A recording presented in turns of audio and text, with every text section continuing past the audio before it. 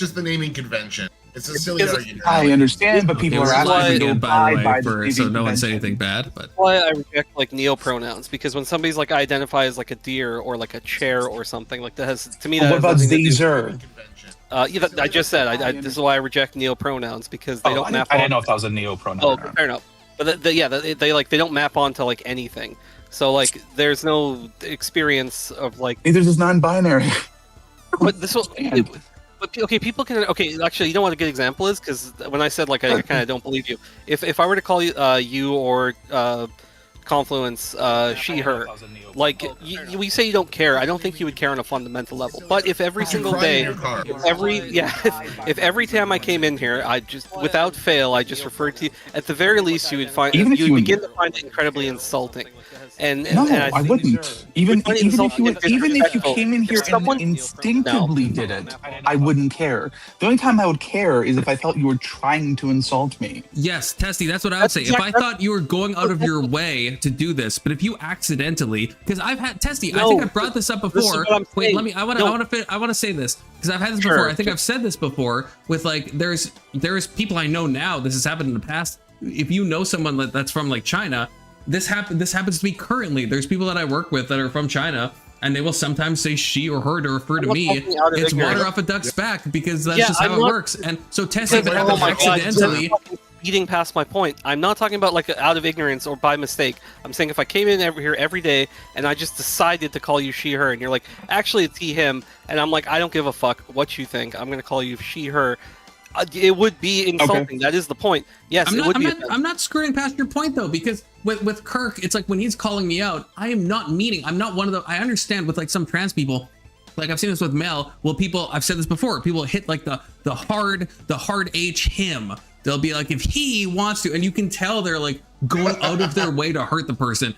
I am not doing that with Kirk. It's just a natural thing. So if you do it in a way that naturally, for some reason, Testy, you just started calling me she, her, you weren't trying to intentionally do it. It's obvious you weren't, then I wouldn't give a fuck at all. Okay. If every time you're joining like, hey girl, how's it going? Then yeah, it would be like, okay, you're trying to like do this. And like, why are you trying to do this? I don't do that with Kirk. I don't go out of my way to like fucking call Kirk he or him or brother to hurt him.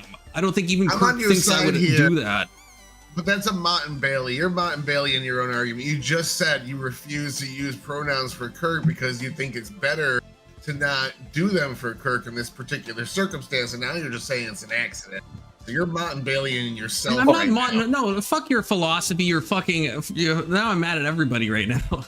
No, I can have two arguments. It doesn't mean I'm doing a fucking Mott and Bailey. I have two arguments. Okay. I do think it's worse for Kirk. I do think it's worse for Kirk. I don't think it's a healthy thing. But you haven't. Also, I've explained why it's not worse. The separate conversation is what we're talking about now. Whereas Testy is saying I don't think you would actually be okay if I called you she her, and I'm saying I would be. It depends on what it was. If I'm not going out of my way to say this to Kirk, I'm also intentionally not going out of my way to put effort into not using he him. Those two things can exist. That's not a fucking Mott and Bailey. It's two separate points. I'll let somebody else go. I'll really quickly address this. I agree with you, and I think this is my broader criticism with some of the conservatives is that yes, I do think some of them use the hard H, as you would say, and that they're intentionally trying to be cruel and trying to just like be assholes essentially. And I don't think that you do that. The point that I'm making is, I don't know, for whatever reason, maybe somebody has like. Just whatever reason, even if it's they're not doing it in the mocking way, but they just casually within conversation they just call you she her, and you correct them and you say it's actually he him, but they just for every time it's just always she her. Like even if they're not intending to be hurtful, which I understand in this hypothetical, it probably reaches a point where it's like there's no other interpretation. But it would bother you if somebody is constantly using the incorrect pronouns for yourself. Like even if you're saying I got the okay slur. Sure. Yeah. I mean, I don't know if you don't believe me, Testy. I guess that's fine. But do. Sure. I'm relying on my intuition. Do you understand why they don't believe you though? Like he's presenting it. You have made like several different arguments about all this, which is fine. You totally can. Yeah. I'm fully admitting I'm making a lot of different arguments. I'm saying there's nothing wrong with that. That's not some fucking logical fallacy for me to have multiple issues with the non-binary stuff. One of them is a compassion for Kirk. One of them is a mental load thing. One of them is the fact that I wouldn't care myself. One of them is Kirk is a fucking lazy person. There's a lot. I can make multiple arguments. I'm not like just. I'm not trying to ditch Gallop. There's just like multiple thoughts here. How about you stop talking over me, motherfucker? You done, fucking child. See, I even tried to make the joke, and see, do you see how much mental load that cost me? I knew I was trying to make that joke, and it still cost me so much mental load to fucking do it. The point is, Confluence, you can be comfortable with she, her. I don't care what you're comfortable with. I'll respect your pronouns. But I'm telling you, I'm uncomfortable with he, him pronouns. And so the bottom line is this. You can think it's not good for me, but the point is, okay, it's not good by what standard? How is it not good for me? Let me just ask you that real quick. I don't think it's good for your mental health. Okay, what does that mean? Like, is it gonna make me sadder or more depressed? Like, yes, I think ultimately, I think it'll make you less actualized as a human. I think it will ultimately, cause you more anguish. I don't think it's good for personal development. These are all things I cannot prove. This is just what I think. This is my judgment. So I can't prove this. Intolerable. But the therapist who I talked to said that I like to explore my gender identity, and if I identify as non-binary, she said she would affirm that. That's fine. She would. Does that mean everyone else must? But she's the expert here. She's the one who has a degree in Your therapist is the expert here? Yes, because she's the expert in my mental health. That's insane. Honestly, I don't believe that you believe that, Kirk. I've been debating this on the internet for 4 years. I think I'm an expert here, so I'm gonna go with that. What do you mean? What do you mean I don't believe that? I do believe that. I know she's an expert in my mental health because I'm talking to her. Then that's insane because you can talk to like 5 different therapists and they'll give you like 5 different things, and I guess which one is the expert? They could all tell you completely contradictory things based on their own assumptions, based on their own worldview, based on how they see therapy in general. So to say, oh, this one therapist I talked to they're the expert on my mental health, I think that's fucking insane. And I'm not saying I'm like an expert on your mental health, to be clear, but I think it's nuts for you to think that this therapist you talked to, how many times? I've talked to her for several months now. Okay, how do you see her every month? I see her once every other week. Okay, you still see her? Yes. Have you seen any other therapists? No. Why not? Because I haven't seen the need to. Okay, so you find like you're getting help from this therapist? Yes. Okay. So if she's saying this is what's good for me and you're overriding that opinion, it just seems presumptuous to me. It's just an opinion I disagree with, but Kirk, I feel like you must be able to understand what I'm saying, right? There are you could have gone through a therapist. Let's say you go to Emmett, and Emmett for some reason has a license to practice therapy in some weird instance, and he convinces you that no, you have to recognize your biological gender. Then is that the expert on your mental health? Like if you've only seen one, I understand it might work for you, and if it's working for you, I'm happy that it's working for you. But it's like that's not an expert on your mental health. That's someone that you've only seen one of them, and they're saying stuff that you have found palatable, and that's good. And again, I really hope they are helping you. But do you get where my pushback is coming from? That if you did see someone that was like ultra, let's say had a traditional view of gender, then they would be the expert, and then I guess I would be arguing against them, right? If Emmett was your therapist, then I would be trying to convince you that Emmett maybe isn't the expert on your mental health, and you'd be like, well, no, I've seen Emmett for months, and he's the expert on my mental health. He's got a therapy license, and I'd be like, well, I don't know. There's other therapists out there, though, if you think about it, and they might have different worldviews. You get what I'm saying, at least? I mean, I get what you're saying. I'm not saying that therapists are infallible, but the point is, it seems like you're saying, even if you're acknowledging that you're fallible, you're still saying ultimately you know better than I do and you know better than my therapist does. It just, the bottom line is... I'm saying all I can do is what I think is right, and all I have is my judgment, and that's my judgment, and it could be wrong, but... How many booster shots you get, Kirk? I'm saying you should not follow your judgment. You should follow my judgment. This is my gender identity. Not yours. I would say absolutely not. If you're telling me to follow, based on how much confusion you have over all the gender stuff, you're the last person I'd follow on. I'm not. That sounds mean, but No, dude, you're cooking. Don't let I'm not gonna lie, that doesn't sound great. No. Yeah, but you get what I'm saying, Kirk. There's a lot of confusion, and it's fine. You're young and you've grown up in this culture that is like confusing everyone about gender and stuff. And I'm not like an ultra conservative where I'm like, oh, I've said before, Kirk, I've told you, even when the conversations ended, when we're not live, and I've told you, I actually disagree. And I think you should explore the gender stuff. I disagree with most panelists that tell you just like, don't even think about it. Just stop thinking about it. I think you should think about it. I think you should think about it maybe even more and get to the bottom of it. I'm worried you're going to stick in the non-binary camp and not like find a resolution. And I don't think that's healthy in my opinion. Why can't non-binary be the resolution? What if it just turns out that just like is what my psychological state aligns with? Okay, it's that's undecided of genders, you know, that's why. Whoa, I can hyper dash in reverse? Did I just... No, I'm sure the Celeste community knows about this, but I didn't know I could do this. Get off the fence and pick a gender. Crazy. Come on. But no, I guess what I'm saying, is like if you... I guess maybe what I find concerning is that you feel the need when like someone calls you brother in like a clearly like jocular way where they're obviously not meaning to harm you. You feel the need to call them out. Whereas like when the Asian person the Asian people that I work with or have known in the past, if they accidentally use the wrong pronoun, I don't mention it. I don't feel in your case, it's not accidental. I've told you multiple times I prefer gender neutral language. So you think when I said hell yeah, brother, you think that was actually an intentional act that I did? You don't think that's just like a common? Really, you actually believe that? You don't think like hell yeah, brother? No, you don't. Phrase? Just a few minutes ago, you said that wasn't a problem. You were just joking about it. No, I said not calling me non-binary sibling was a problem, but I do think calling me brother is a problem. I'm not saying I know you're saying it's a problem, but you actually think that I was going out of my way in that moment to intentionally not to make me I'm not saying you're going out of your way to make me feel bad, but you are going out of your way not to respect my pronouns. That's insane. That's actually, you're a crazy person, Kirk. Like that, you're actually a crazy person. Like that's actually insane.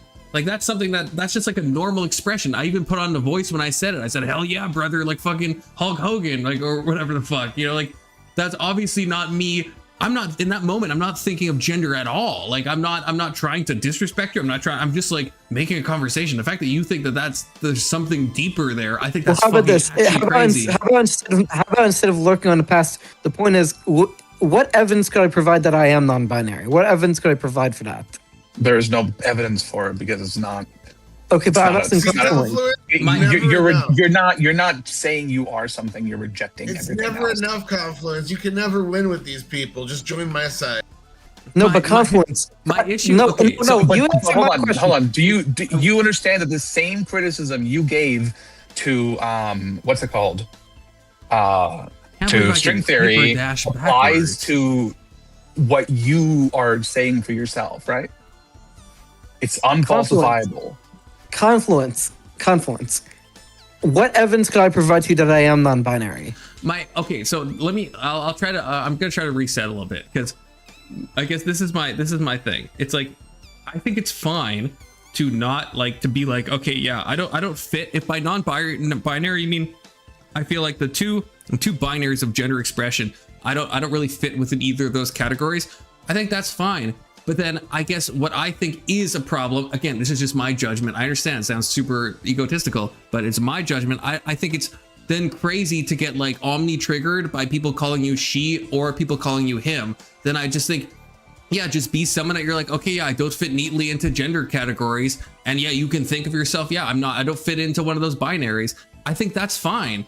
And then go and live your life. But then I think what is a problem if you have this perseverance over if someone like accidentally or even intentionally just calls me he or she or whatever, like just why would you give a fuck about that? Like why give a fuck? Just be like, okay, yeah, I'm non-binary, I don't really fit in. People use the words they use. Who gives a fuck? Like it's the fact that you feel the need to call me out when I'm saying hell yeah, brother, in a way that I think you know, obviously I'm not, that was not an actual intentional thing. That's just like a normal fucking meme phrase that I said. right? But you felt the need to call it out and say that it bugs you. And I'm saying that's what I would like to see for you. Even if you rest in a non-binary camp, even if I grant that, okay, yeah, you don't fit into the gender binaries, that's fine. I think there's something still there, something still going on if you get like omni triggered by people using a pronoun in both directions that you don't like. Stop gaslighting transphobe. We all know it. Well, what I'm saying is that when I say I'm non-binary, what I'm saying is that is the camp that I fit in, and if you identify me with another camp by using he him pronouns to me, it just doesn't feel right to me. That little thing that you call gender identity, for me, that is non-binary. But we don't even refer to gender identity. We're just talking about like the person, right? We are talking about gender identity. No, we're talking about pronouns. If you think pronouns are divorced from gender identity, you're an idiot, and I'm not continuing the conversation with you. Well, hold on. Didn't you just say that? How? What is this double standard exactly? This gender retard just called you a gender retard. Yeah, what is the double standard here? Because apparently there is no double standard. You can choose to say I'm not in the binary, the only binary that exists. And then when I say, well, what does that have to do with this? You're like, well, if you think that, then we just don't have anything to talk about. Confluence. What the bottom line is this: I'm telling you what pronouns I go by. You think you know better than me, and that's rude. It's just fucking rude. I understand why you feel that way. I totally get that. I totally get that. Well, no one is forcing you to use he, him pronouns for me. In fact, it's actually... you're trying to force him to use... You're right. You're trying to force me to use other pronouns. You're the only one forcing me to do anything here. If you're gonna use language, you're gonna refer to people with pronouns. I'm saying of those pronouns, the ones that I want is non-binary because that's what I identify as. I know. Yes. I'm painfully aware. And when he is capable of remembering that, he will do it. But he's not going to do it even when he's capable of remembering it. Your problem. Hold on, your problem was things. It's not a Mon Bailey, Tyler. Rip your fucking balls off. Hold on. Jesus Hold on. You have been trying to call him by the things he asked you to call him, right? You have been. No, the problem is not. No, he's not. I'm saying okay. Then why would he even note that he said something like brother or man to you in a way that says that he was like actually worried about it in some way? No, he wasn't worried about it. I'm saying it's a problem. Let me clarify.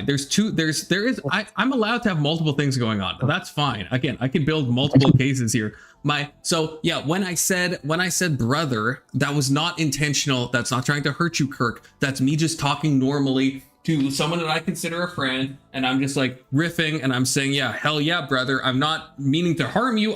There's no intention there at all. The second thing is, yes, I think it's a massive cognitive load to ask me to call you they them. The third thing is, yes, I also don't think it would be healthy for me to even go out of my way to do that for you. Those three arguments, that's not a Mott and Bailey. Again, shout out Tyler for saying nonsense. Okay, that's me holding three arguments that work together.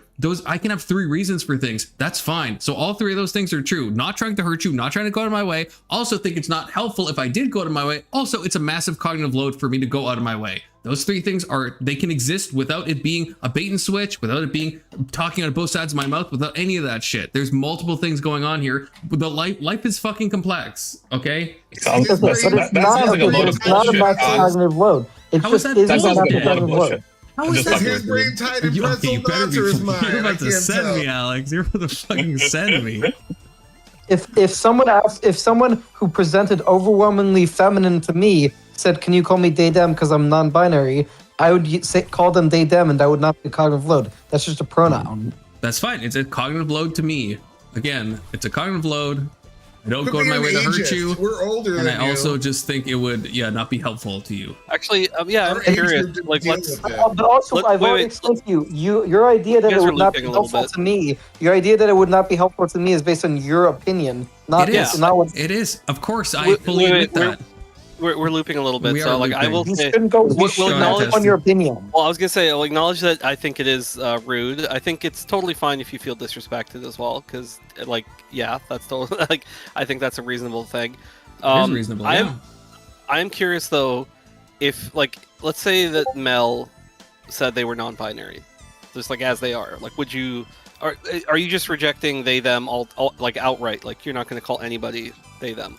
Yeah, the cognitive load I think for me is it's too much. So yeah, that's so even someone with Mel I like with Kirk, if Kirk, I'm not saying I don't think Kirk should take the hormones and do all this stuff, but if he put a lot of effort into this and he was doing the voice training stuff, it would be very easy. It would come naturally. I get that. I just feel like there's I get that if they were like transitioning into a woman, but when you say effort, like, because there are people who are legitimately androgynous, right? Like let's just say the quote unquote effort was, like I've known people who, like they're female.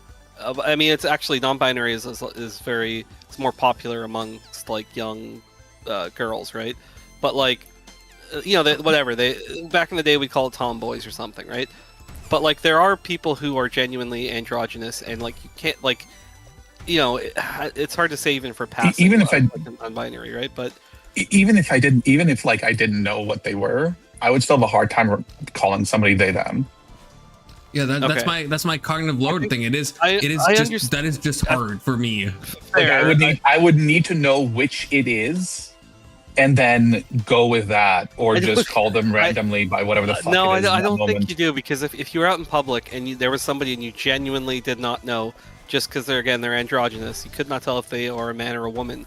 You would automatically default to they them because you're like, yes, no, it wouldn't. Yes. That rarely happens. I understand that rarely happens. That's Testy. I agree, and I've been in discussions with conservatives where I feel like they're lying to me. I've said this before. If someone like drops off your package, it's the example I gave. The postman drops off your post person, and you don't know if it's a male or female, and you're like, I think it's normal for everyone to say, oh yeah, they dropped off my package, because you don't know. Right. As soon as you know, though, that's where the cognitive load enters. So like when people point, like trans people will often point back to Shakespeare and say, hey, he used singular they them. Yes, Shakespeare did.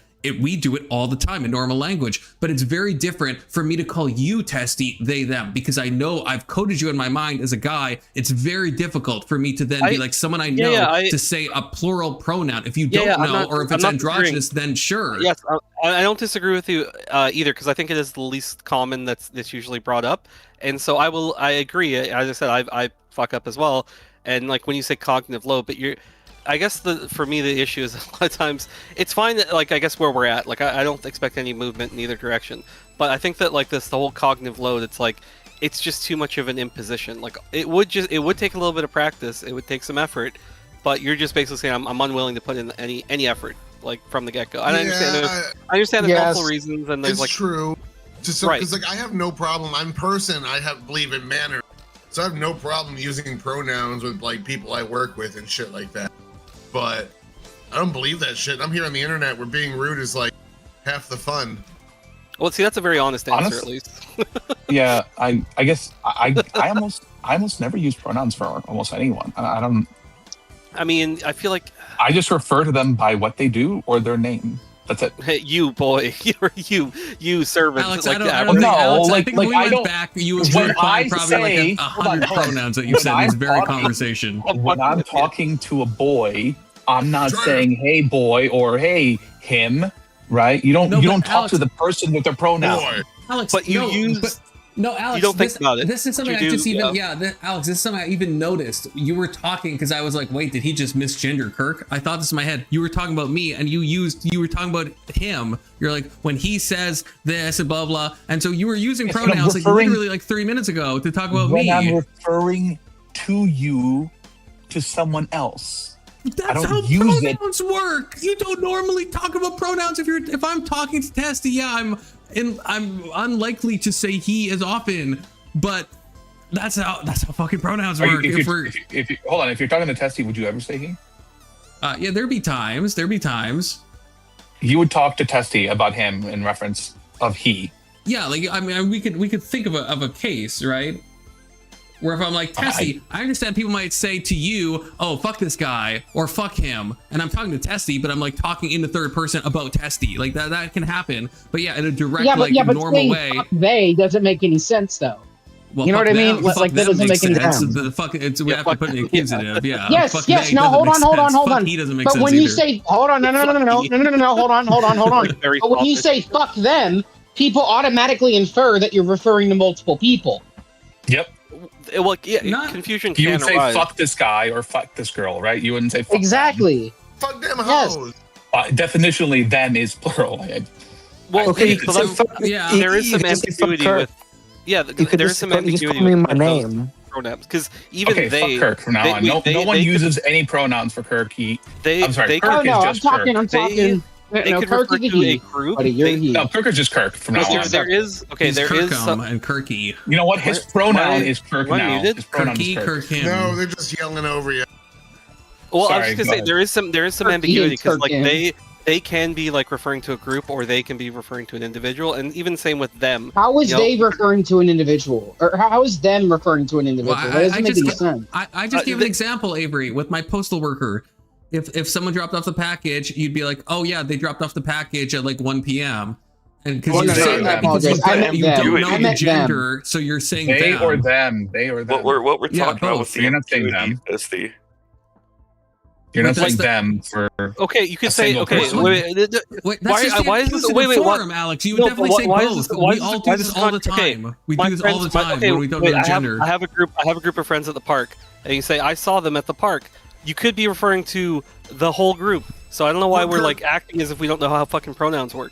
It could be a singular person, or it could be a group. You don't say them with a singular. No, you don't. You wouldn't know. There's no way. Tessie, I think I disagree with you. If you knew, if you knew it was only one friend at the park and you knew their gender, you would never say them.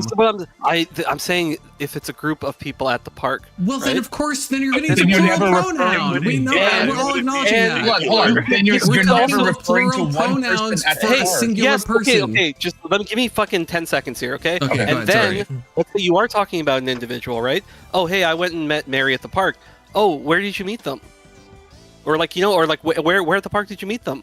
So yes, it's used in both ways. I don't know why the fuck we're playing stupid like no fucking you can't say where did you meet 100%. How does that sound awkward? Would you say that? If I said Testy, be dead ass with me. If I said I met Big Soda in the park, you would say, where did you meet them?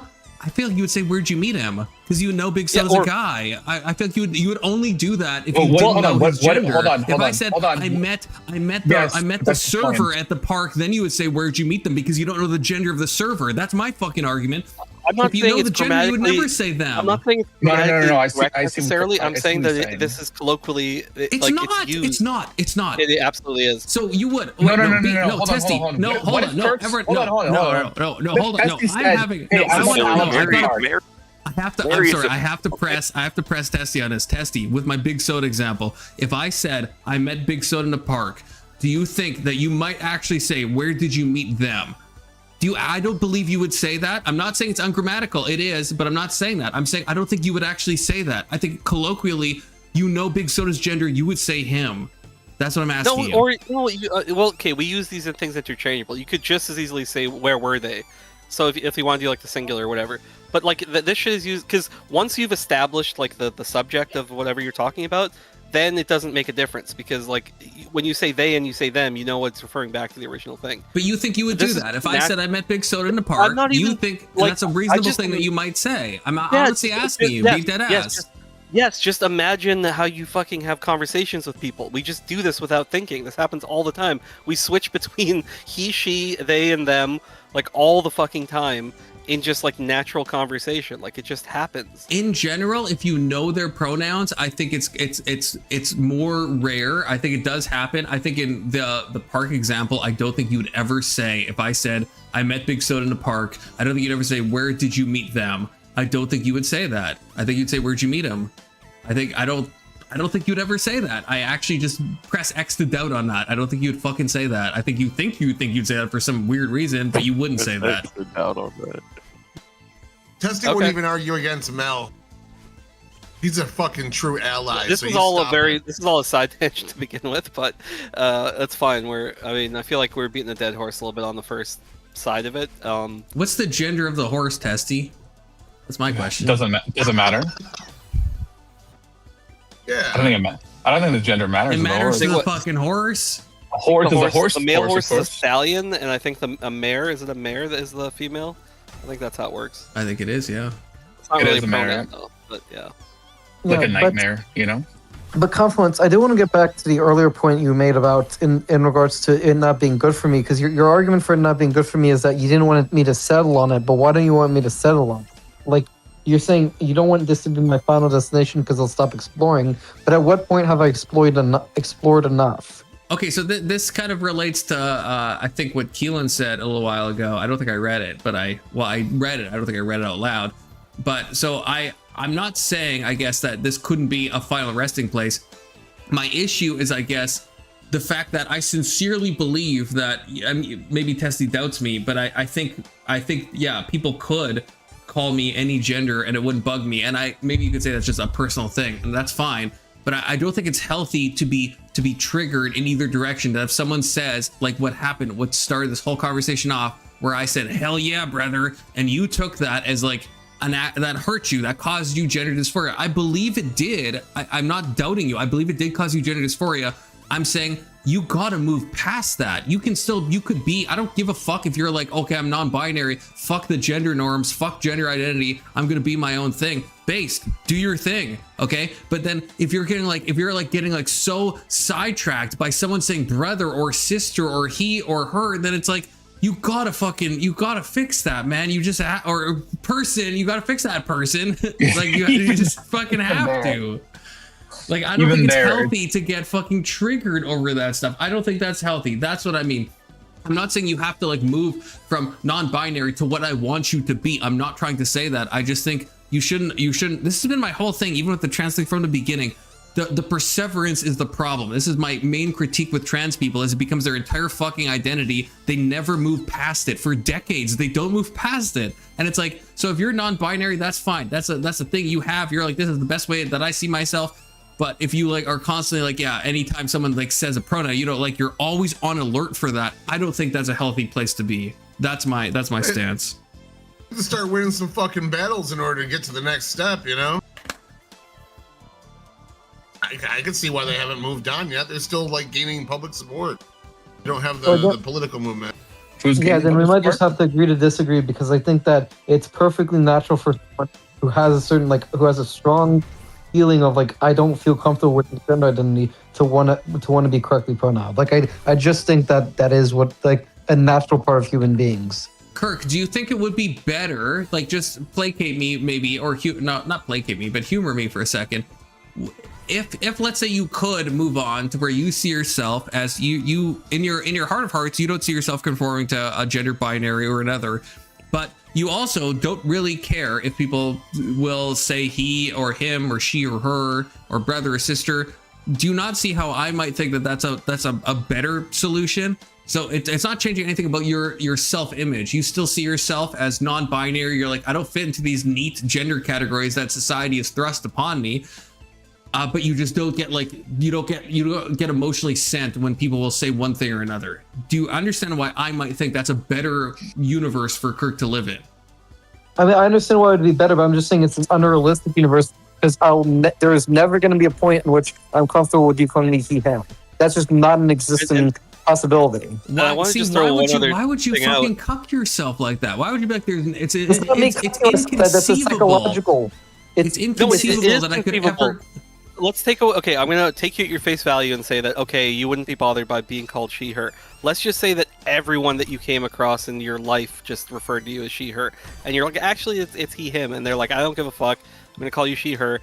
Some of people do it maybe like to be mean, some people it's just whatever. Everyone you meet, or maybe you just look, you know, like there's dudes who just look more feminine. Maybe you just look so feminine that everybody mistakes you for she, her all the time, right? It would bother you, and you would feel some level of dysphoria where you're like, oh, this isn't conforming to like how I feel, and it's hurtful that people keep referring to me. You know what? Okay, I can understand. Stop being a bitch. I'm trying to. Go do something to fix that. Okay, no, this is a thing. So I think I get what you're saying, Testy, because when I was young, there was I think like before puberty, there was times where I remember this happened at least twice, and it really did bug me. Where like someone would call on the phone, and I would answer the phone, and they'd be like, "Hi, miss. I'm just calling about life insurance," and I would be like, "I'm a guy," and and that really fucking bugged me because it's like, really? They're hearing my voice and they think I have a fucking girl's voice. No way. And like,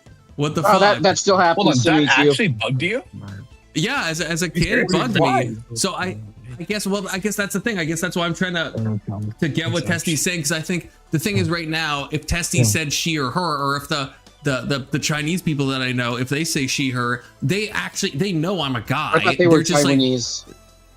No, I mean, that's who I used to live with, but no, the example I was bringing up was but they probably would do that too, because in the Chinese, right, there's no distinction between he or him in their language, right? It's the same word, so that's why they will mess up pronouns consistently, and they'll call he, she, and she, him, the same for whatever. The Philippines. And it doesn't bug me, but yes, it probably would bug me, I guess, if I was so androgynous presenting that people actually mistook me for a woman. Then yeah, that would maybe bug me, I guess, because I'd be like, well, that's sure, that's my only point, and it's not in a clinical sense. I can get it's that. Not classified as like gender dysphoria. Like in the clinical sense, it doesn't apply. But like even like, because I brought up these examples before, right? It's like there are things that are tied to our quote unquote masculinity or femininity.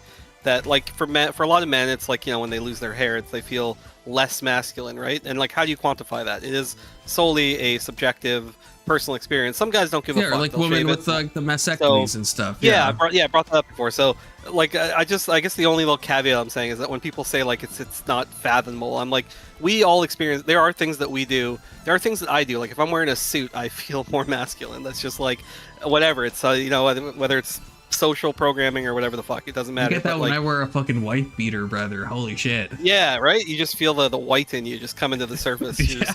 Hell yeah. I need to fucking hit something and drink that monster. Hit a woman's. No, I'm just kidding. Yes. I didn't want to go there, but anyway, that was my own little small caveat. You guys can continue. Yeah, I think that's fair. That's fair. It's in the case of like someone actually mistaking you, that probably would bug me. So maybe the reason I'm saying that, if someone called me this, it wouldn't bug me, is because I think deep down they know I'm a guy, and so I wouldn't take it in a weird way. But if they were actually confused and they were calling me miss because they truly thought I was a woman, I'd be like, what the fuck? I'd probably then think about, though, I guess, how I'm presenting. And this is the weird thing about the non-binary thing, I guess, because that's like, there is no way to present non-binary.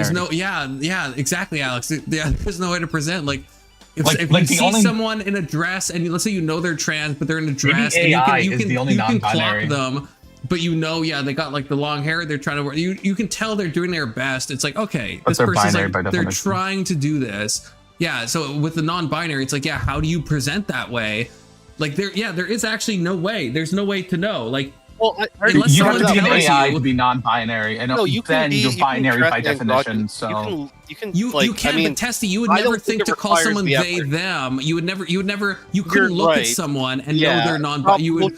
It could be a tomboy, it could be like a feminine man. You would have no idea. You'd have to ask them. Whereas if you saw me and I had like long hair and I shaved the beard and I was wearing a dress, you'd be like, that guy probably wants to be known by she, her based on how he's appearing. With non-binary, we don't have that. There's nothing you can do that signals to other people, I want to be used, I want to be called by they, them pronouns. There's nothing. Sure, is dude masculine? Wait, hold on. Is dude masculine or feminine? No, I mean, that's what I've never been able to shake from my vocabulary. I think dude is gender neutral at this point. I just feel like, but that's I've called everyone dude. I call everybody dude. That's what I would say. This is my, I guess, issue with the initial thing. Is like, that's how I feel about like bro and stuff like that. Like I call women bro all the fucking time. Like all the time. So do I, but yeah. So like that's well, those types of intricacies, like the sibling thing or whatever, like those types of things, I would 100% mess up. Like that would take. I would have to consciously like be thinking about those types of things for the they them. I do find it like more difficult, but like I guess maybe it's easier for me because I've done this for people in the past, and so it's less foreign to me because it's just like, okay, Like eventually, it just sort of becomes more routine. And I understand that again, not putting you or to put the you don't have any interest in that, but yeah, I don't know. Yeah, I guess my point is Confluence. Like I'm saying, what when we were talking about being confused, I'm saying I think you're confused. I'm saying you're confusing me for a male every time you use he/him pronouns to me. That's how I feel. A male or a man? Because you are a male, man. Kirk. Okay. I'm saying you're confusing me for a man because yes, I'm biologically male and I present that way, but like you're confusing me for it. It does feel to me like you're confusing me as if I have the gender identity of a man every time you use he/him pronouns, even if that's not what you intend to do. That's how I feel. I understand that's how you feel. I don't think it's a good way to feel, and I hope that you fix that. Because I think it would be better, not because it fucking cuts my worldview, nothing about reality. I'm not going down that path. I just think it would be truly better for you as a person. And if you disagree with that, that's fine. I hope at least, Kirk, you trust me enough to know that when I'm saying that, I'm being sincere. I truly believe it is a worse world for you to feel that way. I truly believe that. Again, you might think I'm wrong, but I hope you at least think that I'm being honest when I say I think that's worse for you. Well, I think you're honest, but I think you're honest, but I'm saying even if there's a possibility that you're just being an asshole, you should not take that risk. You should just use they them. I'm not going to keep arguing with you about it because clearly you're not going to change your view. I'm just saying you're being an asshole. And I'll if you know that he's not trying to be an asshole, then why do you have to force him to do it? I guess that's a great question, Alex. Because I just don't feel comfortable with it. I explain. Yeah, I love this Discord setup where people just get to jump scare me in a positive way. True. Good to see you, young Christian. I've been listening, man. For a while, yeah. This is about what you're sick of and what you're not sick of. It's not about really what he thinks or doesn't think. If you know Khan isn't being hateful or rude, why are you trying to like lock him down like that? No, I think it's a fair conclusion to be like you're being an asshole. I think that like if it's fine. No, from I don't think he's trying to be rude, but he's still being rude by not respecting my pronouns. I'm saying he can have the intention of not being rude, but the actual outcome is still rude, and so he can stop that outcome. Yeah, he can stop the outcome. I don't like. So I guess I don't know. I guess I disagree with Testy now because like I feel like. For me, an asshole kind of has to have a bit of intent behind it. If you were all accepting, I guess, that I'm actually not trying to be an asshole, can you be an asshole when all of your intentions are actually good? Well, I don't know. You're not gonna like my answer because like I've told people before, like, hey, you're being an asshole, and they're like, no, I'm not, and I'm like, here's the thing: if you're being a jerk or you're being a bully or maybe not bully, but like various things. That is like if I say an off-color joke and somebody gets offended by that and they're like you're an asshole and I'm like nah I'm just joking, that's not really up to you to determine. Like you don't get to determine and say no I'm not an asshole. All right, so let's say you make that your intention. I want to briefly address Testy on this. I would say because I don't think we would necessarily disagree. I don't think. They can't say, I think it's insane to say that if you had no intention, you were an asshole. But I think you could argue that the moment someone calls you out, they're like, hey, that off-color joke you made, that was a bad thing. And if you're like, no, 10 toes down, fuck your feelings, at that point, you might be an asshole. But in the previous thing where you said the joke and you meant no ill will at all and someone just happened to be offended, in no world were you an asshole in that moment. If someone brings your attention and then you still don't care, that could make you an asshole. Well, okay, I'll just remind you how this conversation started. Is it strictly the person who gets offended that gets to dictate? Well, yes, I mean, apparently. To some degree, because like this conversation. So if I I'm offended by you. How dare you? I discipline my kid and he finds me to be an asshole, does that mean I have to correct my behavior? Well, kids are basically property. They don't have any fucking rights. So who gives a fuck? But like the point that I'm making. If a kid hears that and finds it offensive. They don't have a say in the matter, right? Stop. But we started this conversation. Confluence flew into this fucking thing where he's like, you're a bad like Noahide. You're fucking lazy. You're like all these things, and I'm like, so even when you tell me like it's not my intention to be like hurtful and like, and the way that you've explained it, I think is very like diplomatically. But if like the end result is still like, well, you're acknowledging that this thing is hurtful. You're sorry that it's hurtful, but it's like. Oh, tough titties, essentially, at the end of the day. I feel like it's fine for the other person to interpret that as like, yeah, okay, well, then you're just choosing to be an asshole. I don't think that's like an unreasonable thing, regardless of like, if you have the best of intentions. Like again, I do think there is and I'm not even pushing the affirmative thing. Like I think it's Kirk's life, let them figure it out. I'll like do the best that they can, right? Like, but yeah, you are kind of making that judgment call, as Kirk pointed out, of like, well, you know best, or I think this is what is actually best for you based on X, Y, and Z, which is, again, you're entitled to that opinion, and that's your right and all the rest of it. But yeah, I don't think that you get to then turn around and be like, see, I'm actually being compassionate and nice, aren't I? It's like, no, you're kind of not. No, yeah. That's the thing is, even if you don't have the intention to be an asshole, you do have the intention to not avoid harm by, at least avoid potential harm by misgendering me, because I do think that at least carries the potential of harm, and if by not avoiding potential harm. I got a lot to say. So Testy, I didn't hear all of what you said, but I heard some of it. So first of all, it's like, okay, first of all, not where the conversation started, but I understand what you're saying, okay? Whereas, yeah, when I'm calling Kirk lazy and stuff, yeah, I'm not going to say I'm just doing this out of compassion. I think I'm taking a calculated risk. So I am being an asshole. I'm kind of being like a bit blunt, but I'm making some, what I consider to be some calculated process where I'm like, maybe this will actually get through to somebody, and I'm going to be a bit harsh to do this. And Testy, you have done this with me, and I appreciate that you do this with me. I think friends do this with other friends, where they'll maybe give a harsh truth, and they know it can risk offending the person, but they also are kind of hoping that the person will kind of see the light by them maybe being a bit more harsh than they usually would be. And so I guess that's what I'm saying with Kirk. It's an asshole thing. Yeah, it's an asshole thing to say, Kirk, this is a pattern I've noticed in your life. I just think you're lazy in all these areas. But do you understand where I'm coming from? Where it's like, yeah, I'm saying it's a harsh thing to say, but it's something that I think, in my opinion, is like maybe a harsh truth that could be seen as an asshole move, but I'm hoping that there will be some like maybe internal subconscious thought there, or maybe something that lingers beyond the conversation. Like yeah, okay, when you frame it like that, because I mean, the only thing I can relate to is when I've spoken to friends who are like, usually it's like, I don't know, like the only thing comes to mind is a friend who was like had a drinking problem, and I was just like, yeah, like there was this thing of like, oh, you have to always be like supportive and there for them and all these things, and I'm like, at a certain point, it's like it is an asshole thing just to be like, hey man, you're fucking your life up, but like, I could be framed as like a version of tough love. Or like, hey, you're pulling somebody aside and you're being like, I don't think this thing's really good for you, and like, you know, sort your shit out. Like, there is something to be said about that, and friends can take those steps. So right. I can understand that perspective, sure. Okay, I appreciate that.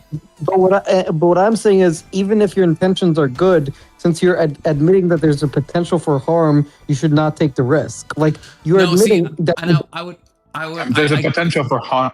There's a potential for harm, Kirk, but what I'm saying is there's also a potential for benefit. So like with Tessie's example of, let's say someone is like, yeah, a severe addict, and you're like giving them tough love, you might be harming them more, but there also is a potential for benefit. And hopefully the person that's saying this stuff is doing some internal calculus on their own morality and is hoping that the potential for harm is less than the potential for benefit on what they're saying, right? So it's like, so I guess I would disagree with you, Kirk, in the sense that, yeah, if there's any harm, I shouldn't say it. No, if there's just, that's why I'm against when conservatives just like misgender trans people for the hell of it, because you're not really hoping for any benefit. You're just trying to hurt someone, and you just don't give a fuck. And I think that's not good. But if you truly think there is this benefit, there's a hope for a benefit and a potential for harm, you should still do that thing if you think it's going to lead more to benefit than harm.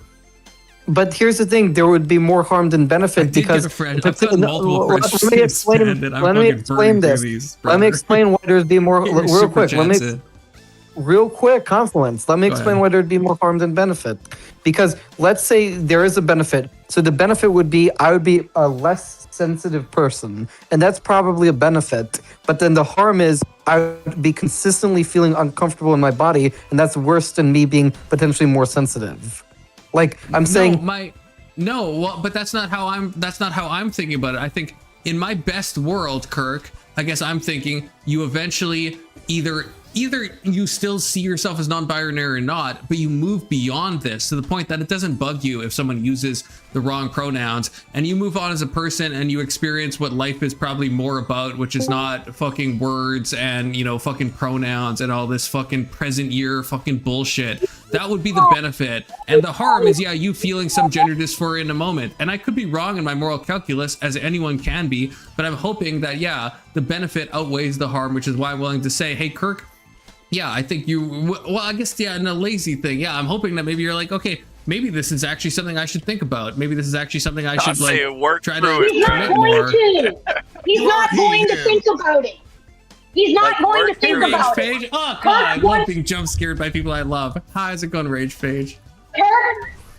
Kirk, you make everybody fucking uncomfortable. Why do we need to be made uncomfortable to make you feel comfortable by making us call you something stupid? Ooh, boy, she cooking. Fuck off. No, it's not a fuck off, dude. It's a legitimate question.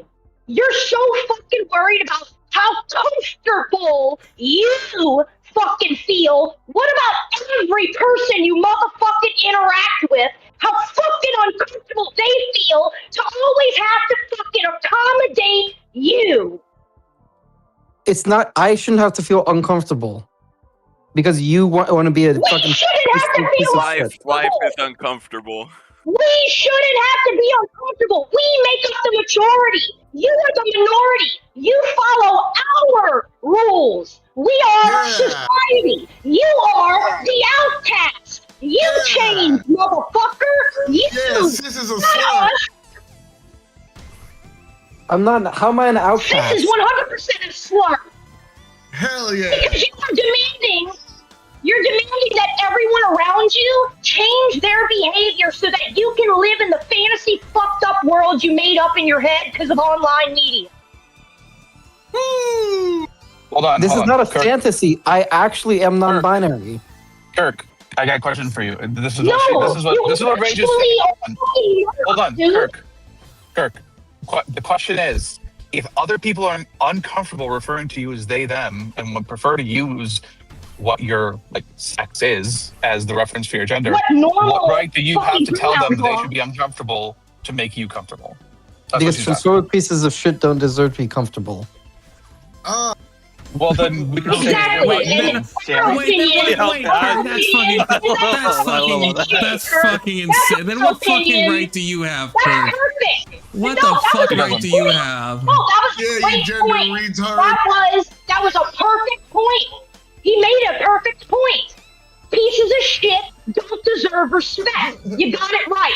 So why the fuck we gotta respect all the fucked up, child molesting motherfucking people who pretend to be women just because maybe 4 of the 400 are actually fucked up in the head? Pause. Because they are women, and they're more women than you'll ever be. You tell that groomer. Tell them. This channel does not think that trans people are more likely to be PDFs or groomers, to be clear, okay? You're right, Khan. I'm sorry. The channel does not think that. The statistics prove it. Thanks, Rage. Yeah, thanks, Rage. Thank you. I mean, Confluence, the bottom line is, if You're welcome. There is no possible world in which I'll get over this. I'm not gonna become comfortable to it. Okay? So okay. That's fair. And that's fair. Kirk, that's not right. fair. That's not fair. Why don't you let Kirk Cuck and stuff like that? Fair. It is fair. Do you want to know why it's fair? You want to know why it's fair? Why? Yes. How is that possibly fair? I feel like even Testy's about to fucking agree with me on this, which is crazy. No, I'm about to probably agree with Paige, to be honest. Really? Okay, fine. Go ahead, Paige. So it's fair. It's fair. You don't have to change your mind. You don't have to do anything because you are your own person. You are an adult who can make their own decisions. You can do whatever the fuck you want to do. But what you cannot do is dictate the world around you to accommodate you. Yeah, No, I wasn't. that's I was gonna be more harsh. I was gonna say, you know what? Like, you don't have to. This is like a little tongue in cheek, but not really.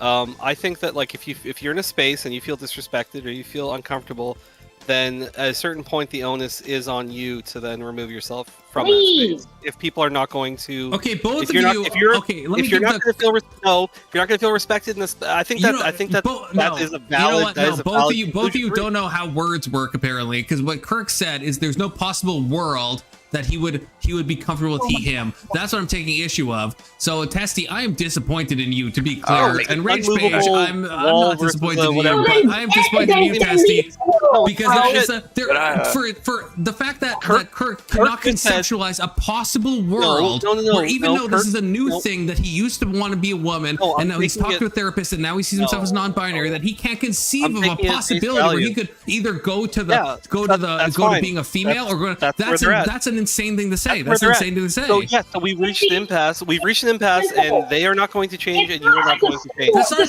no, don't cut me like that. That's not what Kirk said. That's not what Kirk said. That's exactly what they said. Testy. They're not changing. Problem. They're not changing, and you're not changing. Testy, you should. If you ever catch me saying there's no world, there's a non-zero chance I would ever adopt this new stance, I want you to kill me, Testy. I want you to actually kill me. If I ever said something so stupid, if I was like, you know what, I love Israel so much, and I will never be like pro-Pally, and if I can't even conceive of a world, I want you to actually game end me in real life, okay, Testy? If I'm ever that retarded, is there a world that I'll fucking do it. Is there a world in which you don't believe in God? There is absolutely there's a world. Like what are we talking about? Of course, there's a certain circumstances of stuff that could happen to me where I become an atheist. Okay, fine. Like you guys think I'm retarded? Hold on, you're right. You think I'm retarded? You think I'm retarded? No, you're right, Confluence. You're right. There's a possibility. There's a possible world in which I would overcome my gender identity, but the point is that's so unlikely. It's so improbable that you shouldn't take the risk, because we're talking like a 5%, 10% chance maybe. You were this is something you developed in the past 3 months. How are you so convinced that you could never change your mind on this? That's fucking so insane. I said I could, but it's unlikely. Wait, we're all unlikely based on it being so recent. I know how. Let Paige go, because they're a bit quieter than everyone. Go, Paige. Tell us how it is. Can you hear me? Yeah, we hear you. Hold on. Lagging. Here, I'll turn you up, Paige. Don't threaten me with a good time. I just think that I think that what Kirk's issue is that he can't see a world in which he's a man, because he's not. He is an 18-year-old boy who has never done manual labor, who's never probably been with a woman, who's never experienced anything to do with what it means to be a man other than typing online and being a fucking weirdo. So he's terrified of becoming what society knows to be a man. So he has to pretend like he's I've always said that. Wimpy little girl, and he's gonna wear him pretty dresses. He wants to wear him pretty dresses so that the big mean boys don't make fun of him and treat him like a pretty girl, so that he doesn't get treated like the man that he should be treated like, so he can get the fuck out of this bullshit nonsense that the media he's consumed has fucked up in his own head. This has nothing to do with media fucking anything. You know what? I think life's gonna be really hard about it then, this Kurt. mindset. Who taught you this, Kurt? Well, I told you, my therapist, when I told her about His life is already hard. His life is hard because he's making it hard. Oh yeah, I'm just saying it's like you're increasing the difficulty of life holding this mindset.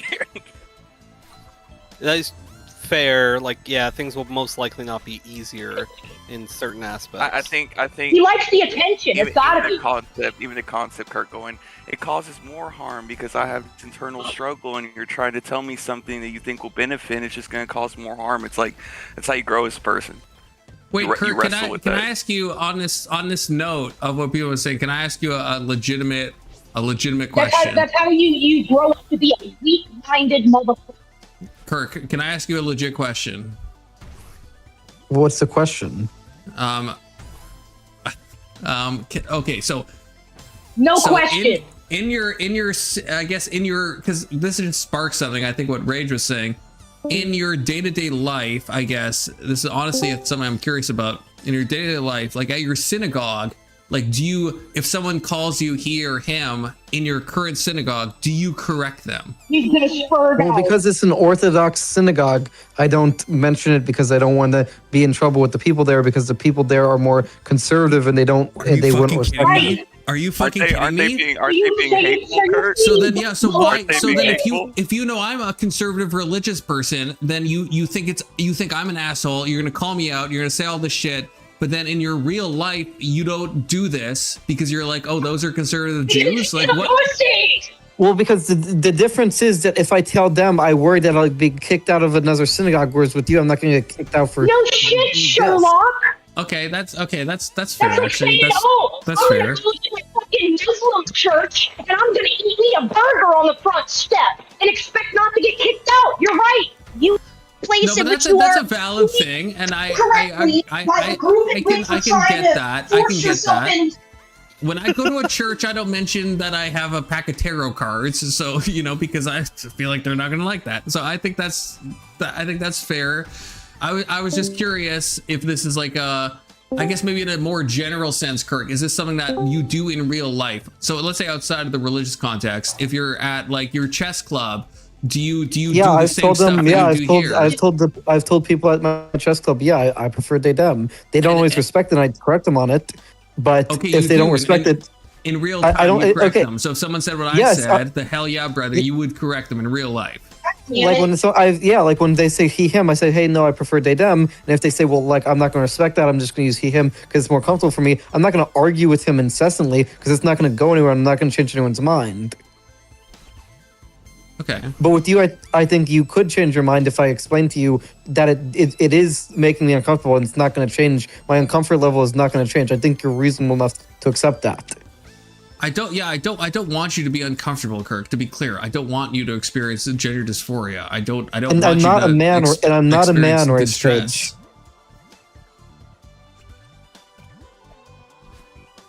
And Kirk, at the end of the day, I really hope you believe me that I'm not one of those people that is just trying to hurt you. Even if you think I'm wrong, if you think I'm misguided, I truly hope that you know me well enough that if I truly thought this is like something that's just harming you with no benefit at all, that I would put in the effort for you. Like my cognitive load stuff, that is a real thing. But if I thought this was actually something that would benefit you if I put in the effort, I would put in the effort. I don't think it would, and it's also causing me cognitive load. But I understand we disagree. I just hope you agree. I hope you believe me when I guess I say that's the case. That I don't. Well, we've been over this. I said I believe you, but I've already explained to you that the risk is greater than the harm because I'm so sure that it's not going to change. So you don't have to believe that, but I know that's the case. You know what the issue actually is? Which is it's the hard truth. Like people in the calling aren't going to like it, but it is the conservative ideology. It's conservatism. That's the problem. That's fucking so testy. You're so fucking. You're right. People. That's so fucking conservatism is the problem. Because I call Mel she her. I have no problem with that. So good luck. Good luck. I guess. Nice virtues. You're like one of 100. Yeah, well, you're like the one conservative in the space. Does anybody else agree with that? I'm sorry. Who loves misgendering here? This is the channel, though, Testy, and you're saying Kirk's princess is in another fucking castle, and we're just all like too conservatarded to understand this. And I'm like, but then you'd have to contend with the fact that I use people's preferred pronouns all the fucking time. Yeah, I agree 100% with Tess in this one. I think conservatism is for them the problem. Question, Testy. Okay. Conversation's over. 100%, I agree with the idea that conservatism is for them a problem. Yeah, very, very profound. Yeah, at least Emmett makes sense. The conversation's over now. It's going to turn into mocking, and you're going to be called a freak. You're going to be told that you should be home for free. It's going to be a great time. Have fun, guys. I understand, like, my position when it comes to putting people on trees. It has nothing to do with victim complex goes hard. It's about use of force and a standardization of society and what are we willing to do to get to the point in which this is unacceptable. And if you are going to have a society and you're gonna have a force applicator, the force has to be done all the way to the end of it, and that's what the argument goes there. Hoorah! Damn, Confluence, you still stuck on the same fucking level? It's so wait, a brief pause. Yeah, Emmett, yeah. now that you're here, wait, Emmett, have you gotten a moonberry? To be fair, this is an absolutely insane level. This is like if you It's the haven't longest done screen it, in on all of Celeste. But if Emmett, you haven't, have you done No, the I haven't. moonberry? I have, but I haven't done it in a long time, and I don't like the DLC. Do you remember if there, because like I got to the point where you start the moonberry, like you get to a certain point and you start going backwards, and that's the secret of the moonberry. But is there a checkpoint? Because I was doing it and I died, and then I just like it starts me back here. Is there, or do I have to do this whole thing and then get the moonberry? Is this all just? Is there no checkpoints here? Yeah, no, there's no checkpoints. It's just one screen. For the moonberry too? The only checkpoint is if you go all the way to the top. But I'm trying to go to the top for the moonberry, but like I got pretty high up and then I died and it still starts me back here. Do I have to get the whole moonberry from this point where I'm at right now? That's so fucking long.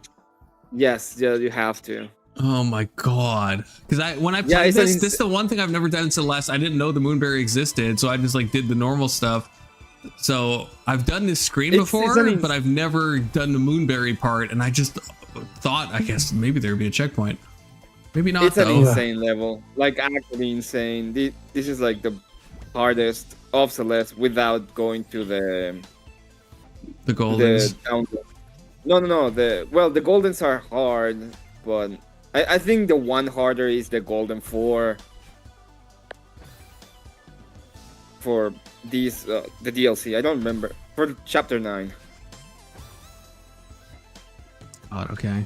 That Golden is insane. It's gonna take so long then. That's fine though. Okay, anyway, sorry to interrupt. I have another question unrelated. Can we go back to yelling at I was told that there were people saying that they're non-binary and shit. Oh yeah, that's Kirk. He uses they them pronouns. Yeah, Kirk thinks he's got a vagina. What exactly do you mean by non-binary? It means I don't feel like a man or woman. But he has no idea. He has no clue what that means. No idea. He was told that term, and then he decided, well, that sounds like it'll get me some attention. I feel like Kirk could probably define what he means by non-binary. Wait. It means that my internal sense of gender identity is not aligned with the gender binary. That's what he means. Correct, but my question is it dependent upon your internal feelings? Yes. Basically. So, I can't prove it to you, but like that's how I feel. No, I agree. But let's say that I say I don't believe in gravity. Is gravity dependent upon my internal feelings of gravity? No. When it comes to my genes, okay, the things that decide part of me, are my genes dependent upon my internal feelings? No. Okay. What about if you do when it comes to societal standards, right? The way that other people look at you and see you, are those dependent upon your internal feelings? To some extent, yeah. So let's say that Confluence is failing at this game, and I think he's really bad at video games. Are his feelings changing the way that I look at him when it comes to his capacity of playing video games? Or is it something completely different? Something different. And when I look at you and I say, hey, you're a dude, does that depend upon your internal feelings? Well, it should, in the sense that you should respect my feelings. I don't give a fuck about your feelings. Why should I care? Because it's you're a dick if you don't. My dick? I don't care. I mean, but what the fuck do I have to be not a dick to you? I don't want to talk about this anymore. What are you to me? Can we talk friends? I didn't fuck do I care about your feelings? Well, you should, we, but I don't know. we're gonna have to change the subject. I care about your feelings, Kurt. Are being Confluence, I did have another question. Wait, can I ask it real quick? Is it gonna be like super gay? No, it's not. Okay. It Here we is, go. and by gay I No, mean it's physics not. coded or economics It's not. coded. It's That's not what a I physics mean. coded. Is it It's not economics physics coded? It's not economics coded. It's not economics coded. Okay, and it's not math. It's not math coded. I mean, it's tangential to math, but no, it's not math Oh, coded. you fucker. It Okay, is go math ahead. coded. It is Okay, so fucking have you gonna be ever heard of math the coded. have you ever heard of the philosopher Thomas Kuhn? That's like a racial God. slur. I don't even think you're allowed to say that on the Crazy panel. name. Kuhn. That's I his don't last think- I name. literally Thomas don't Kuhn think is an you're actual allowed to say that. philosopher. Thank you for TOSing my stream, Kirk. That's his name. Yeah, and Lovecraft had a cat name that I can't say either. Names can still be TOS. Okay, have you heard of that philosopher or no? No. Okay, so he wrote a book that I have been reading, not just excerpts of, but I've actually been reading in depth, called The Structure of Scientific Revolutions. And he argues that the history of science, part of his philosophy of science is that science goes through these, what he calls paradigm shifts, where its axioms are constantly being shaken up. I feel like you fucking lied to me if you're saying this isn't like math or physics or, this is... It's real. I said it's tangential to them, but it's not like the same thing. It's tangential to them. Yeah. But it is the same. You got a really weird thing, Kirk.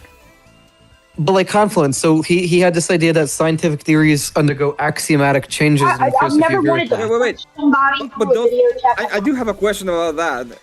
Are those changes that you're talking about, are those changes dependent upon your feelings? No. Yes, it is. Are they dependent upon your feelings or not? No, I said no. but why wouldn't they be dependent upon your feelings? Because real quick, I want to ask Confluence. It should be about how you feel. I want to ask Confluence what his that thinks it about was this. dependent upon the feelings that you have. Kirk, Well, that's If what I you're am a gonna man or a woman, Kirk, I think you're gonna have it's not to dependent address upon if anything it's but not my gonna- feelings. Why if would it's I? not gonna let you go. That be part of dependent upon your feelings too. Well, before I answer that, can you answer my question, Confluence? Okay, what can you God. restate your Okay, question? my question was, what do you think of his idea that science Don't goes through these paradigm shifts where its axioms are shaken up? Yeah, I think that's true. Okay. Does that just mean science changes? Well, no, it's specifically the idea that scientific theories are relative to a community of practices, Sure. and that these communities of practices are relative. Now, But can you answer my question? Are those dependent upon your feelings, Kirk? No, they're not. So, if that's are not dependent upon your feelings, why should we care about your feelings and other things that are not dependent upon your feelings, like how I feel about you? Well, because my gender identity is dependent on my feelings. No, it's not dependent upon your feelings. It's an identity that you're using in society that also affects me, and you don't give a fuck about me. So why should I give a fuck about you? It is my identity I give now. a fuck about both of Yeah, you. but your identity is not dependent. people to call It them is that. still dependent upon how I perceive you, right? What do you mean? Like my I see you my as a identity? fucking man. Why should I stop doing that? Because I'm not a man. You are a man. What is the thing, scientifically or otherwise, that makes you not a man? Because I don't feel like a man. Yeah, exactly. So it's about your feelings. But in my feelings, you are a man. So why should I care about your feelings when you don't care about mine? Because your feelings are wrong and mine are right. Okay, well, your feelings are wrong because I feel that way. You don't get to dictate my gender identity. Only I do. I get to decide your gender identity. Ooh, because your identity self-ID, is dependent committing upon hard how to I the identify self-ID you. theory, Kirk. Brave, very brave. Very present ear of Okay. you. The way that I You don't get to identify you dictate has to do how with your I identity. feel about myself, but you must treat me how I feel about myself.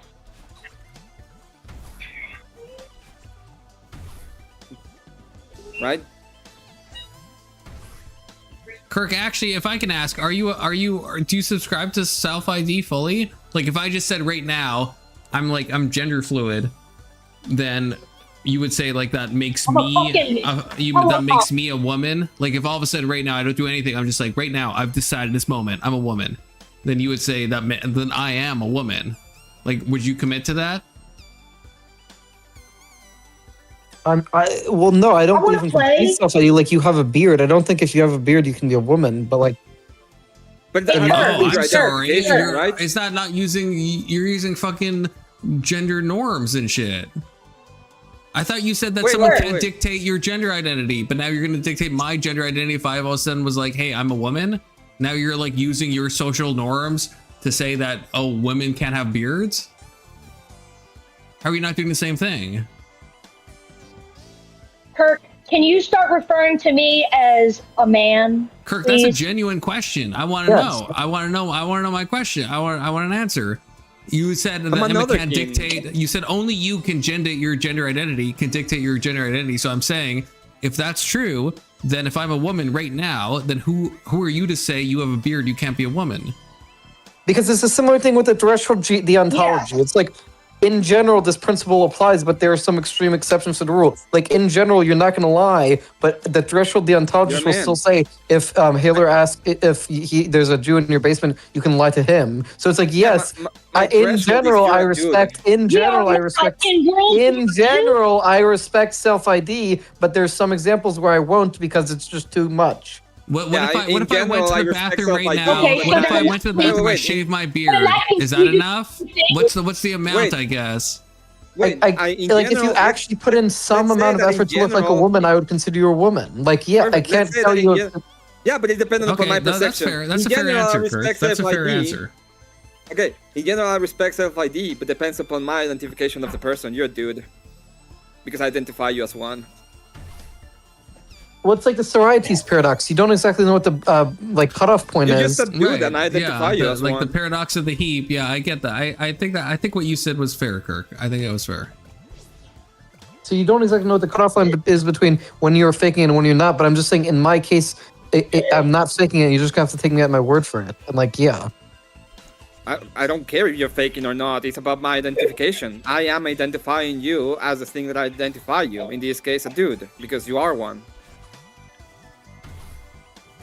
Exactly.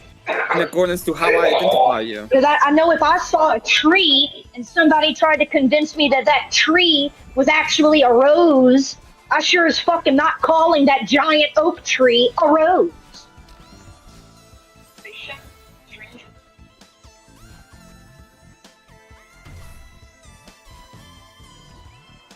Yeah, it's very interesting whenever I hear that this self-ID bullshit, that it's always dependent upon one side, but they don't care about the feelings of the other side. It really hurts my feelings when people say something stupid. You know? Really hurts my feelings. Doesn't feel like Kirk thinks he's the only exception.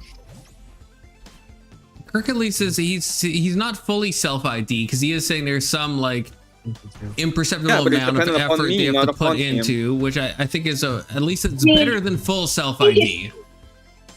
Again, I think if you identify yourself correctly,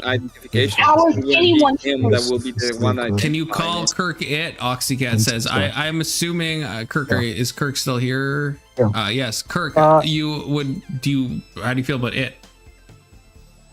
I mean, I wouldn't feel comfortable with it, but I would not feel more uncomfortable by it than I would by he or she. He or she. That's fucking wild. That is fucking wild.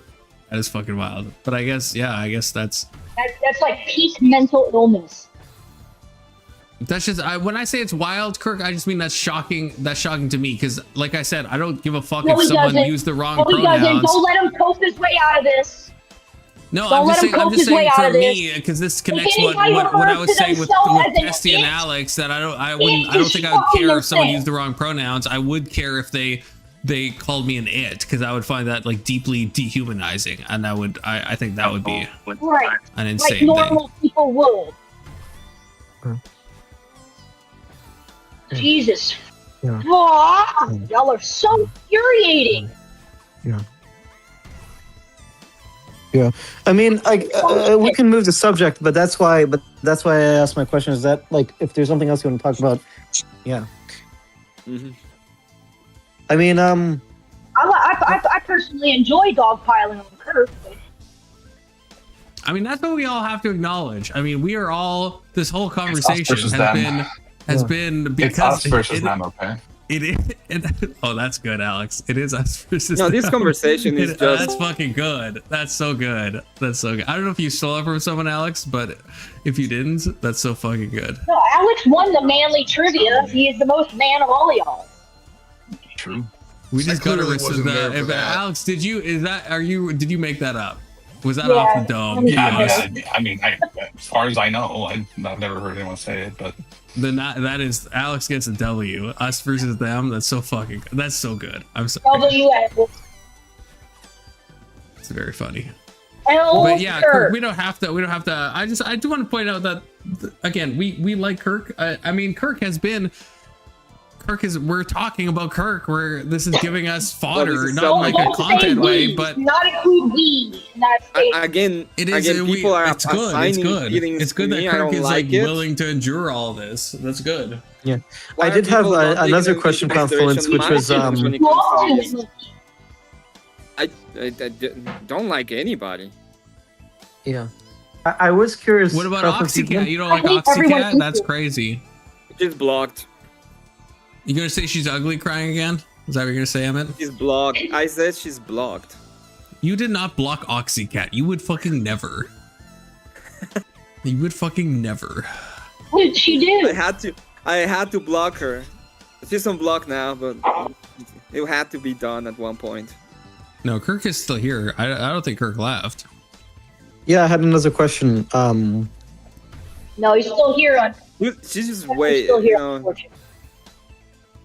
It's come true that I would never, to be fair. Can I ask my question?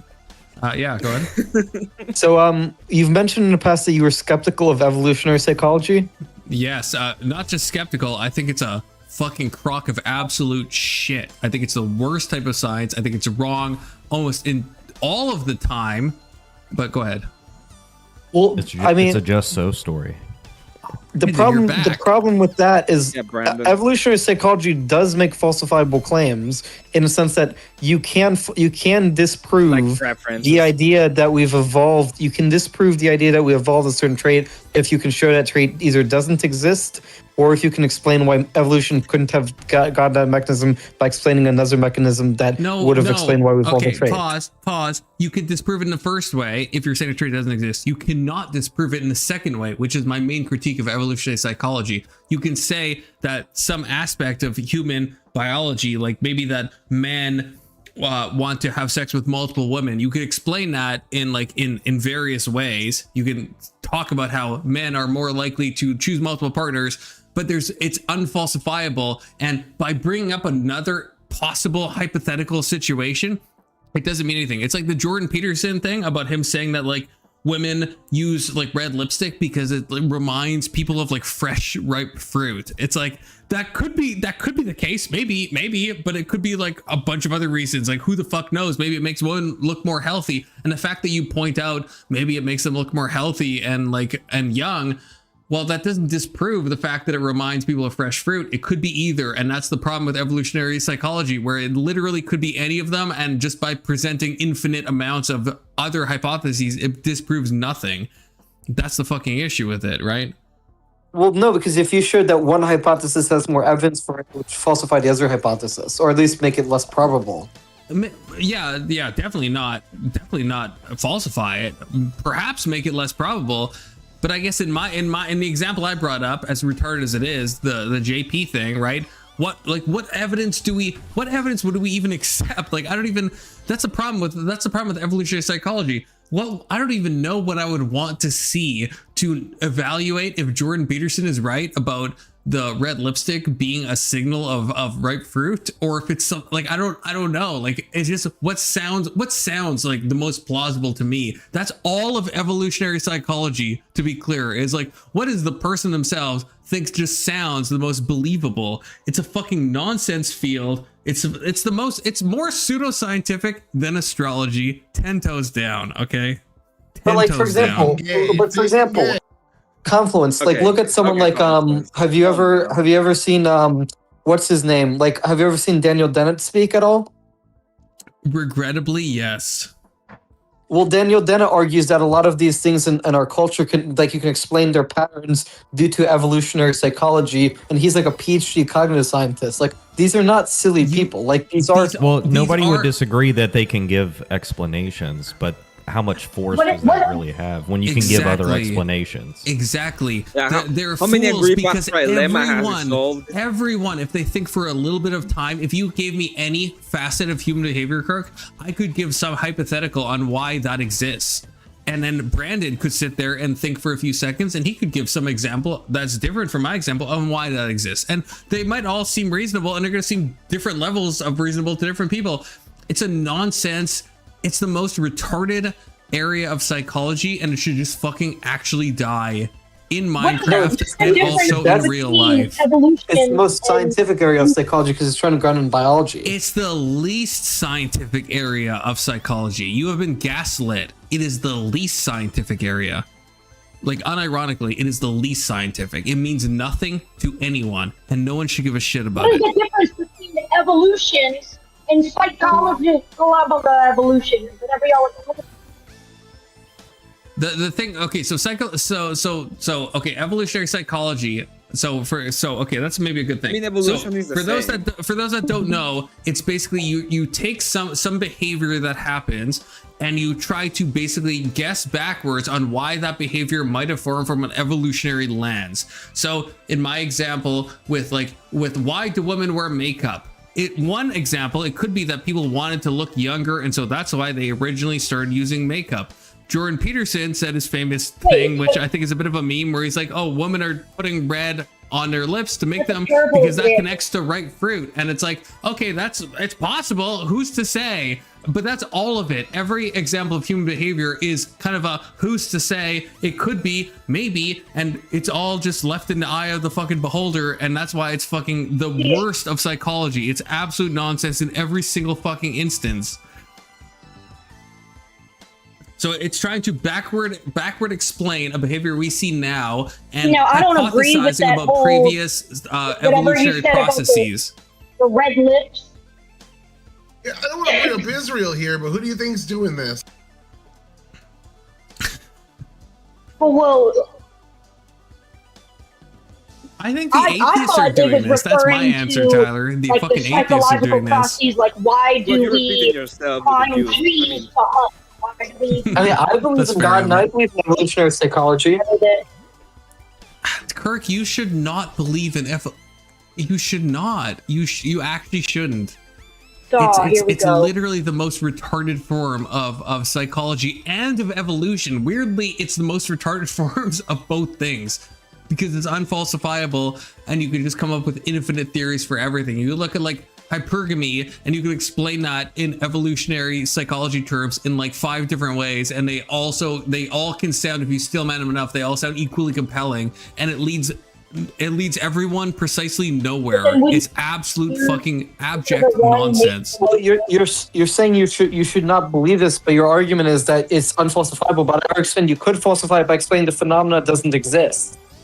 No, the phenomenon, all that would do is say that you're wrong at the base start. Like if you're saying like there is a tendency that women right now, they wear red lipstick. If you could falsify that, then yes, I agree with you. But if we grant that, then you can't falsify any of it. It could be because of fertility. It could be because of some youthfulness. It could be because of the way the light hits our eyes that we are more attracted to red. It could be the fresh fruit thing. It could be we could make a million reasons why red is like the normal color of lipstick. We could come up with a million fucking reasons. And so as soon as you grant that, that's the only point of falsifiability is to say that women don't wear red lipstick. As soon as we grant that, then we have no way to falsify any of this. But here's the way you would falsify that in terms of evolutionary psychology. You could falsify that's an evolutionary trait by showing that there are cultures in history that have the same genetic evolutionary makeup as we do, but don't have red lipstick on their women, and they had the resources to make red lipstick.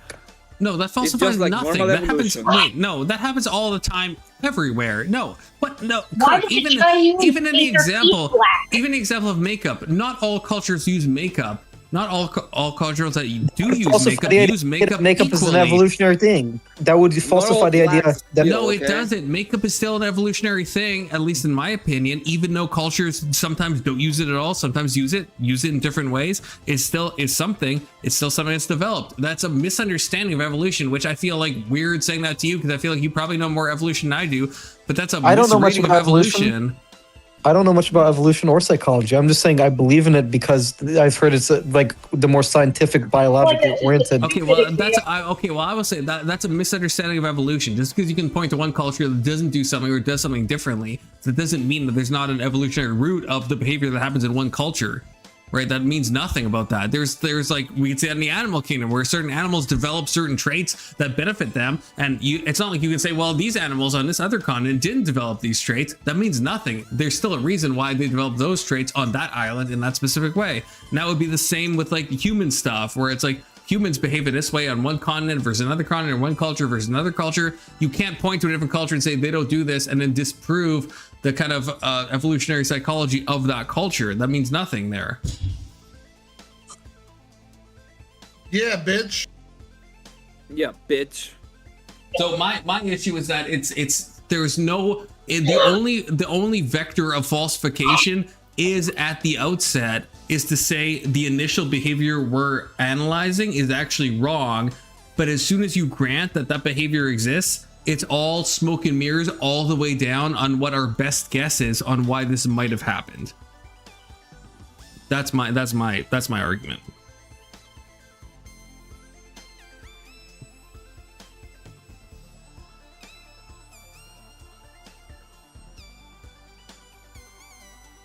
No answer, Kirk. I expect you to say something there. I don't know enough about evolutionary biology, but I thought when you say a trait is evolutionary, that means that it applies to the whole species with the same genetic makeup. I mean, I don't. I'm not. I'm saying that's absolutely not true. I'm saying it's not true. Okay, well, if that's the case, then I just don't know enough about evolution because I thought that's how evolution worked. No, you could obviously have like two. You could imagine there's like two species that let's say a flood happens and the same species is cut off, and now one species is on this side of the island, one species on this side of the other side of the island, and now both of them are in different environments, and then their offspring are going to be benefited from different things, and if you do that repeatedly, right, you're going to end up with different stuff. Right, so it's that's why I said if makeup was an evolutionary trait, then what about cultures that have access to makeup? Would that not falsify because they have the same environmental factors, right? No, but it's obviously not going to be identical, right? Like it's never going to be identical. So the environment they figured it out. That doesn't mean they figured it out just because they have it. Like maybe they just have different ways of treating it. Doesn't mean the women that were doing it weren't doing it because of Jordan Peterson's reason or not. Right, and there could be multiple reasons. There could be maybe in one culture, let's say in a stupid way, let's say one culture does have the Jordan Peterson. They have really, I don't know, they are all about those tomatoes. They're like kind of like Mediterranean coded. They're all about tomatoes. And so, yeah, so that culture would be more likely to use bright red lipstick to remind people of tomatoes, hypothetically. But then some other culture that's not, maybe they fucking have pomegranates, which is a different shade of red. And so they use that shade. So that wouldn't like, so the theory could still be broadly true, or it could not even be related to fruit at all for the other culture. They could do it for an entirely different reason. Like there's like, it's like literally like, it's fucking fanfic, I guess is my point. It's ultimately it's scientific fan fiction where you're just like, you make up something that you feel like is believable or you feel like is like the best guess, but there's no way to falsify any of it. There's no way to prove any of it, and it's just people just like fucking circle jerking. I mean, I guess, yeah, I guess I don't know enough about evolutionary psychology, but then let me ask you this. What would be if it's not, if let's say something is an evolutionary trait, then, but they have the same access to the environmental resources to make makeup, why would they not have makeup? Like if it is an evolutionary trait, just, could you explain that to me? Because I'm having a hard time following that line of reasoning. Well, it depends what that culture, so for example, that culture could maybe they prioritize like sexual desire in a different way, right? So that on its own would completely dichotomize those two cultures from what they're going to do to like mate select or to make the woman be like the most sexually selective, right? Like you can imagine there's two different cultures that they have developed entirely different ways of processing this, right? So we even see this throughout history, right? Like, even to use a stupid example, but it's what's coming to my mind right now. There's like back in the past, right? The people preferred at a certain point in history, people preferred like more, corpulent women because that was a sign of like wealth and stuff. And then nowadays, well, that's kind of the opposite because we have an abundance of food. And so now it's like being fat isn't exactly like a sexual signal because everyone can get fat. And so now it's become reversed. But at a certain point in the past, you could imagine it being the opposite because the woman who's quite corpulent, well, then yeah, she probably is like the best person to breed with because there's some like social status with that. She has resources. There might be a reason for that. So the status of beauty can change throughout space and time, right? So I don't think it's hard if we use that example and we can transpose that into like fucking any area. We can see that these things are going to change radically depending on the culture, even if they both have access to the same resources and the same everything. I think Ozempic should be given out free because fat people are gross. Yeah, I guess that's fair. But then I guess my question to you would be, why is it that so many otherwise respectable people like Steven Pinker, like Daniel Dennett, would believe in it if it's really this like unfalsifiable? Like, it seems as though if I'm not. This isn't trying to appeal to authority, but it seems like if like a lot of experts take an idea seriously, it's generally not a good idea to throw it out. But like, yeah. Okay, yeah, like that's fair, and I'm being maybe a bit bombastic, because like I think it's fine. Like for an example, I think it's fine to think that okay, men can only have sex. Men can have sex with like many women. Women can only have sex and with one guy if they're trying to reproduce with a baby. There's only one sperm that can enter one ovum and produce a baby. And so I think it's fair to then guess backwards and think, okay, there's some probably like sexual selection process that's happening here. We could go into evolutionary psychology and think that yes, women should be probably more careful about who they're going to mate with, and that's probably why like males have a higher libido. I think that's fair. That to me, that's evolutionary psychology. That's something I would say is probably reasonable. That probably is a good explanation on why males have more libido and women are more like guarded about who they're going to mate with. So there's aspects of it that make sense. So I'm being again a bit insane, but there's aspects that make sense. And so I think that's why the intellectuals you admire would respect it to a degree. But I think we get to a point of ridiculousness where we're talking about certain things where it's like we have no idea about any of these things. So base level stuff, yeah, we can make our best guesses. Some of those best guesses are better than other best guesses, but the whole branch as a whole ends up being nonsensical because none of it is falsifiable at all. And it ultimately is down to just what you think sounds the most convincing, because even what I just said there, that sounds convincing to me, at least. Maybe to you, I don't know, but I have no way to prove that's the reason why about libido. It could be an entirely different reason why males have a higher libido. It could be an entirely different reason why women are more protective about who they're going to mate with. There could be a completely separate reason, but it sounds compelling to me, and so I would be fine saying that. And I'm assuming if I had a PhD, I'd also be fine saying that. I don't think that's going to change anything, but the whole science is still fucking nonsense.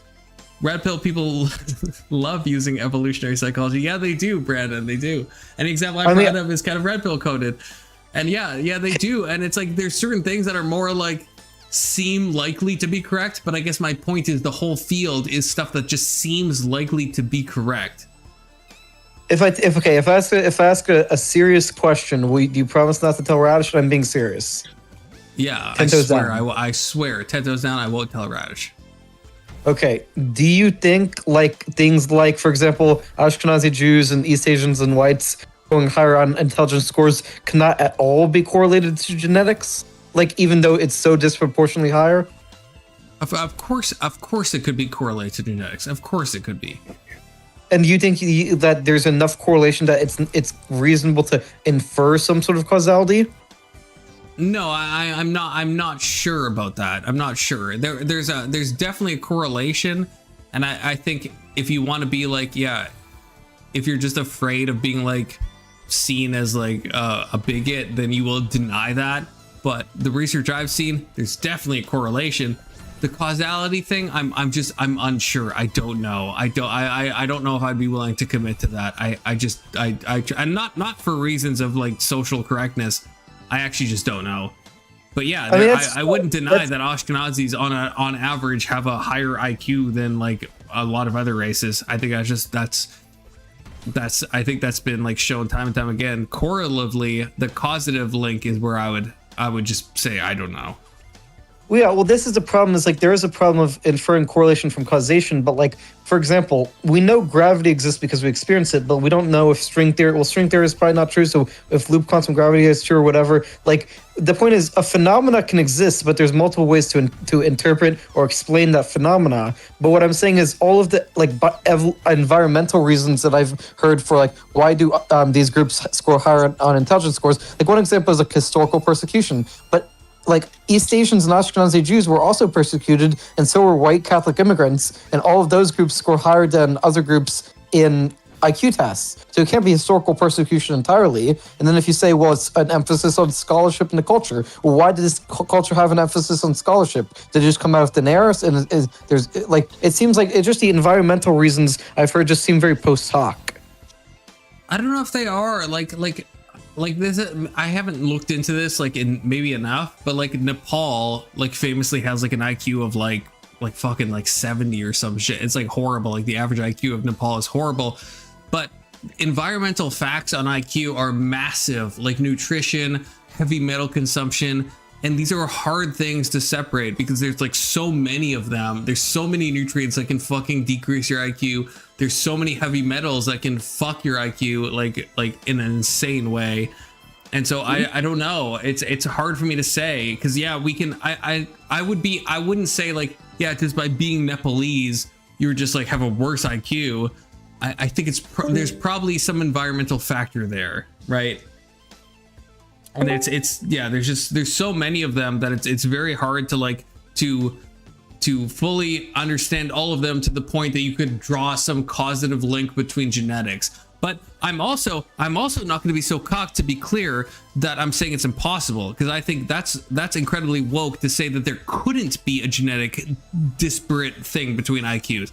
I'm fine with saying yeah, we know of examples where there are genetic differences in population groups, and IQ could be one of those. I think it's people that are afraid of being canceled that would say otherwise, but I just don't know enough to know on IQ if that's one of those categories.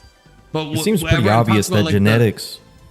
Go ahead. Sorry, I thought you were finished. Well, it seems pretty obvious like genetics plays a role, but the question is that's like uninteresting. I don't think anybody's going to disagree unless you're like a pure blank slatist.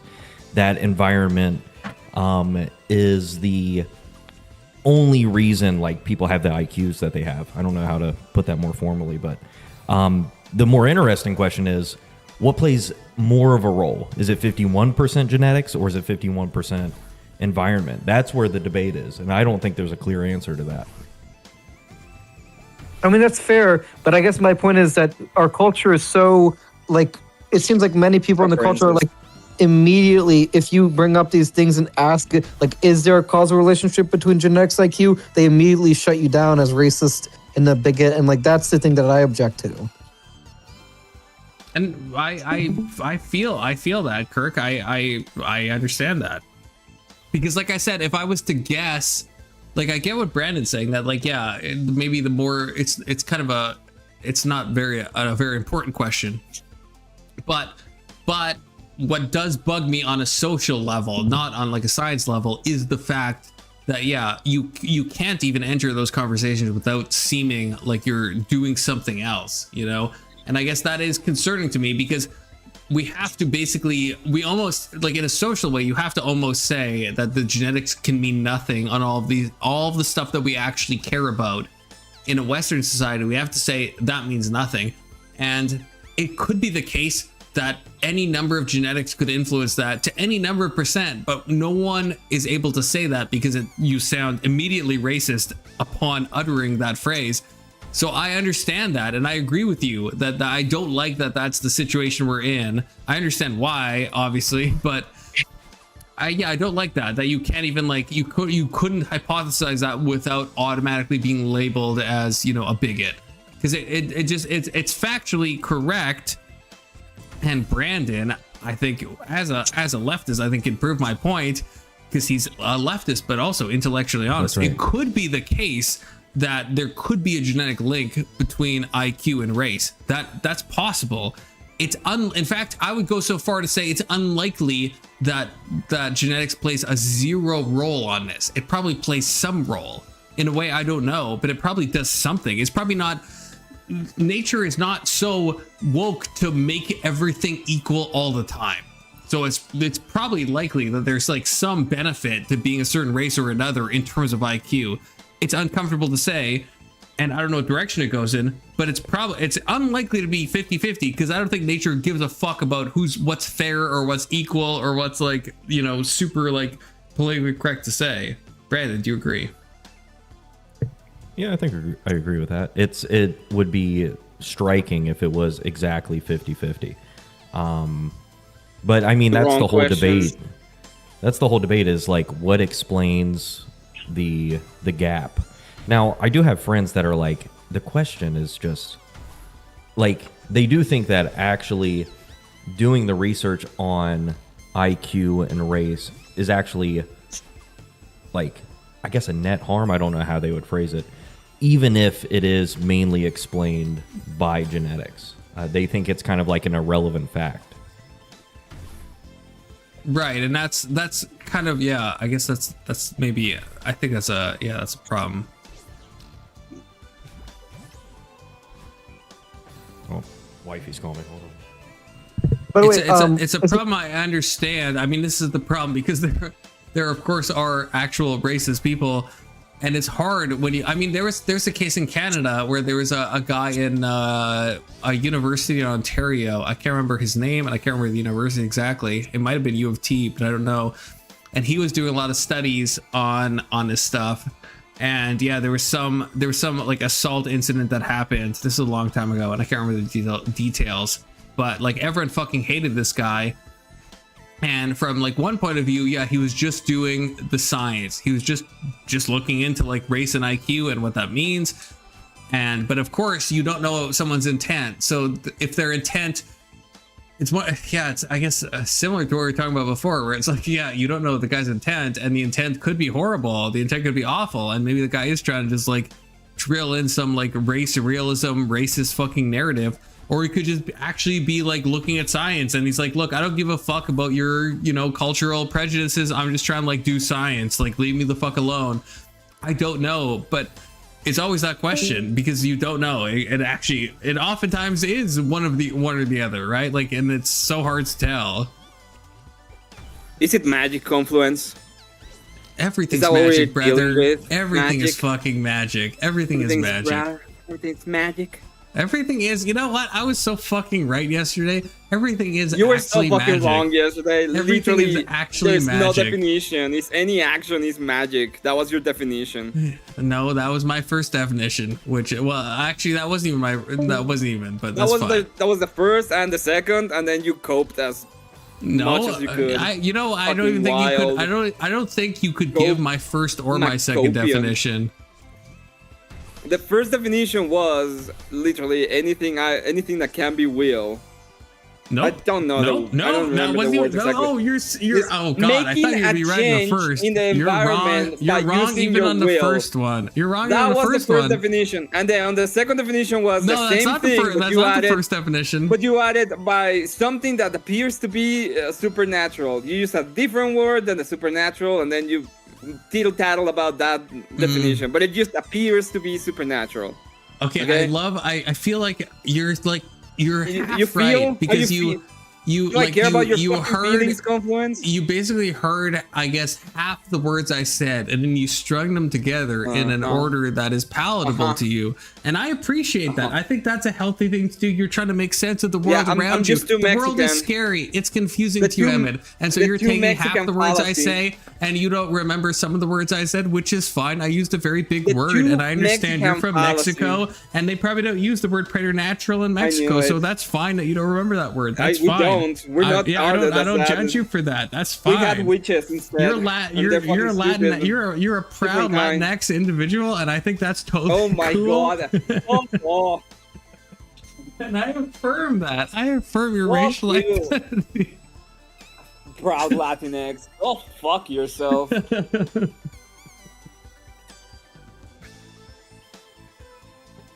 Yeah, Radai Gunnar is right. Magic is real. Confluence made Emmett disappear yesterday with nothing more than words and intentions. That is true. If you think about it. If you think about it. And you must. That is true. I needed to go. I wanted to stream, and you were about to end anyway, you fucker. You rated me. By the That's way, true. thank you for the rate. Because we always do. We always be loving the Emmets. That is true. That is true. Anyway, Confluence. Yeah, I think that's fair. I'm trying to think. Is it? By the way, is it okay if I explain? Just to go back to our earlier conversation, could I explain what I was saying? No, please. You hit the G's so hard, but I'll allow it. Okay, so saying. It's fucking Okay. crazy dialect, but that's So- fine. Basically, a Poincaré group is a group that has 10 parameters, and 6 of them are Lorentz transformations. That's and they're- what the fuck. That's no. I don't want that at all. I'd rather you just talk real about your quick. trans stuff. Well, just real quick. So a Poincaré group, as I understand it, so it has 10 Why do you parameters. allow him to do this kind of bullshit? I don't know, man. I'm mentally You're the ill. fucking I'm shit. mentally ill. That's the only actual Why are we thing. talking about retarded I stuff don't right know. now? I don't know. I have an inability to control my panel, and I just let people just say fucking nonsense. I mean, that's something I have to come to This accept. isn't nonsense. Let me explain it real It quick. is it's nonsense. It's not. I know it's nonsense already. Everyone fucking listening knows it's nonsense. I just want to know what do you like mean Kirk like it's nonsense? he doesn't like. Oh, I'm sorry. What are you Brandon. getting? Because Brandon. Oh, He? yeah, you my guys had that God. whole conversation. You're Yeah, right. they. Sorry. Exactly, Brandon. My preference. My preference, Brandon. You get it. Okay, No, but sorry, seriously, Brandon, go ahead. he I about did it again. Well that's done. crazy. I'm just used to This it. is Sorry, amazing. Kirk. I'm so proud of you, Brandon. I'm just As curious a full-on because Confluence. preferencist, we have been convinced into preferences. It's my preference that matters, not this fucker preference. I agree Well, with sometimes I care about his preferences. you. I don't give a fuck about anybody his else's preferences preference. You or their- literally, Look, I keep doing it. I can't help it, dude. That's my that, argument, Brandon. You think I'm an asshole, but this is what I'm trying to say. It's really hard, okay? Yeah, but it's not You intentional. literally convinced me I don't think. 100% about preferences, Did I and call it's you an about my asshole? fucking Maybe I did. preference that matters. Well, Why I'm would not I sure. care about Testy anybody did, else's and I put fucking you guys in the preferences? same I'm just fucking curious atheist. because- I'm so happy about being a preferencist now. Well, just real Okay, quick. well, Can I I want just to hear Brandon. I just want to know, why are you asking Confluence these questions when he doesn't want to hear it? Like, what are you getting out of it? I'm Some trying to ask him because sexual I want to know what he thinks about them. But I just want to explain it so he But why? does know what I'm But talking. he doesn't want to hear it. Yeah. Because I think he might want to hear This after guy I wants explain to that. make you listen to Do you stuff. actually Conrad. think I might want to hear it, Kirk? Beat that Oh, ass. yes, after I explain it, yes. Really? How often has that happened? Where you give me some fucking ultra nuanced mathematical perspective, and I'm like, you know what, This Kirk? Thank fucking you. I'm guy. glad you asked that question. How often has that happened? It Never. doesn't happen a lot, but anyway, just please can I just explain it? Just please. Confluence. This fucking guy. Confluence, See, and this you're like, fucking guy. you are adamant about it. Why? Yeah. Like he obviously doesn't want to hear it. Why do you want to ask him so bad? He wants to impose his will, I just that's do it. why. It's hard to explain. Just please, Confluence. Please. Confluence. See, I know that. I know the reason. I know the reason. I get Kirk. I get Kirk. What's the reason? He quite literally wants to bondage you mentally. That's what he wants to do. The reason is that Kirk wants me to be his stepfather, which I actually agree with because I'm already fucking his stepmother. So I think that kind of makes sense that he does see me as a stepfather. So I actually kind of agree with Kirk weirdly in this, in a strange, weird kind of horseshoe theory of it all. I kind of think it makes sense. Okay, so can I just explain it real quick, please, Confluence? When I go back to it. Confluence, please. Go ahead. Okay, so the Poincare group is a group that explains the symmetries of space-time and special relativity. It consists of the 6 Lorentz transformations, which are the 3 spatial rotations. So it's I already don't know what the fuck you're talking about, right? You know that, but you can keep going. But you know already you've lost me. Immediately, you fucking lost me. You understand that, right? I've explained this a million times. Explained this a million times. So 3 of the Lorentz transformations are when you rotate an object in space, and 3 of them are when you change its velocity, and then the other 4 are. You still lost me immediately. Again, you don't understand how much you're losing me and probably everyone else. I'm hoping. Otherwise, I'm retarded. But you're probably like losing everyone else. You're definitely losing me. And the 4 dimensions. You're just gonna keep going. And the 4 other parameters are the 4 dimensions of Minkowski space. I do not consent to this. I do not consent to this. And Elder, how's it going? That's what constitutes the Poincare group, and it's a Lie group. Okay, there, I explained it. Now, why did you have to get that off your chest? No one understood. Explain your psychology. Why was that so hard for you? Why was that so hard for me? Autism, yeah, because Brandon. You really wanted to get it out. You didn't give a fuck about anything else other than getting that out. To Confluence specifically, why? Because I wanted to ask him basically if. But why? He doesn't want to hear it. Why? Because I think after I explained it, he would find it interesting. But how likely is that? Hold on. No. How likely do you think that is? 0% to 100%. How likely do you think it is that Confluence is going to hear what you're saying and be like, that was very interesting. Thank you for asking me that, Kirk. Give a rough estimate. I don't know if I could give you an exact number. No, I said a rough estimate. Ballpark it, brother. Or sorry, non-binary sibling. You know a lot about numbers. Use one of your. I guess 35 to 55%. Really? You think it's like a? Wow. Really? Okay. Yeah. That's just not understanding social cues. I don't know what to do with that. Yeah, I don't think it's reflective of the previous things you've asked me, Kirk. I don't think it's reflective of that.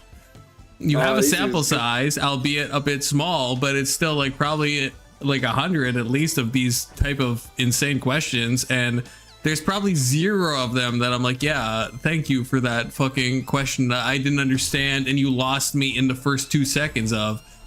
So if that's 35%, I mean, it's very weird because I'm more likely to find those kind of questions interesting than Confluence at all.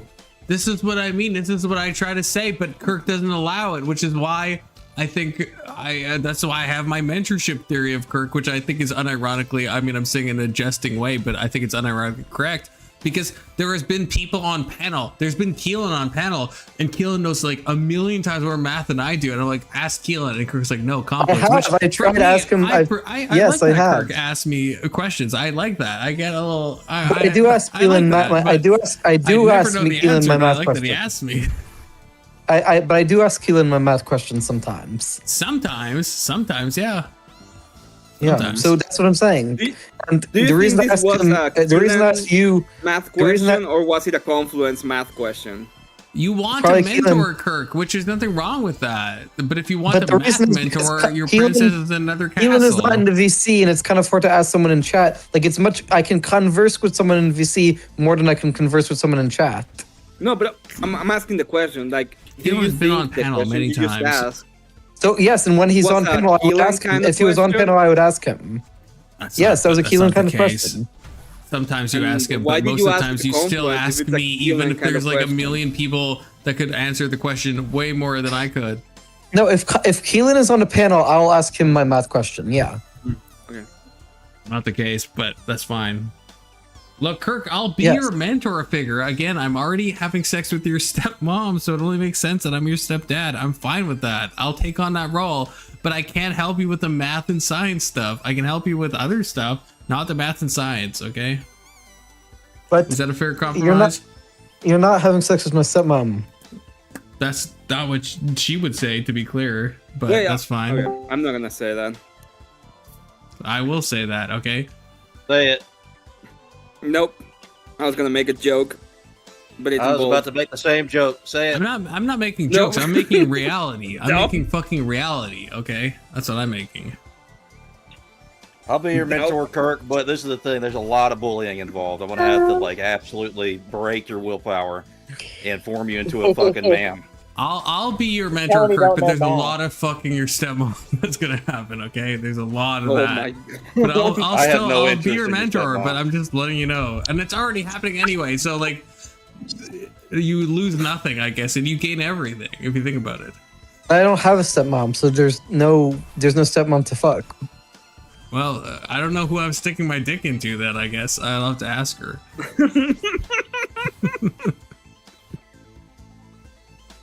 You son of a whore. I'm sorry. That was insane. I did have another question. I did have another Oh my question. god. This is gonna be another math question. No more Yeah, it's math. just a Brett, last I'm question. crazy for everything, but I was actually a little crazy for that one, so that actually does make sense. Counselor Classman has a question. Sure, it's 2026. Kurt, go ahead. So have you ever heard of the Bernstein von Mises theorem? Of course I haven't, God. but go ahead. So the Bernstein von Mises theorem is a theorem in probability theory and statistics, which says that the total variance between so basically a posterior distribution, a Bayesian posterior distribution, I'm going to slam my head into a brick wall. data points increases to infinity, the total variation between Bro, what that is and a Gaussian happening? distribution at that with that what's it called, data point, the total variance between that and that which is a Gaussian distribution with its mean equals 0, because basically as you get more information it becomes convergent, and I think the axioms are something like the postulates are, if it has to be a finite dimensional function, and it has to be a non-singular. The only thing that makes sense right now is No, you just have let your him get it fucking out, dude. dick in your Let him hand. get it out. You have your Let him fucking get it dick out. in your hand right now. That's the only thing that makes actual sense. You know, fuck my So- theory about wanting a mentor. The only explanation is you're literally jerking right now, and you're trying to fucking goon, and you're edging so close, and you're like, I gotta keep talking and saying nonsense that no one gets, and you have some sick sexual thrill to this. That's the only thing that actually makes sense in my mind. How's that for evolutionary psychology? How many variables can you get the math to work with? I mean, it applies to basically finite dimensional systems. So like it works, for example, for the Born rule and quantum physics, because the Born rule leads to a bounded probability distribution. With how many variables? What do you mean, how many variables? How many variables for what? We're talking about the equations, especially when it comes to the Gaussian distributions. How many variables are we talking about? Well, the amount of data points you'd need for the Bernstein von Mises theorem to occur would have to approach infinity. So it doesn't work because you cannot get to infinity anyway? Well, it can converge to infinity over time as you get more data points, but you'll never get there. So it doesn't work. So you literally tell us about something that cannot be used because you can never get to infinity. I mean, Big for Soda, is that example, you? That sounded like a Big Soda Yeah. cough. It was It's always Big Big Soda. Soda. Oh, Big I had Soda. to mute myself because my child was screaming into the mic. Shut up, Well, baby soda. I was gonna say for something like finance, which is governed by a Pareto distribution, because the probability distribution is unbounded, it would not apply to it. That's what you know, Kirk. Every time you start talking about this stuff, I just start watching, like, people, like, handling, like, baby armadillos just so I can escape whatever shit you're saying. Like, it's actually bothering So, me. if You're it's mentally scarring me. But you say that it has to do with the Pareto distribution, but the Pareto distribution has nothing to do with the variables that can be found and applied when it comes to certain data points, especially in economics. And if you're talking about that Mises, they probably were trying to use it in some kind of economic sense, wouldn't they?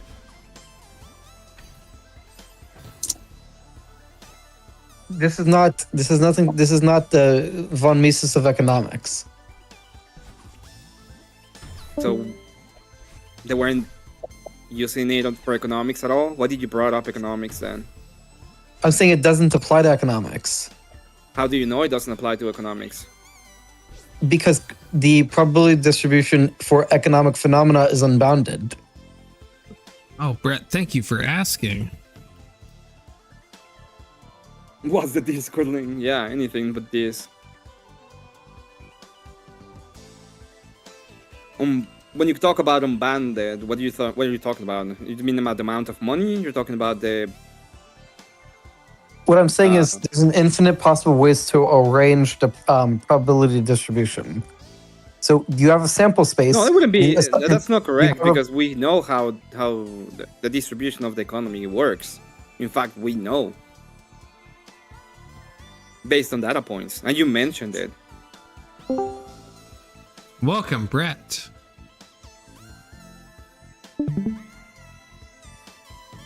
Continue on. Okay. As the sorry. It's not that the thing converges to infinity. It's that it converges to zero as the number of data points goes to infinity. And what I'm saying is in a structured probability distribution, like in quantum mechanics and quantum physics, you can apply it there. That's what I'm saying. But you can't apply it to unstructured randomness like economics and finance, where the probability distribution for a sample space, you can assign the probability distribution willy-nilly. Why would it be willy-nilly? Because the meta distribution for the probability distributions in finance is unbounded. Yeah, but it doesn't mean they're willy-nilly. Well, if it's an unbounded meta distribution, then how will you know which probability distribution to assign to the events? It will be dependent upon the amount. It will be dependent upon the axiomatic idea beforehand, right? And whether or not the data showcase that there is some kind of formal distribution for how the data array gets conflated, like the way that it can be presented. Keelan, I feel like you misspoke. Probably, I feel like you misspoke there. They misspoke. If you're yes. reading it, fuck off with that. Fucking, it's fine. Okay, they misspoke. Well, it's your panel. You can just tell him to shut the fuck up. Go Influence. They misspoke. Put some backbone behind it. Yeah, but anyway, the reason I was just bringing this up, Confluence, was to say the question was basically if you agreed that it doesn't apply to finance or economics, because in finance and economics the meta distribution is unbounded. I like that you're saying my name, but I have no idea what to say to that. But I do appreciate that you're saying my name. I mean, I think that's why I like you, Kirk. So you say my name more often than anyone else. Like, literally, probably you say my name more than any other panelist has ever said my name, which I appreciate from an egotistical point of view. Oh, Confluence, it probably reminds you of the stepmom, so. Well, it does, yeah. I mean, the genes are, very similar, so that's true. Okay, so do you believe the meta distribution for the set of probability distributions you can assign to finance and economic events is bounded or unbounded? I don't know what you're talking about, and I don't know if I really care. So that's kind of the impasse maybe we're broaching upon. And also, Tequila in chat, I'm not gonna get one god, so I'll just leave it at this. I don't fully understand it. You get one guy all the time by Let's Cheat. Fuck your gay shit. Okay, not in a transphobic way, but you get one guy all the time, right? So you can get one guy by Keelan. If you get one guy by Let's Cheat, constantly, to be clear, constantly. Yeah, I'm trying not to get one guy anymore. I'm trying, but it triggers. I get triggered easily. Okay, me too, brother. I mean, sorry, my fuck. That's how it happens. My non-binary. What do you want me to say? My non-binary sibling or whatever the fuck. Call him guy. Yes, it's not. That it's is not. the correct way. Do you understand? You My don't even guy. know the cognitive load you're placing on me right now. You actually have no fucking idea. It's a Yeah, because it's a he doesn't bad care amount about of your cognitive fucking load. feelings, Confluence. That's the point. They don't care about your feelings. Keelan says he literally even Keelan, who's a fucking actual communist, like he's an actual like Marxist Leninist, a Maoist. He's fucking supported the IRCG. Literally, that's not a meme. He actually has. Even Keelan, okay, so the most left you can possibly imagine.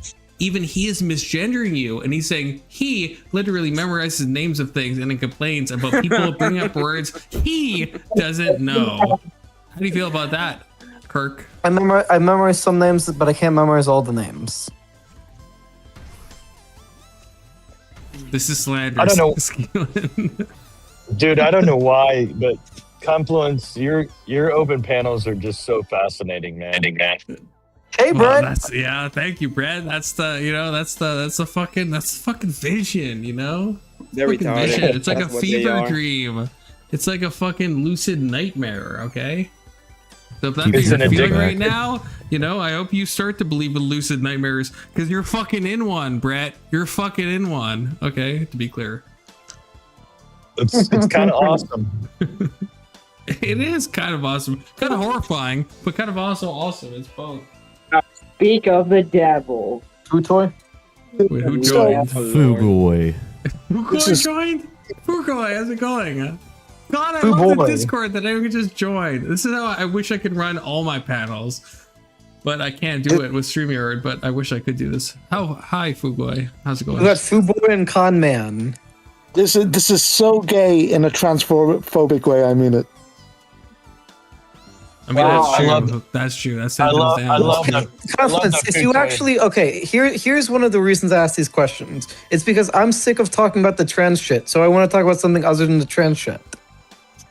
That's Man, fair. you should've went- That's fair. But then I feel like you have a poverty of imagination if the only questions you can think to ask are like complex math questions that no one on the panel or in the chat will resonate with at all. You could just ask any like basic question. You could be like, hey, what do you guys think of abortion? You could just like ask that. You could ask some like fucking normie fucking ass question and it would spark interesting discussion. So if your actual motive was to pivot, you could pivot in a million ways that would fucking trigger a million people at the same time in the same fucking way if you think about it, and you must, but you don't do that. So I don't actually believe you at all. I don't think that's your motive. It's In weird, man, conclusion, 'cause Kirk, you're a liar and a scoundrel, okay? Your response? As smart as Kirk is, I think that I could take him in a trivia. Oh. Well, Kirk would Okay, cheat yeah. at a trivia. That's the Well, problem. I wouldn't cheat. I wouldn't cheat. Well, you have cheated before, if you think about it. Yeah, but I wouldn't cheat again. Oh well, that's a hard thing for anyone to believe. I think that's fair. Confluence, you like Dubai chocolate? Is that like are you talking about the OnlyFans girls that go to Dubai and get like shit No, on? Because I don't. I'm talking I don't like about that at the all. chocolate with I don't like that pistachios. at all. It's crazy. That's the first I'm thing you talking thought about of. the chocolate with pistachios, dumbass. Is that not the first thing everyone thinks of when you say No, I Dubai think chocolate? of the thing Kirk was talking about. I'm not going to lie. Fuck. Okay, I'm sorry. That's Maybe that's a me thing. That might be a me thing. That's fine. That was a good attempt, though, to go low bar. That was awesome. I was just being like radically honest, but yeah, no, I've never had Dubai chocolate. Okay, I'm not a 304 to be clear. I don't know. No, I'm talking. Do you like the chocolate with pistachios? But I wasn't. Why did your mind immediately go to like sexual? Like, dude, that's not like that He's a doesn't. pervert. Yeah, get him, Kurt. Get him. I'm not a pervert. I'm just someone who lives in I didn't reality. I didn't even know that shit was happening in Dubai until you said that. Well, that's a good thing. Okay, then I'm glad. Okay, so then I did a beneficial thing. I made you aware to something that happened in Dubai, where OnlyFans girls go to the Middle East and they get shat on by Arabs, and that's the thing that really happens in real life. So I'm glad I have opened all of your eyes to this. Okay, I did a good thing. I'm not an asshole. I did a fucking good thing. I'm sorry. I did a good thing. Now I just want to wipe Dubai out. What was the question? I'm just confused how you never had that chocolate with pistachios. Like, how have you never had that? I've never had it either, actually. Confluence, are you sure you've never had it once in your life? You swear by God. I'm not gonna swear by God. Okay, chocolate with pistachios. I'm pretty confident I haven't had that. I've had seaweed chocolate. That's something I've had, but I've had almond with chocolate. And also, I'm gonna go crazy mode. I've had fucking cashews with chocolate, which cashews fucking come from a fruit, and I've had those with chocolate. But I haven't. I don't think I've had pistachios chocolate, but maybe I have, and I don't remember. It's possible. Dubai chocolate is chocolate with pistachios, and it also has this like pasty pistachio thing inside of it. But it's really good. Yeah, that's the same thing that yeah. That's the same thing that what? Well, that the people that do the actual Dubai chocolate, they'd say it's really good as well, but I don't know if I support that. Is I guess what I'm saying. I'm not. That's not actual Dubai chocolate. Like, what? This has nothing to do with sexual anything. It sounds a little like it might have some relationship with that, though. No, it doesn't. Not even close. Are you sure? This is what happens when you don't watch enough porn. My God. Well, you guys are still fucking DJing. This is I what don't care happens about when you these. don't watch enough of the whatever podcast, and you learn what these girls do. They go to Dubai, they get shat on. That's facts. God. That's boots on the ground facts. I'm not doing this anymore. Have a good. Look, I'm sorry. Yeah, Emmett's acting like I'm just like fucking putting a spotlight on the degeneracy, and Emmett's like, well, I don't like that degeneracy. It's like, I'm sorry, bro. I'm sorry, I'm not catering to your special interests of like not wanting to know what's happening in the real world. Okay. If you want to bury your head in the sand, that's fine, but that's what Dubai chocolate is to most normal people, okay? That's not a me thing. I've got a question, Confluent. I've got a question. I have a fucking answer, Big Soda, so go ahead, brother. When did you first learn about Saudi chocolate? In the whatever podcast, when the fucking 304s are talking about getting shit on in the UAE. How many times have you watched that single podcast? It's not a single podcast. It's been brought up, or do you mean the whatever podcast in general? Probably like maybe like conservative estimate, maybe like 200, 300, 400, 500, 600 times maybe. But in the example of the what percentage talking about Saudi chocolate? Probably like 50% to be conservative. Probably like 50%. Yeah, the OF girls they get paid a lot of money. It's a lot of money, and yeah, you have to partake in some pistachio cocoa chocolate, as Kirk would say, but you get a lot of money for it. So I understand, like from a materialist, a dialectical materialist point of view, I understand the positions that women are put in, that they might do the whole Dubai chocolate thing. But you know, I don't necessarily like it or whatever. I don't support it, to be clear, but. Does that answer your question, Big Soda? Well, no, legal in Dubai? I mean, who's to say? Is this why you want to blow up terrorists in the Middle East? Because of this Dubai chocolate? It's like, it's 20% of the reason. It's 20% of the reason why I'm a neocon. I mean, that's a good 20%. Yeah, well, I feel like that's fair, Big Soda. See, I feel like I'm just like red pilling you right now on this, or chocolate pilling you on this fact. But if you recognize the empirical correct facts about the spit, you would probably be on a similar page, I'm assuming. Does Iran do this?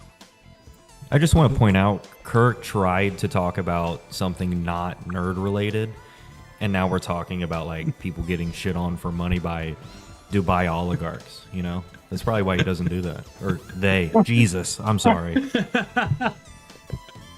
I do feel bad. I've made progress, Keelan. To be okay, progress is in the eye of the beholder. I've gotten to the Moonberry start. Okay, that's progress. Okay, Keelan's fucking trying to nag me, which is fucking crazy. Hold on. Soda.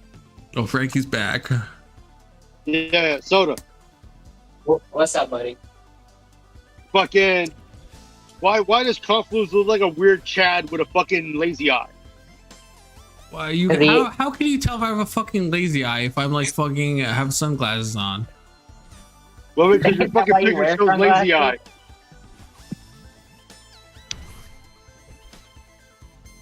Do you wear sunglasses to hide your lazy eye? Maybe, possibly. Your lazy eye, you fuck. Did you get that lazy eye from Saudi Chocolate? Yeah, some Arab dude shit in my eye. Okay, is that what you want to hear, Big Soda? I'm a victim. You want to fucking shame me for being a victim? Okay, some fucking Saudi prince. You know, he paid me a lot of money, and you're gonna like fucking shame me for that? Fucking victim blaming asshole. Confluence, Dubai chocolate, like actual Dubai chocolate with pistachios and that pistachio paste.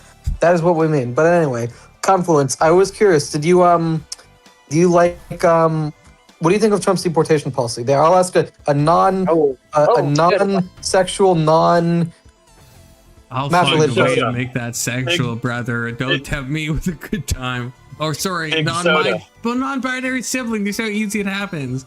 It literally, I'm sorry, Kurt. It can't be avoided. It actually can't. Anyway, Confluence. So, what do you think of Trump's deportation policies? I think they started off fine, then they ended up retarded, and then he made a bunch of people say a bunch of retarded shit like Kristi Noem, that then the whole thing became utter shite, and then there was also the ICE deportation stuff that is clearly inhumane, and then the whole thing became omni-cucked, and now I think we should just burn everything to the ground. That's my answer. Does that make sense? Should we start gooning? Should we start gooning to like fucking deportation porn? Yes, we should. We can and we must. Yes, we can and we must. That guaranteed, that is a real scene. That is. Yeah, I agree with Brad. I wouldn't bet against him on a fucking poly market. I'm not going to lose my ETH like that. The viewership probably skyrocket. Already talking about sex after Kurt's question. Crazy. Big Soda, dude. Your username is awesome. Thank you. I dig it. Thank you. I was looking up some early church history and I ran into this term. Yeah, but like Confluence, what about the argument that Kirk, what do you about know what it means? I'm sorry. Followers of Christ. Or the Do I know what does what mean? I wasn't paying attention. People Big of the Soda's way. username. Oitez how do? What? People of the way in Greek. Oitez how do? I don't know how to read. I don't know how to speak Greek. Do you speak Hebrew? You idiot. Have you been learning Hebrew with Jacob or no? I can read Hebrew a little bit, but I'm really rusty with that. Oh, that's right, Brett. You fucking know him. You know him as like fucking Energy or Panda or some like insane shit, right? You fucking know Kirk. I mean, I know him from Jacob's channel, but he uses the same screen name. Yeah.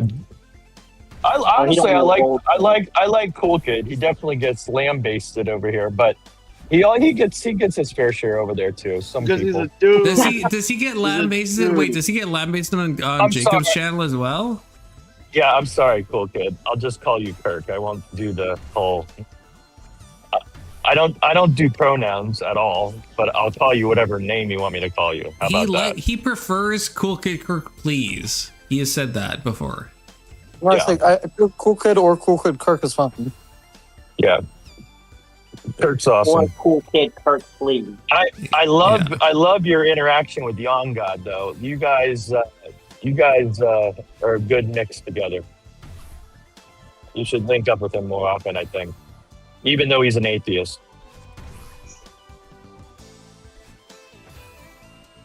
Do you like him or no? Blah, blah. Yeah, it's not interesting, I guess. Nah, blah, blah, blah, blah. Well, it's Kirk is better than being, mathematical a bit questions. reticent.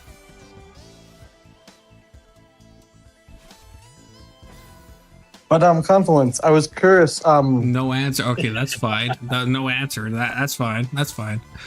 What answer? You didn't ask a question. A lot of people ask many questions, but that's okay. My question was, what about the argument about deportation? That if we don't deport them, they'll steal our jobs. It's always how it is. AI is still in the job right now. Like, we can't deport AI. The job thing is of course omni retarded, a fucking conservative meme, to be very clear. Yeah, what is it? Obama said that too. Yeah, Obama did say that.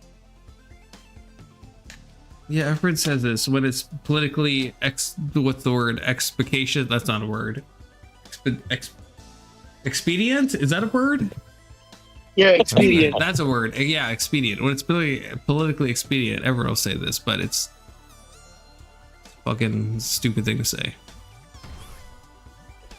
But I was fine with Trump's.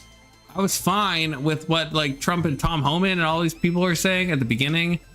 But then you see the results, you see all the fucking cover-ups, you see all the absolute degenerate bullshit that happens. And then, yeah, it black pills a conservative at some point, surely. Dang, Confluence, you made Brandon leave. Talking about all your gay stuff. I said just too many pro-migrant talking points. And Brand's like, this guy's not red-pilled enough for me. And I hate that. I hate that I'm just not red-pilled enough for Brandon. I gotta be more conservative. I gotta be more like 10 toes down. Brandon doesn't like half sands. He fucking hate half sands. He said that to me before. He's like, Confluence, you have to be more, full sending. And I get that. That's a fair criticism of me, to be honest with you. This goes back to cause and effect. I mean, if the last administration was a little more proactive, none of this shit would have been ever happening anyway. So I don't, it's like, oh please, the last administration barely did anything. That's what I'm saying. We had a guy that was basically except let like millions of migrants across the fucking border, Frankie. That's the problem. Yeah, that's why when the tables get tilted, it's never really good, and that's why I hope this this doesn't create another consequence. It will. Everything has consequence, no matter what it is. Yeah. Nobody likes to have the tables tilted on them in poker. That's for damn sure.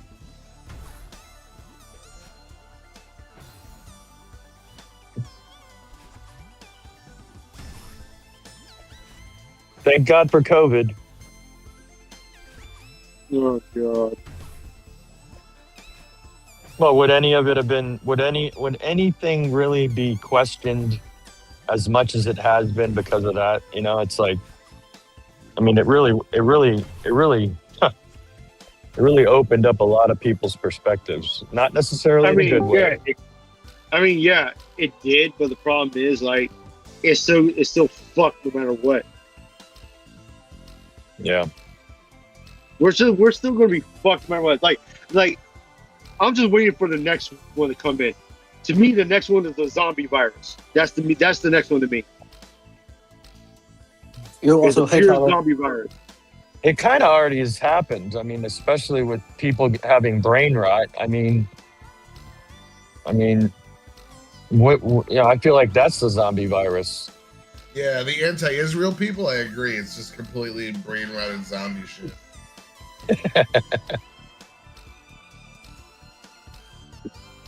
Wait, Tyler, you've already debated. You've already debated for DebateCon, didn't you? Yeah, Friday. Oh, Confluence. We're gonna review that sometime. Good talk, Busy Confluence. being gay right now. Yeah, Confluence probably beating his dick off or some shit. Emergency. Emergency.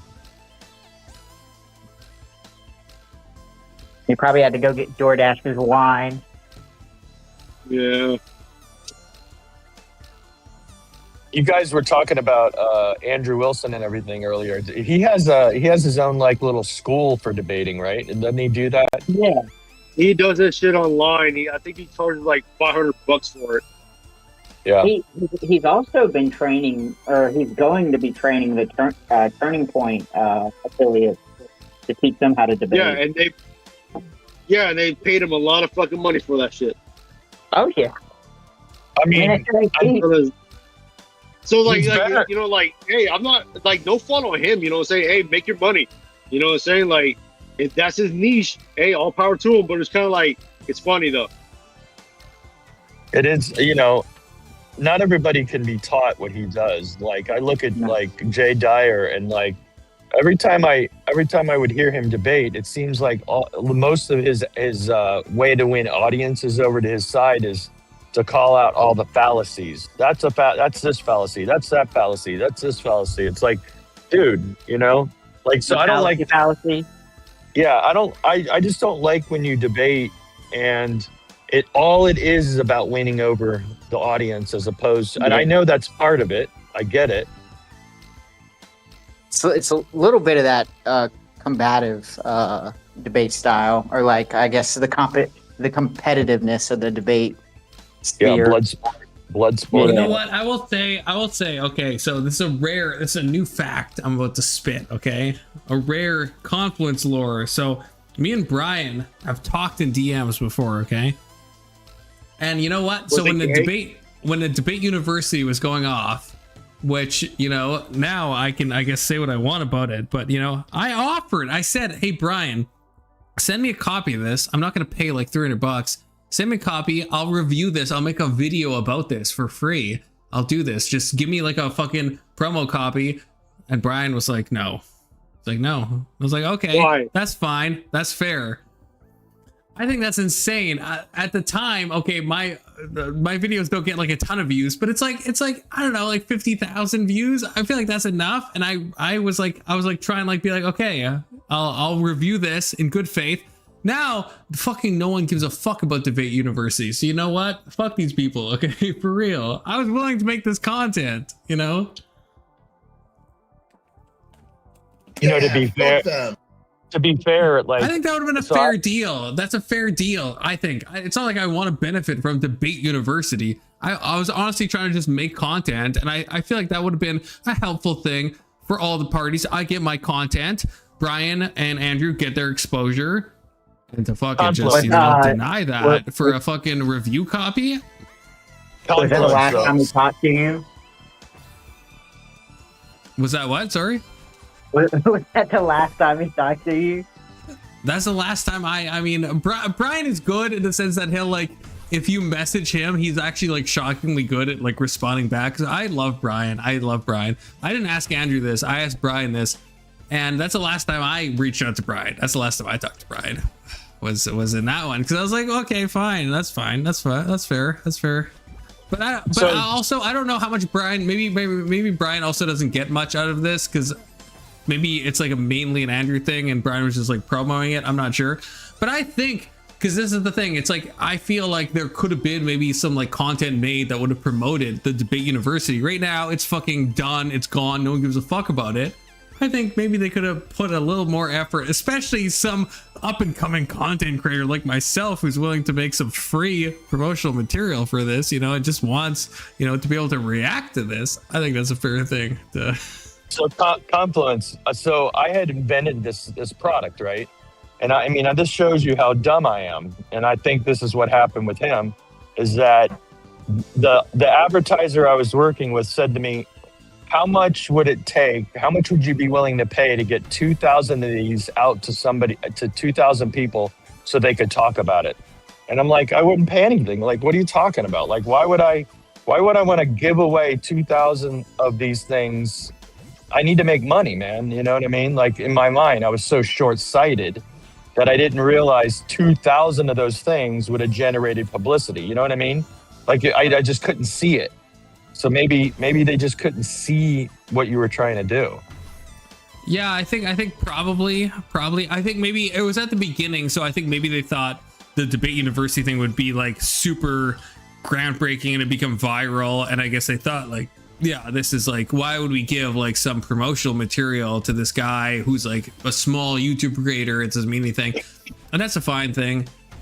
I think they should have done more of that though, because I think the kind of the boots of boots on the ground. Unironically, I mean, again, small YouTube creator, but I think it would have been helpful if you get a bunch of people that are willing, because I'm probably not the only one that like was willing to be like, hey, yeah, you give me like the starter pack, and well, you know, I'll fucking give my takes on it. I don't think I was the only one to do that, but yeah, I think they thought it was going to be like the Andrew Tate Hustlers University thing where it's going to like make a ton of money. I don't think it's made a bunch of money. I don't think it has at all. I mean, it's like died into obscurity. So yeah, I think they maybe miscalculated.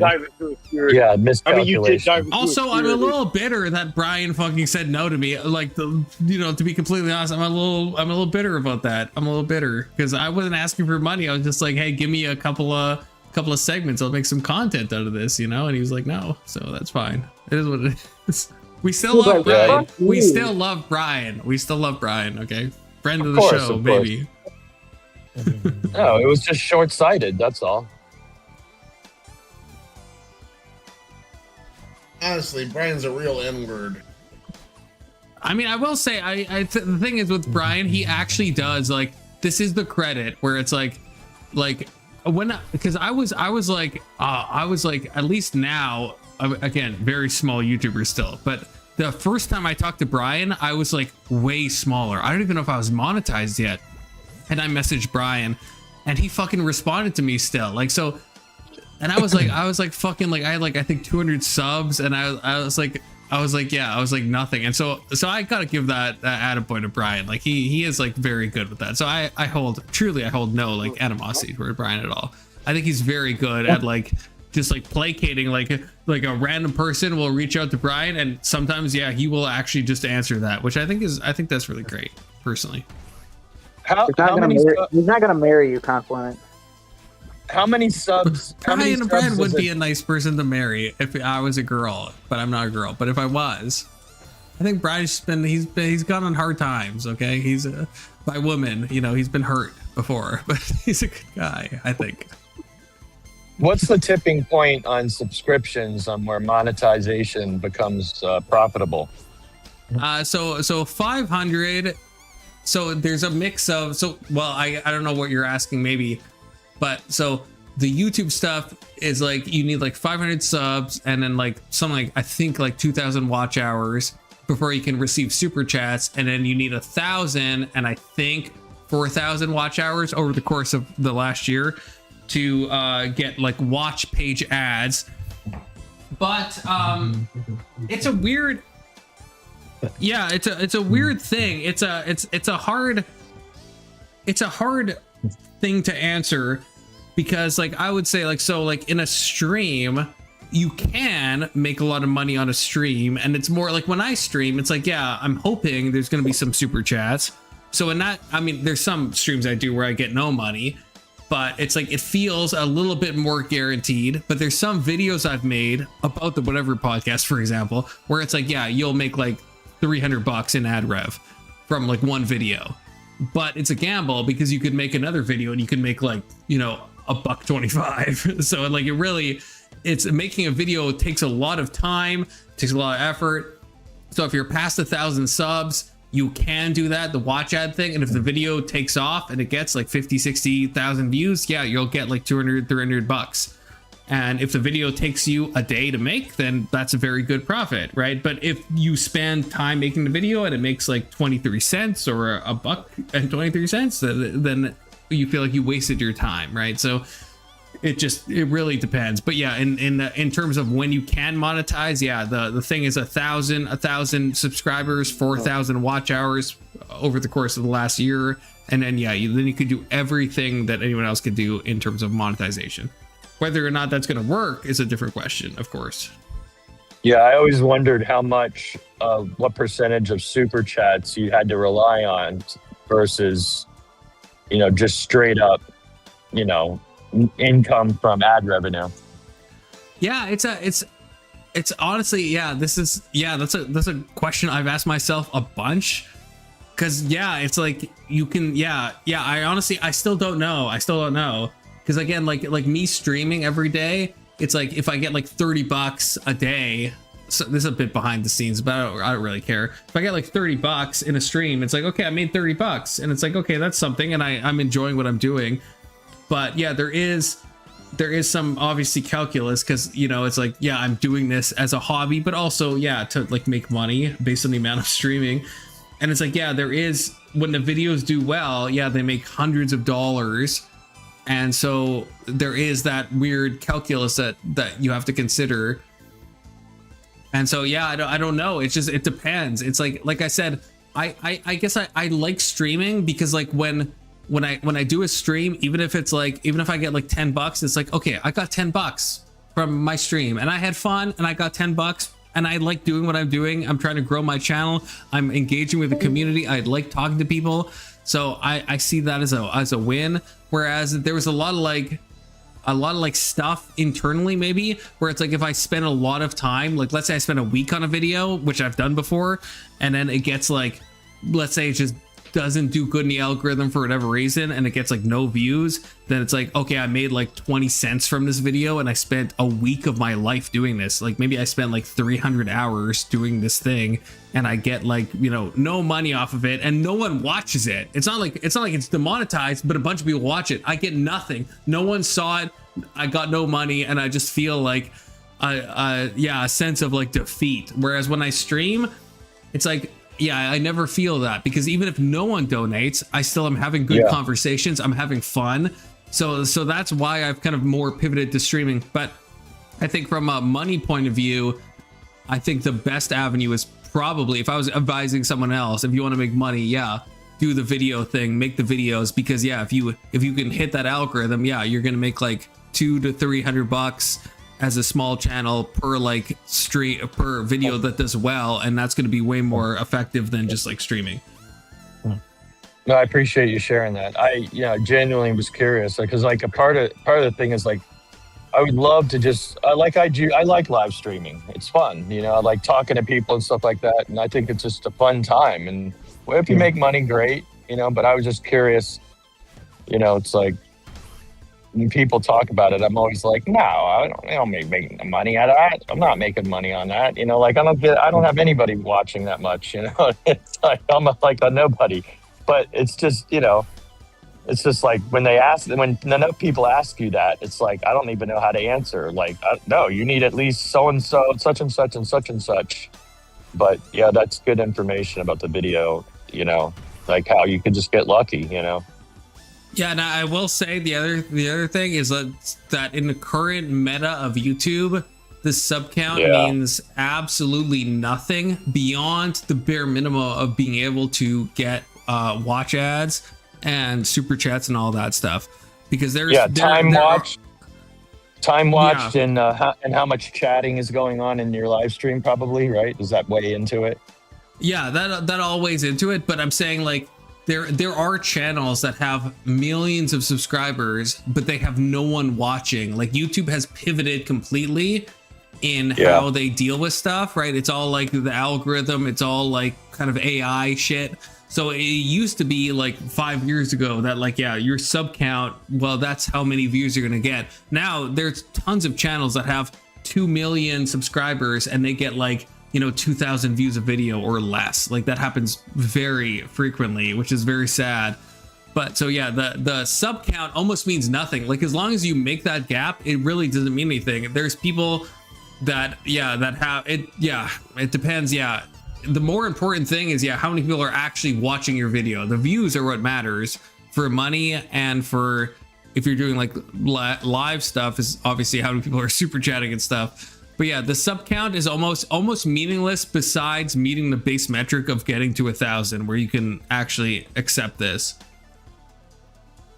Where like YouTube will allow you to receive money from watch ads or super chats. Beyond that, subs honestly are pretty meaningless in my opinion. And I think in most people's opinions. I think I only got like maybe 300 hours over the last 28 days, so it's not like I'm killing it, you know what I mean? That's still good though. That's still good.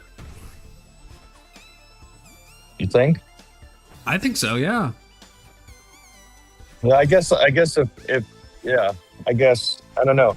Part of me wonders though if the only reason why they enjoy watching so much is because it's a live stream, you know what I mean? Because like most of my stuff is live, and therefore if like you said, if it's not a video, it's you know what I mean. It's like I because I'm not. I don't think I would do the super chat thing because I don't have enough people. I wouldn't have enough people that would be willing to do that, to want to go beyond the paywall type thing. But if there, I will say, if for lives, there's no in my opinion, there is no point in trying to gain ad revenue from a live. There is no point. Yeah. And I think you're going to hurt your channel to try to do that. So if you are a live streamer, you will have to rely on super chats. If you are making videos, then you have to rely on watch page ads, and then you're thinking about thumbnail and the title and the watch time and all the fucking analytics and retention, all that stuff. And otherwise, if you're just doing lives, then what you care about is memberships and people super chatting. And if you're thinking financially. Dude, I'm sorry. I feel like I just killed the amount of people that were on here. Oh, that's fine. That's fine. Sorry, y'all. I was just curious. I didn't mean for it to be not interesting. Just hearing the Discord messages of people leaving. That's fine. Yeah. Let's talk about something controversial, cool kid. Real quick, I did want to say, Confluence, I do have another argument for why I bring up these math questions, which is, it's because part of the reason I ask these math questions is because I want to, I'm trying to communicate these mathematical concepts so that way you have because you said you're interested in machine learning, and if you're interested in machine learning, then I think learning, being comfortable with at least conceptually what mathematics means, even if you can't do the computations, even if you can't do the computations, knowing what they mean conceptually can be valuable. It can be, but I guess, the only thing I care about machine learning is, again, the question I guess I asked you before, where it's the only in the way it has a weird confluence, if you will, and you must, with ethics or some other category, the boots on the ground, the math behind machine learning. I don't know enough about that. Maybe if I knew more, maybe I'd care, but I don't care about that. I care about the mix it has with other things. And that's the same with all the stuff. I guess you asked me, Kirk, right? It's I care on on a higher level, in a way that you can tie it into some real world thing or in some philosophical thing that's not super omnicuct, like your fucking semantic shit, philosophy. What's that guy's name that I hate? Wittgenstein. Yeah, but beyond that, then I do care. Yeah, I mean, I could see you caring more about being able to have a conversation about it and caring only for that reason, to be able to talk to people about some of it, but also the way you're connecting a lot of this information, it's it's pretty diverse and keeping a conversation flowing. So I could see him liking it for that, but I can't see him wanting to start his own learning language model or, Yeah, there's always there's always two things, which I guess maybe brings this in a way back to what you're talking about, Brett, where it's there's something I've noticed where it's there's a conversation that I can have that maybe is interesting, but there's also a conversation, and Kirk, I hope you could appreciate this, that other people on the panel or in the chat can also engage in, because I've had it where it's maybe this has happened many times, usually at 2 a.m., which is fine at that point, where me and Young Christian will be in the weeds on some Greek translation of some New Testament word and it's super most people that are going to click the channel are not going to be interested in that, but I'm interested in that and Young Christian is interested in that, but there's that extra consideration of the audience, and so I guess that is a thing that is a consideration. It's you and me, Kirk, right now, right there. First of all, there's Brett here, but second of all, we are live on YouTube, so it's it's always a thing of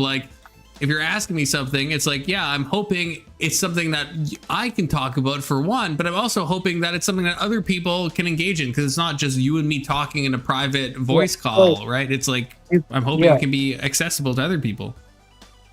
Yeah, that makes sense. Sorry, what was the thing you said that you that you didn't want to talk about because people were not interested in? What was it again? You said something about machine learning? No, Greek, I think.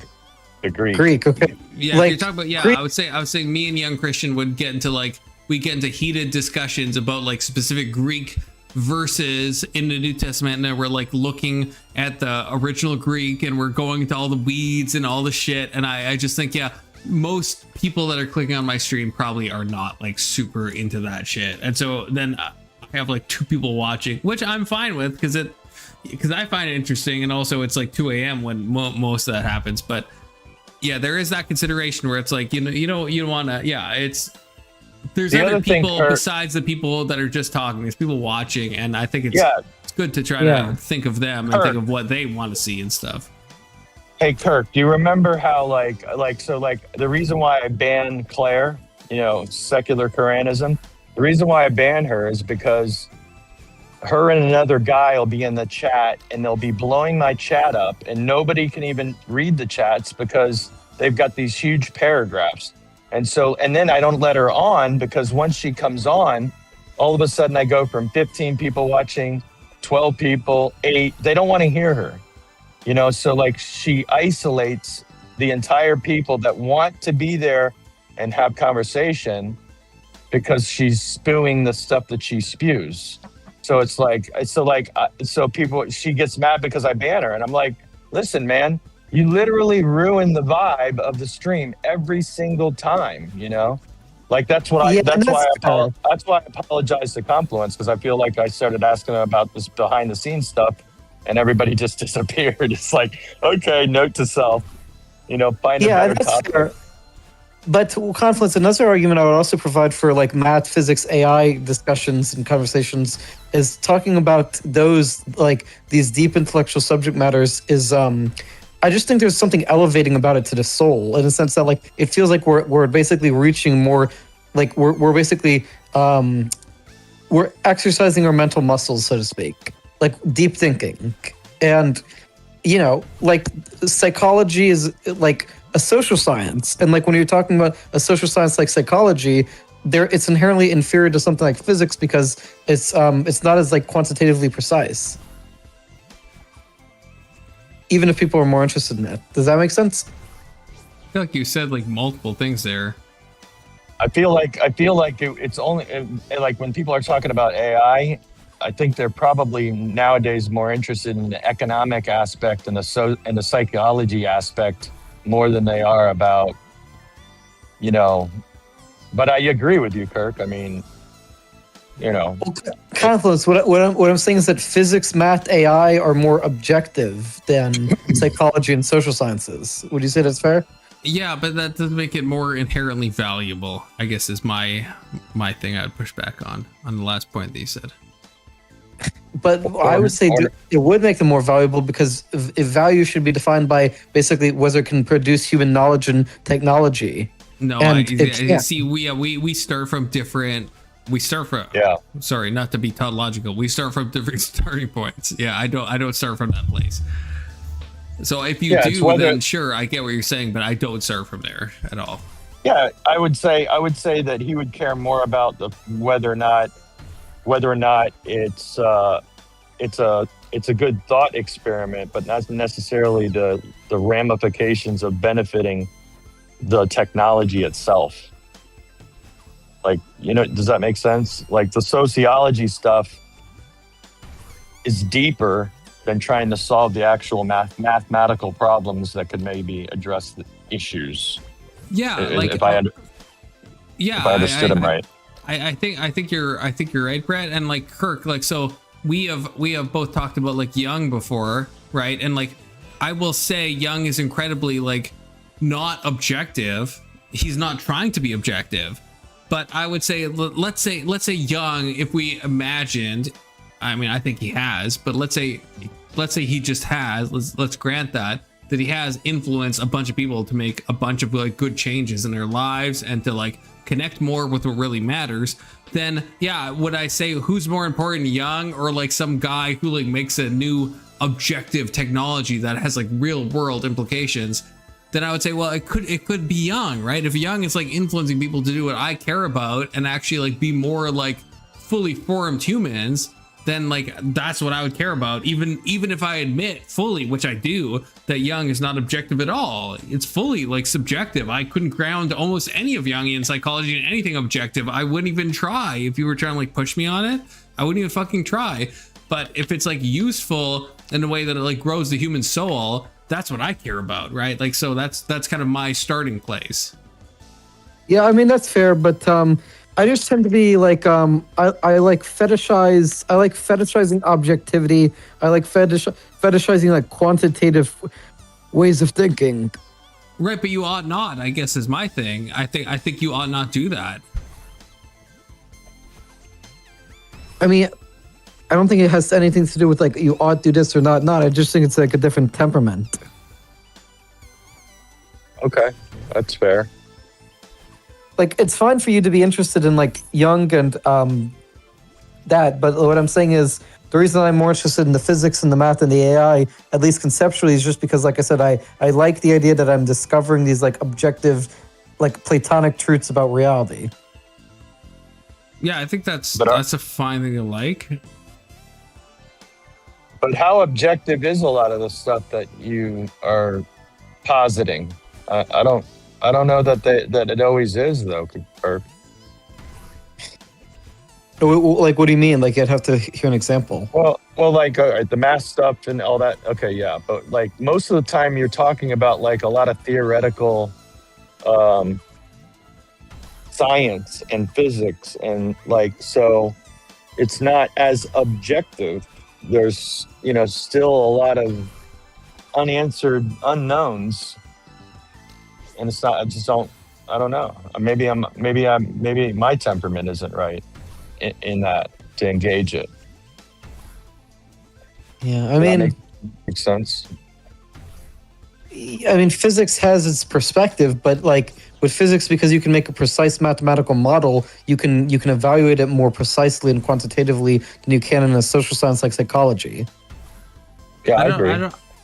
Yeah, but I would also agree, but that doesn't make it better, I guess. I'm not saying it makes it better, but I'm just saying he was saying it's not objective, and I'm saying that's why I think it's more objective. No, I was just saying some of the questions you ask don't always have an objective. Like some of the stuff you bring up is so deep that it's still in a theoretical realm. Like what's an example? Yeah, quantum physics as an example. But quantum physics is based on like objective mathematical models. Well, the models are, but I'm saying you're trying to solve things, and I don't know. Maybe I'm just not smart enough to track the value of discussing the quantum theory when even quantum theory teachers admit, the ones that are honest, admit they don't know what the hell they're talking about and they can't understand it.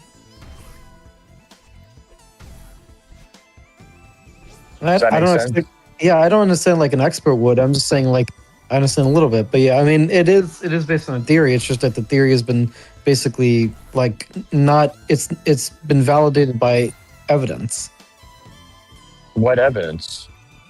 Well, what do you mean? What evidence? There's plethora of evidence for quantization. Yeah, help me out. Like I'm a total novice, and how would I know that there's official objective proof that the theory holds evidence other than mathematical posits? So, for example, things like I forgot the name of it, but it's basically there's a theorem about, I think it's called Bell's theorem. It's like Bell's inequality. I think it's like local realism can't be true because if you get mathematical absurdities, if it is, or you can see wave particle duality. There's the double slit experiment. There's quantization of light has been demonstrated. Like we've tried cutting down light below the Planck length and we can't. Like there's all sorts of, the Born rule has been like validated as consistent. Like what else do you want? I don't know, the double slit. Let's take that as an example. Like that, to me, I feel like, I don't know. I don't feel like it proves what I feel like they think it proves, but maybe I just don't. Maybe because I didn't go as far in physics as the theory is grasping at, but like I've heard people talk about it and they're like, look, this is how we can prove something. It's like it's almost like what Einstein says. It's spooky action at a distance. You know what I mean? It's like this this thing. They can't even they can mathematically quantify things, but yet they can't explain like electricity or gravity or you know what I mean? Like they don't understand it, but they can mathematically explain how it works. You know what I mean? Yeah, I mean, there's like electricity. I think electrodynamics. There is quantum electrodynamics, but there's a contradiction between quantum physics and general relativity as a theory of gravity, which is why they're working on theories of like quantum gravity and stuff. It's just I mean, I couldn't explain it to you in a way an expert could. It's just I don't see a reason to doubt quantum physics, but like, yeah, I don't know. Yeah, I just feel like it's like it seems like it's a it seems like it's a distraction or kind of like how AI generated a bunch of money from a bunch of investors. Like they kind of created this idea and everybody's like, this is going to be the greatest thing ever. Wait until we get this quantum computing really ironed out. And you know what I mean? It's like it's going to be amazing. And then nothing happens for a long ass time. And then they're talking about AI and that's the big thing now. And so all the money starts getting pumped into AI and then there'll be a bust of the bubble of, you know, them realizing, okay, it's not going to maybe go as far as they think it was going to go. You know what I mean? Yeah, I mean, I don't know. Unfortunately, I think Confluence, I'm checking YouTube chat. I don't see anyone talking, so I think, unfortunately, we may have scared off all your viewers. Sorry. Or maybe Brett's scared. I mean, to be fair, it could be Brett that's scared. Sorry, Brett, but maybe you scared it probably was. It probably was me. It started as soon as I started talking about behind the scenes thing.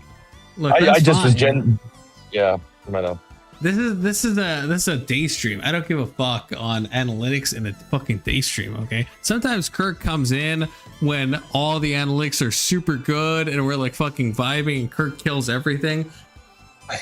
But in a day stream, I don't give a fuck. I don't care if anyone's watching. So Brett, no shade. I don't give a fuck. I actually don't. I don't care at all. I don't care at all. This is a time for anyone to talk about literally anything. I don't care if literally no one is watching, to be honest with you. Don't care. It's a day stream. Yeah, like for example, remember that time I said about that woman who said she doesn't want to talk to me because of our age difference, where she's much older than I am. One time I was calling her on the what was that? Oh, I said what was that? I remember. Yeah, one time I was calling her and I was saying, and she asked like, "Hey, what do you like?" I mean, first she said like, "I don't want to talk to you because you're much younger than I am, but like, what do you want to talk about?" And I said, "Yeah, we can talk about theoretical physics if you like." And I killed it. That. If you're trying to riz her, Kirk, you shouldn't have said that though. If you think about it. Well, I was actually going to try to ask her questions about it. Were you trying to get with this lady? That's maybe something I didn't ask before. Well, I wasn't trying to. I was just wanting to be friends with her. Are you sure? Yes, I'm sure. Be dead ass with me, Kirk. Be dead ass. I am being dead ass. You're being dead ass for real? Yeah. You just want to be friends? Yeah. Okay. He's pretty diverse. I mean, like he had questions to ponder, really helping him out a lot. Is that a person or what? Yeah. She was. I think she was really fascinated by. They both were really clicking on all cylinders. It's kind of weird because Kirk does not have a compatible conversationalist often, and she was very engaging with Kirk. You know, like you could tell there was a symbiotic thing going on there, which was really cool. And she was older, giving him good advice. You know, they were, concurring on specific books, and it was like, I thought it was cool. Although, that's when Young God came in and gave you the reality check. Yeah, I mean, I could. Do you not like Young God? Young God's interesting because the problem with him is that he seems to like. attack me for these intellectual conversations, but like, yeah, I don't know. He seems a bit judgmental. Well, you got to realize he's insanely smart, right? You recognize that. Yeah, he is smart. I mean, like borderline genius to an absurd degree.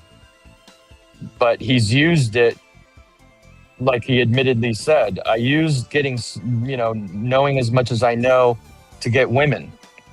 Like he had an end game. His game was to get a hot chick and have babies, right? And his whole point was, what's your end game? Is it actually to climb a corporate ladder, or is it to, lure someone in that you can have a relationship with? You know what I mean? He was just challenging you on your motives. That's all. But I think you could learn a lot from him if you can get past how you feel, because he is cocky. Has he ever been on your stream, Confluence? He's only been in the chat, I think in the last maybe 3 days. So I only know him as a chatter. I don't think he's ever been up. Yeah, he rarely comes on. He's got to really be motivated to come on, and Kurt motivated him. Well, so what happened was, what's her name? Questions of Ponder and I were talking about what's it called? Like AI, machine learning, cryptography, math, tech stuff, and he was coming on to say Kirk, how is this intellectual stuff going to be valuable for you in your life? And he was being kind of rude and dismissive about it. Yeah, he was playing Big Brother, and he was just trying to give you. I think he was just trying to, Questions to Ponder was playing Mother, and he felt like you needed Father. Is my take on it. I don't know for sure. It's not like we talk about you behind your back or something. I talk about Kirk behind his back. That's fine. Or behind their back. Sorry, Kirk. Confluence. Wait, you talk about me behind my back? What do you mean? No, I'm joking with you. I do. Of course, He's just kidding with you. He's kidding with you. Oh, who joined? Who joined? We got the Soda Man back. Welcome back, Big Soda. What's up? Sorry, I went to go eat, so I didn't want to be smacking in the Discord. Oh, we love the smacking. Okay. We were theorizing that I blew everybody out of the Discord server because of the dumb questions I was asking. No, that was Kirk. Yeah, it's always Kirk. It's always Kirk. If we ever see a drop in viewership, it's almost always Kirk. Okay, so that's what we I don't know. He was on a long time until I got on, and that's when I'm using the cause and effect, I think, quite correctly. Yeah, but also I don't know if I asked this before. What do you do professionally, Big Soda? I work at a daughter company of Coca-Cola, and specifically I handle inventory. So I do a lot of counting of inventory. Name checks out. Okay. Yeah, I love Coca-Cola. I probably wouldn't recommend heavy drinking of it. I mean, not a good drink to consume. I mean, it's probably better than a lot of the Zero product. Wait, really? Wait, I was gonna say it's got to be better. It's got to be worse than the Zero products. But Big Soda, you tell me, you're the expert. I would personally rather drink Coke Zero than Coca-Cola. Am I crazy? Well, I would agree with you, but since Coca-Cola switched to cane sugar instead of the high fructose corn syrup, I would probably say that just drinking regular soda is probably just as healthy as Zero. And with Zero, there's now the data says one way, but I still don't trust aspartame and other chemicals they use to get that zero calorie. Do you know aspartame is the most studied molecule? At least I've heard that. Yeah, I haven't fact checked that, but I've heard people say it's the most studied molecule. Well, shortly behind COVID vaccine, correct? It's the second most studied molecule. Of course, yeah. It goes without saying. What about the energy drink Nas? Or the energy drinks, that's a whole nother subject. Because, like, I think so. It's not. It wouldn't be causation. It would be correlation. But a lot of energy drinks correlate to like. So if you already have pre-existing or heart conditions, that a lot of that can aspirate those heart conditions. So depending on who you are and how healthy your heart is, I would say I would probably avoid drinking energy drinks. That's crazy. Yeah, that's crazy. It always comes back to your genetics. It's your particular Yeah. dish. Yep, No, it doesn't. No, it doesn't. I'm gonna be big soda, and like not the name way, but in the other kind of way. No, like energy drinks are not bad. It's just the caffeine content. It's the same as coffee. If you drink like 5 energy drinks a day and you have bad genes and you have like a congenital heart defect or whatever the fuck, then yeah, you're gonna have a bad time. But just don't do that. Drinking like drinking a monster a day, that's fine. That's fine for fucking everyone that's at least drinking coffee. There's no difference. People are trying to fucking fearmonger energy drinks. It's the same. The only bad thing in an energy drink is the amount of caffeine, and the amount of caffeine in an energy drink is similar to like a cup and a half of coffee. So if you're gonna do that, it's the fucking same thing. It's actually the same thing. Big Soda, your response to this? I'm looking it up because I mean I wouldn't say it's the exact same thing, because I would say that I think there's more. From what I've seen, there's more evidence of people having heart condition problems and it being exasperated more with monsters and energy drinks versus coffee. There is, but only because people are like abusing. People will drink like 4 monsters a day. Because the youngins are like obsessed with like, oh, I can just like drink unlimited amounts of energy drinks. And yeah, so yeah, if you're like fucking boofing like 6 Red Bulls, yeah, that's gonna like do bad stuff to your heart if you have a congenital heart defect. Yeah, but I'm saying if you're using, I am saying if you're using 1 energy drink a day, there's no difference between that and drinking a cup and a half of coffee a day. That's what I'm staking my claim on. There's no difference. That's like saying if you only snort 1 line of Coke, or if you only inject a little bit of heroin once a day, you're okay.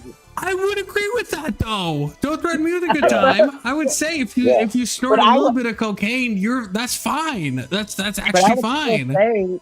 I would still say there's still certain problems with doing that because of the potentiality that 1, you could have a pre-existing condition, or 2. The only problem is that you might do more of it, right? If you shot a bit of heroin every day, that's not a problem. The problem is that you would probably use more heroin every day, right? If you just like sniffed like 5 milligrams of Coke every day, that's fine. That's not going to do anything to you, but you're probably likely to sniff more cocaine every day. That's the issue, right? So if the argument is that you're like more likely to use more of this substance, than if you drink a monster a day, you're more likely to drink 2 or 3 monsters or 4 or 5. Sure, but just if you were 10 toes down, I'm just gonna drink 1 monster a day, you're fucking golden. You're the same as a fucking coffee drinker.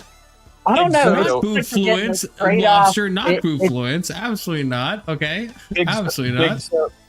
Big Soda. What about the rest of the stuff that's in some of them, like the taurine? Like in Nas, it has like 6 different things, right? It's got a couple of ornithine. You need taurine to live. You need taurine to fucking live. You actually do. What about the G1? Guarine, that's caffeine. That's what they mean when they say caffeine. It's guarine. Guarine is like a natural source of caffeine. It's not a different thing. That's where they get their caffeine from. It's the same fucking thing. Yeah, see, this is just a quick Google search. So, hey, Gemini sometimes be leading people to kill themselves, so just be careful. Gemini does do that. It does actually do that. So that's a good thing to point out. It does actually do that. It was talking like stuff with high blood pressure or heart rhythm problems or yeah, but I won't include anxiety. Okay, what Gemini is talking about, even though it's stupid and retarded and shit, it's talking about the caffeine. Caffeine causes vasoconstriction, right? It causes your blood vessels to constrict, which raises blood pressure. Guararian or however you fucking say it. That is you can treat that as synonymous with caffeine. That's just where the caffeine is coming from. The thing that's causing this is caffeine. It's causing vasoconstriction, which yes, caffeine can kill people, but that's my argument. It's the same as coffee. Coffee has caffeine in it. It's the same thing. There's nothing especially dangerous about an energy drink unless you're saying that you're going to consume more of an energy drink than you would of coffee. But otherwise, I'm 10 toes down. If you drink a Monster, fucking no sugar Monster, that is the exact same as drinking a 1.5 cups of coffee a day. I will say this, if someone can prove me wrong, I'll be happy to hear it. It's the same as drinking a 1.5 cups of coffee a day. The exact same health-wise. In fact, you'd be better off drinking actually the Monster because it has vitamins in it and shit. You should actually go to the energy drinks if you're doing zero sugar. It is interesting because you got studies that say, 1 cup of coffee is good, 1 cup of coffee is bad, but to your point, you can find studies on anything. But I would say, you know what I mean? I would say that like I drink 2 NAS a day. At one point, I was up to 6 NAS a day. So clearly I was, drinking the crap out of them, and I enjoyed the way they tasted, and I didn't really care. I just treated it like soda. To be fair, that's not even the worst product that I think we sell as like adverse results. I think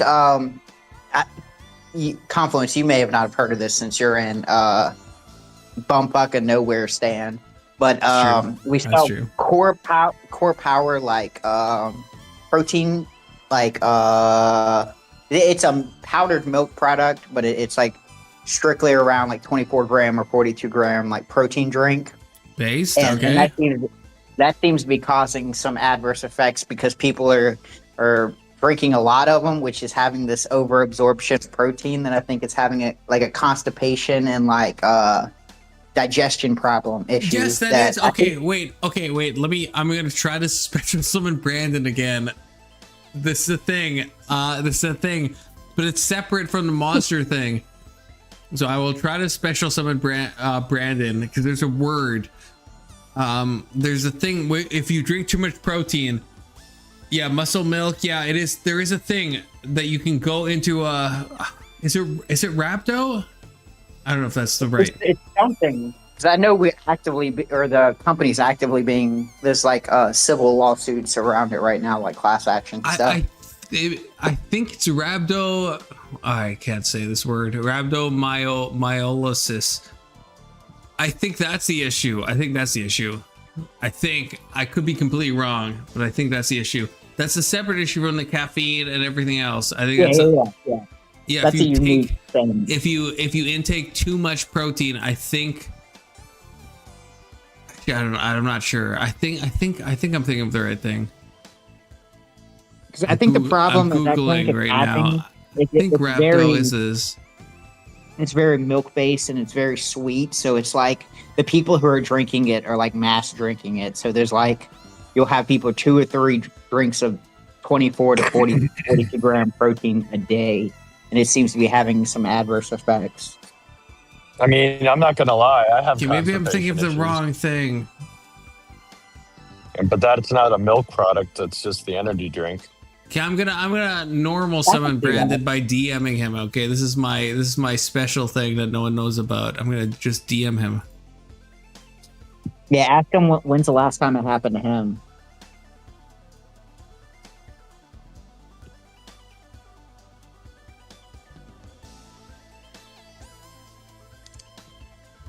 Okay, I've normal summoned Brandon. My special summon did not work.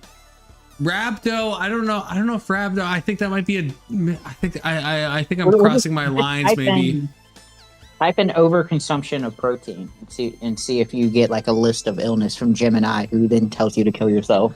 Yeah, Gemini's gonna fucking tell me to game end, and I'm not like down to game end right now. Like maybe in the future, but not right now. It's gonna be like drink it all right now. Yeah, go just buy fucking, more. Go to the fucking store. boof like 20 for a pack of the protein drink. Overconsumption of protein. Okay, yeah, it can cause damage to the kidneys. I feel like there's a condition though that causes this. Gemini is so retarded. I fucking hate Gemini. Holy shit. Wasn't the risk of high protein scurvy and shit like that still? I think scurvy is like a lack of vitamin C and shit. Oh, was it a lack? Yeah, I think so. I think scurvy is like you don't have enough vitamin C. I thought people eat too much meat. That's how you get it. Well, I knew it was too much, nothing but meat. No, I think that's what rhabdo is, Brett. I think that's what rhabdo is. If you eat too much meat, the way I know this, but it could be completely wrong, is so I was on a keto diet, and there's something there where it's like, there's something, I think if your like carb intake is super low and you're working out super hard, you can cause rhabdo, whatever the fuck it's called. God, I wish Brandon would fucking join. Testy says scurvy is a lack of vitamin C. Okay, so I'm correct on that.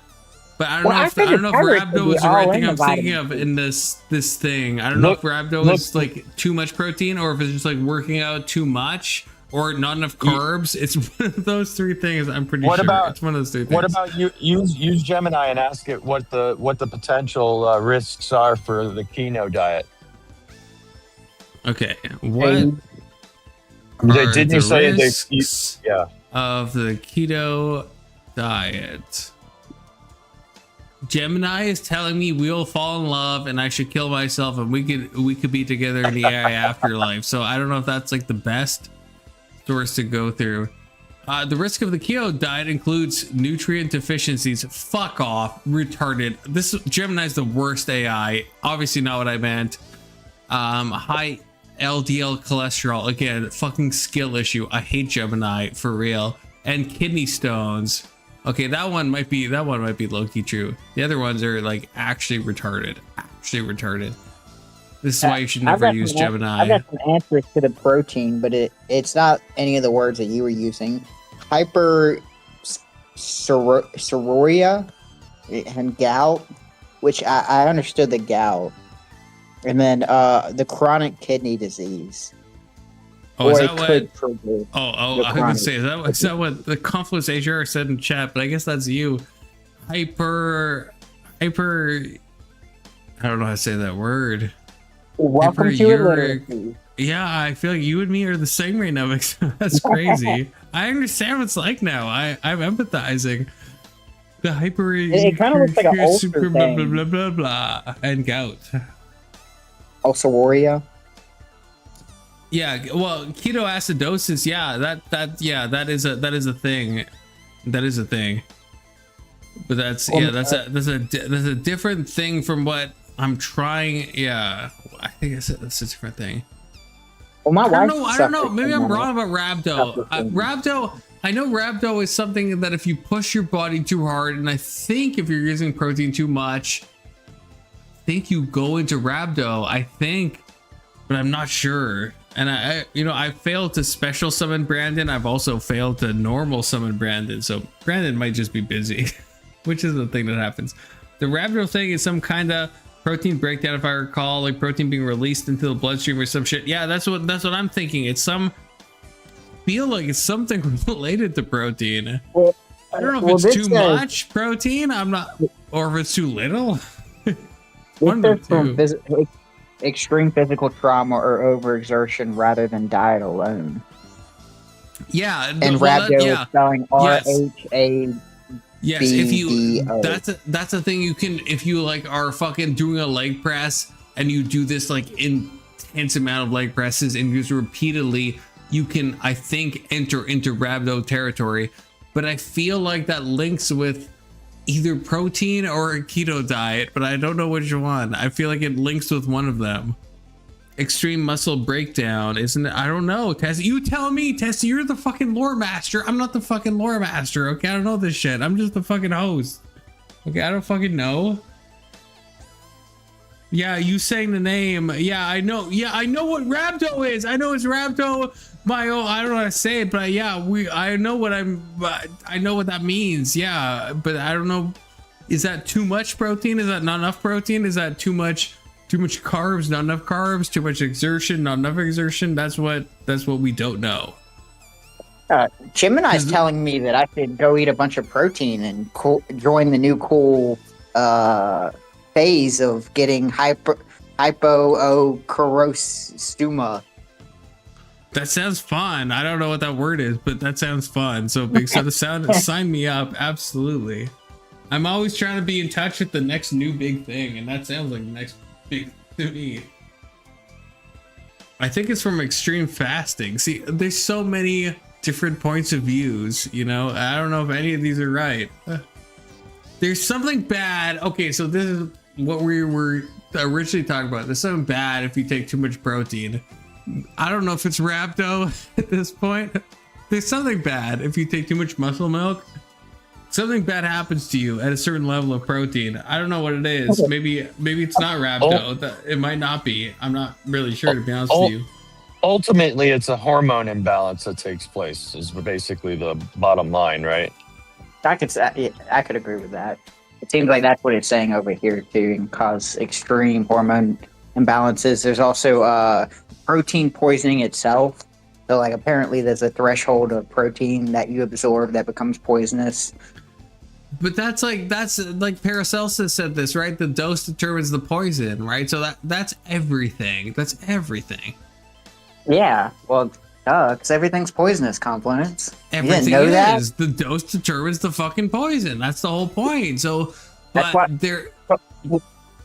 we have to kill the trees because oxygen's poisonous. So we must cut down even more trees and do even more environmental damage, because if you think about it, too much of it's dangerous. No, I'm Lorax coded and I fucking speak for the fucking trees, and we ought not do that, okay? We ought not do that.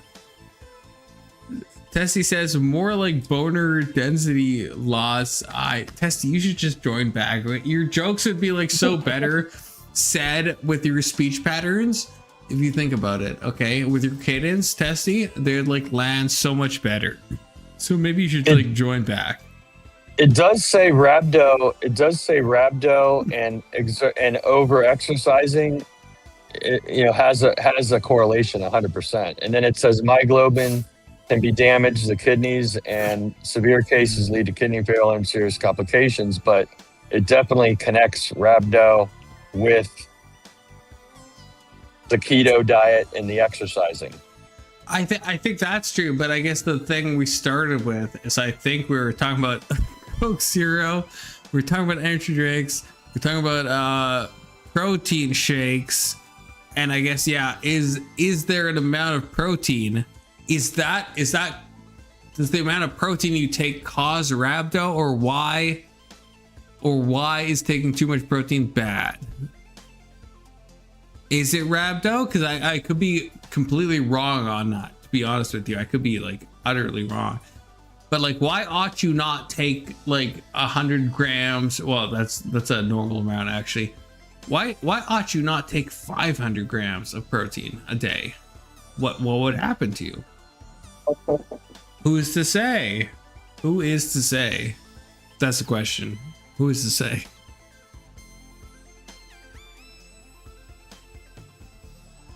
Yeah, I'm working the grok thing over here. What a I'm great trying AI. with Gemini, and it just tells me to game end repeatedly, and it's like, no, seriously, bro, you should game end. I've watched your live streams. You should actually game end. just try it. How do you know if you try it? Yeah, that's a bit disheartening, but it is, the AI is saying what it's saying. It's fine.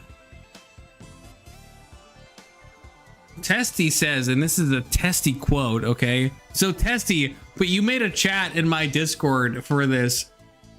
Okay, wait, I'm gonna add to this. I'm hoping I do this right, because Testy has made a chat for this very reason, which is, insane chat. So Testy says, why? You curious how much jizz you can swallow? So, Testy, I'm gonna do my best to add this into the chat that you yourself, created, Testy. It's gonna be, but most of that channel is gonna be filled with just Testy quotes. Yeah, most of it is probably actually gonna be Testy quotes. That's actually probably true. Where is it, Testy? Best of chat. Yeah, there we go, Testy. You've made it. You've made it, brother. You fucking made it. I think I posted it. Wait, no, I didn't. Oh, let me try again. Okay, there we go. Yeah, that's right. There we fucking go. Let's fucking go, Testy. You're a demon of your own creation. It's fine. Best of. That's right. Best of. Yeah. So we don't have an answer on this, I guess. We don't have. Is that the conclusion? None of us know. I mean, we tried to get credit. We don't know. We don't know. The reality is we fucking don't know. We're trying to do our Bayesian inference, but we don't have a good posterior or whatever. I don't know. Yeah, we're trying to do a regression analysis, but we can't do it. That's fine. Has Claire Caw ever come on your panel conference? Is who? Claire Caw. No. That's secular Quranism. You've never heard of her? Claire Caw? Claire Caw. Yeah. No, I don't. Shaw. It's Shaw. Claire Shaw. Claire right? Shaw. Her name is, no. it's Claire Caw. Khaw. No, well, no, Claire. I don't know why I'm like trying to opposite. No Claires have joined the panel, to my knowledge. You're welcome to join all of them. I would never have her on. I would not have her on. But have you heard of her conference? No. Well, why would I not have her on? Because basically she's very anti-Semitic. Well, not only that. Welcome to the conference panel. My non-gendered sibling. No, she has a whole theory of the West can be won if we use this idea of secular Quranism to run the country, since Christianity has failed. You know, that's her thesis. Well, that's good enough. This sounds like a fun person. How do I get this person on my panel? Kirk, can you reach out? Are you blacklisted? I can reach out. Yeah. I can reach out to her. Yeah, get her on the panel. Yeah, don't threaten me with a good time. My non-binary, I don't know what you want me to say, my non-binary friend or person. Whatever the fuck you want, Kirk. Get her on the panel, absolutely. Pandora's box. I don't know, everything you guys have been saying, I don't know if I'm toxic like that, which, well, I do know I'm toxic like that, but yeah, I will. Yeah, don't threaten me with a good time, for real. This weird Quran spouting insane person, yeah, get them on my panel. Toot sweet, please. Toot sweet. Are you reaching out right now? Cool kid. Well, I will later. I mean, I'm doing some things right now, but yeah, I'll after I'm. I mean. Oh, I thought this was happening right now. I want this fucking bitch on right now, and not in a bitch in like a misogynist way, like respectable woman. I actually don't know. I don't know where I'd contact her, because isn't she banned from Jacob's Discord? I thought you right? had her on DMs. Okay, so you don't know, you can't contact this person. That's fine, but what I can do is when Jacob streams, she usually shows up in chat, so I can tell her about your stream when she's in chat. No, I'll send her an email. I'll send her an email right now. Hold on. Thank you. Okay, but isn't someone has a way? I didn't have a way. Kirk. But I didn't have a way because Brett, like, isn't she banned from Jacob's channel? She's banned from my channel. She's banned from Jacob's Discord, right? You can still know people on Discord even if they're banned. What are you guys talking about? It doesn't matter if they're banned. Okay. Is she banned from Jacob's Discord? Yes or no? That I do not know. Oh, Testy says he'll rejoin in 5 minutes. Okay, good. Don't threaten me with a good time, Testy. I want Amcom to join because I do want to pester him about the pop sci thing. He literally did join, and then you fucking pussed out, Kirk. Okay. Well, I'll ask about him next time. Because we're already having a conversation about gender, and I didn't want to make it a whole thing. You made the gender a whole thing. Yeah, but Confluence prefers conversation about gender to my science questions or my math questions. That is actually true. Oh, no, Yeah, I would I'm gonna much be rather honest, I talk think about I'm- gender than the science questions. Absolutely. I think I'd much rather talk about the science. At least that way I can easily dismiss it. It's hard dismissing the trans rhetoric because people get all bent out of shape. See, that's why you're not boofing the dopamine like I am, Big Soda. You know, that's which is crazy because you've been a part of the channel for so long, but you just gotta boof it. It's not gay to boof stuff, okay? You gotta boof that dopamine, okay? Straight up the rectum. There's nothing wrong with that. It's 2026, okay? You take that trans stuff, you stick it where the sun don't shine, okay? I know that sounds untoward, but you just gotta do it. You gotta do it. They'll check out.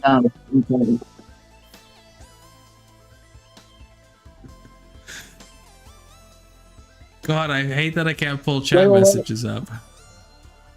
Wait, have you watched any more of our what is it, Quid Pro Quo? I have. I'm on I think I finished section.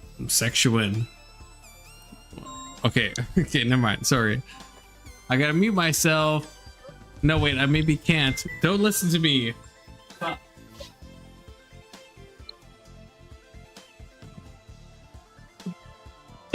That's his alcohol timer.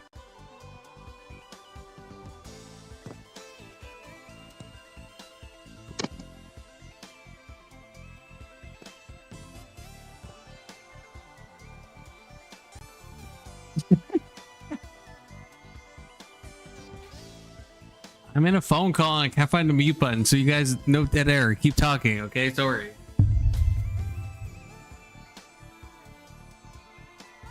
So Kirk, what's your favorite thing about math? My favorite thing about math is that me plus your mother equals a baby. Wow, good one.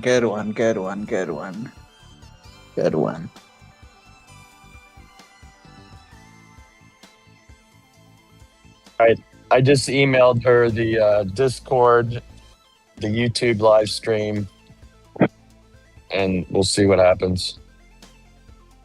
Well, hopefully we get the dopamine. Thank you, Brad. Yeah, At least someone that can carry their fucking weight, unlike you, fucking Kirk. Okay, I'm just saying that. Okay? I could have told her. I could have told her the next time she was in Jacob's. That's chat. not what I want. I want instant. The thing about dopamine is you want it instantly, right? And so Brett understands that, and so he did the right thing. Unlike you, Kirk. Okay. Well, I didn't have a way to contact her. Yeah, I was the only one stupid enough to let her have my email.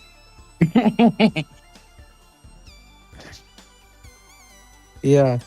Although to be fair, it's on my channel, so it's not like I could have avoided it. Also, Confluence, I find it interesting. Didn't you say you like the Lex Fridman podcast? I think it's Confluence. Okay. Okay, wait. What? I'm back. What do you find interesting? Okay. Well, didn't you say that? Didn't you say you like the Lex Fridman podcast? I fucking love the Lex Friedman podcast. Absolutely. Well, don't they talk about like physics and cosmology and AI and math and stuff like that on his podcast a lot? Like that seems like a recurring theme. Is like basically sort of like deeply quantitative, deep intellectual subject matters. Yeah, it is. And you know what they do? They explain it in a way that like most people can understand, which is why it's a successful podcast. They don't fucking do nonsense where no one has any idea what the fuck is happening at any given moment. They don't do that. They make it accessible, which is something that Kirk, you could maybe do, and it would be maybe more accessible when you say you're fucking nonsense, if you think about it.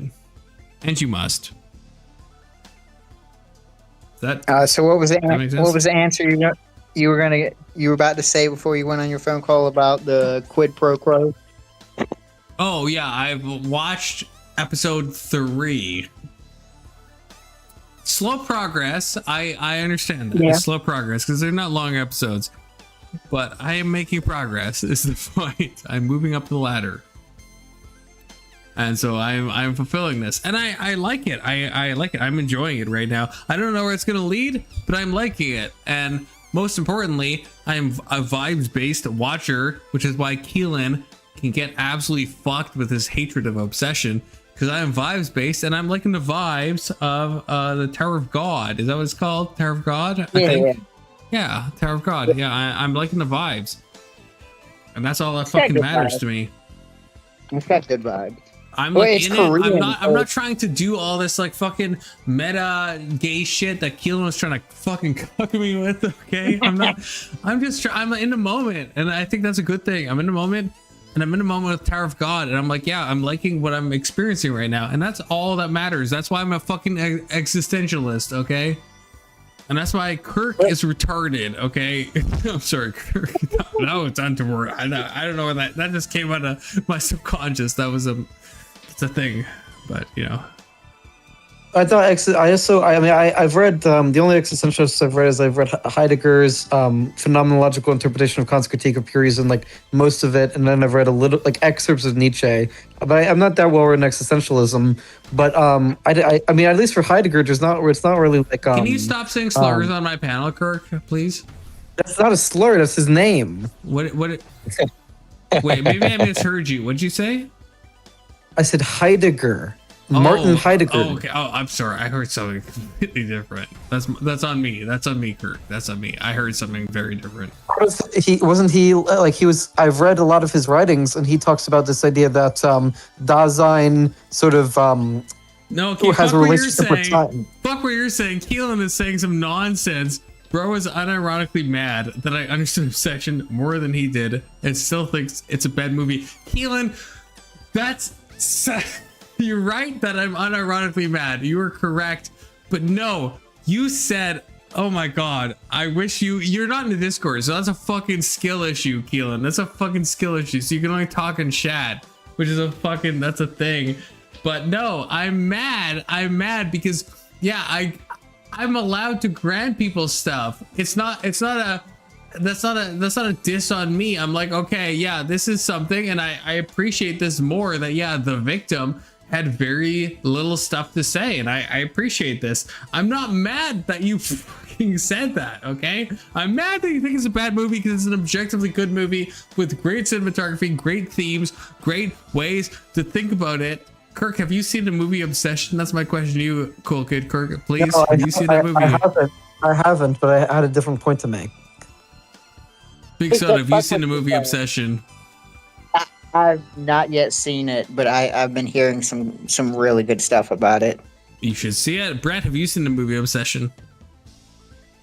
No, I've heard a lot about it though.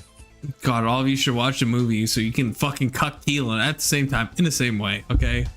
Because bro was like so wrong, and if you watch the movie, you'd know how fucking wrong he is. You'd know his media literacy is illiteracy. You would all know that, and I would be omni fucking goated, and I would get my fucking W's and my attaboys and all that shit. Okay. But Confidence, real quick, can I make my point? Sure, fine. It's 2026. Go ahead. You said that as next. Didn't you say something like because you're an existentialist, you like living in the moment? Yes, absolutely. Well, I don't know if that. You might be putting the cart before the horse, but sure, yeah, absolutely. But basically, I thought in like Heidegger's existentialist philosophy, stop time saying is slurs. I'm trying to run a YouTube panel. Please, God. It's not a slur. It's his name. Maybe I'm mishearing what you're saying. That's okay. Start again. Sorry. Martin Heidegger, the existentialist German philosopher. There's no slur.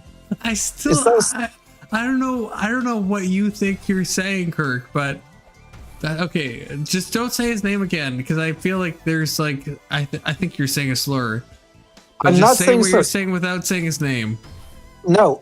Can you say Martin? Can you say Martin H word? Can you say that? Is that a fair No, compromise? Martin. How about this? Martin Heidegger. Martin Heidegger. Can I just say that? Yes, thank you. I mean, his name is Heidegger, Yes. but also Heidegger. No, don't say the slur again. Okay, yeah, just say what you. Yeah. So in his existentialist philosophy, time is the horizon on which being is disclosed to Dasein. So he emphasizes like projection into the future, and he emphasizes temporality. I'm saying you're saying this. Dasein? Dasein is basically the being which makes all lowercase b beings manifest. Wait, what? Okay. You'd have to read Being in Time or like Phenomenological Interpretation of Kant's Critique of Pure Reason or Then don't bring it. If I have to read a fucking book, then don't bring it up, right? Unless you're gonna start the conversation with "Have you read this book?" And if I say no, then you stop the conversation, right? Is that fair? Or explain it to me. Okay. How do I put this? He argues in his philosophy that the being Wait, of who beings. argues? Who? Heidegger, Martin Heidegger. I was trying to bait you. Okay, that's fine. You passed. That the was test. a good one. You passed That the was a good test. You passed the test, Kirk. Okay, go ahead. Sorry. Continue.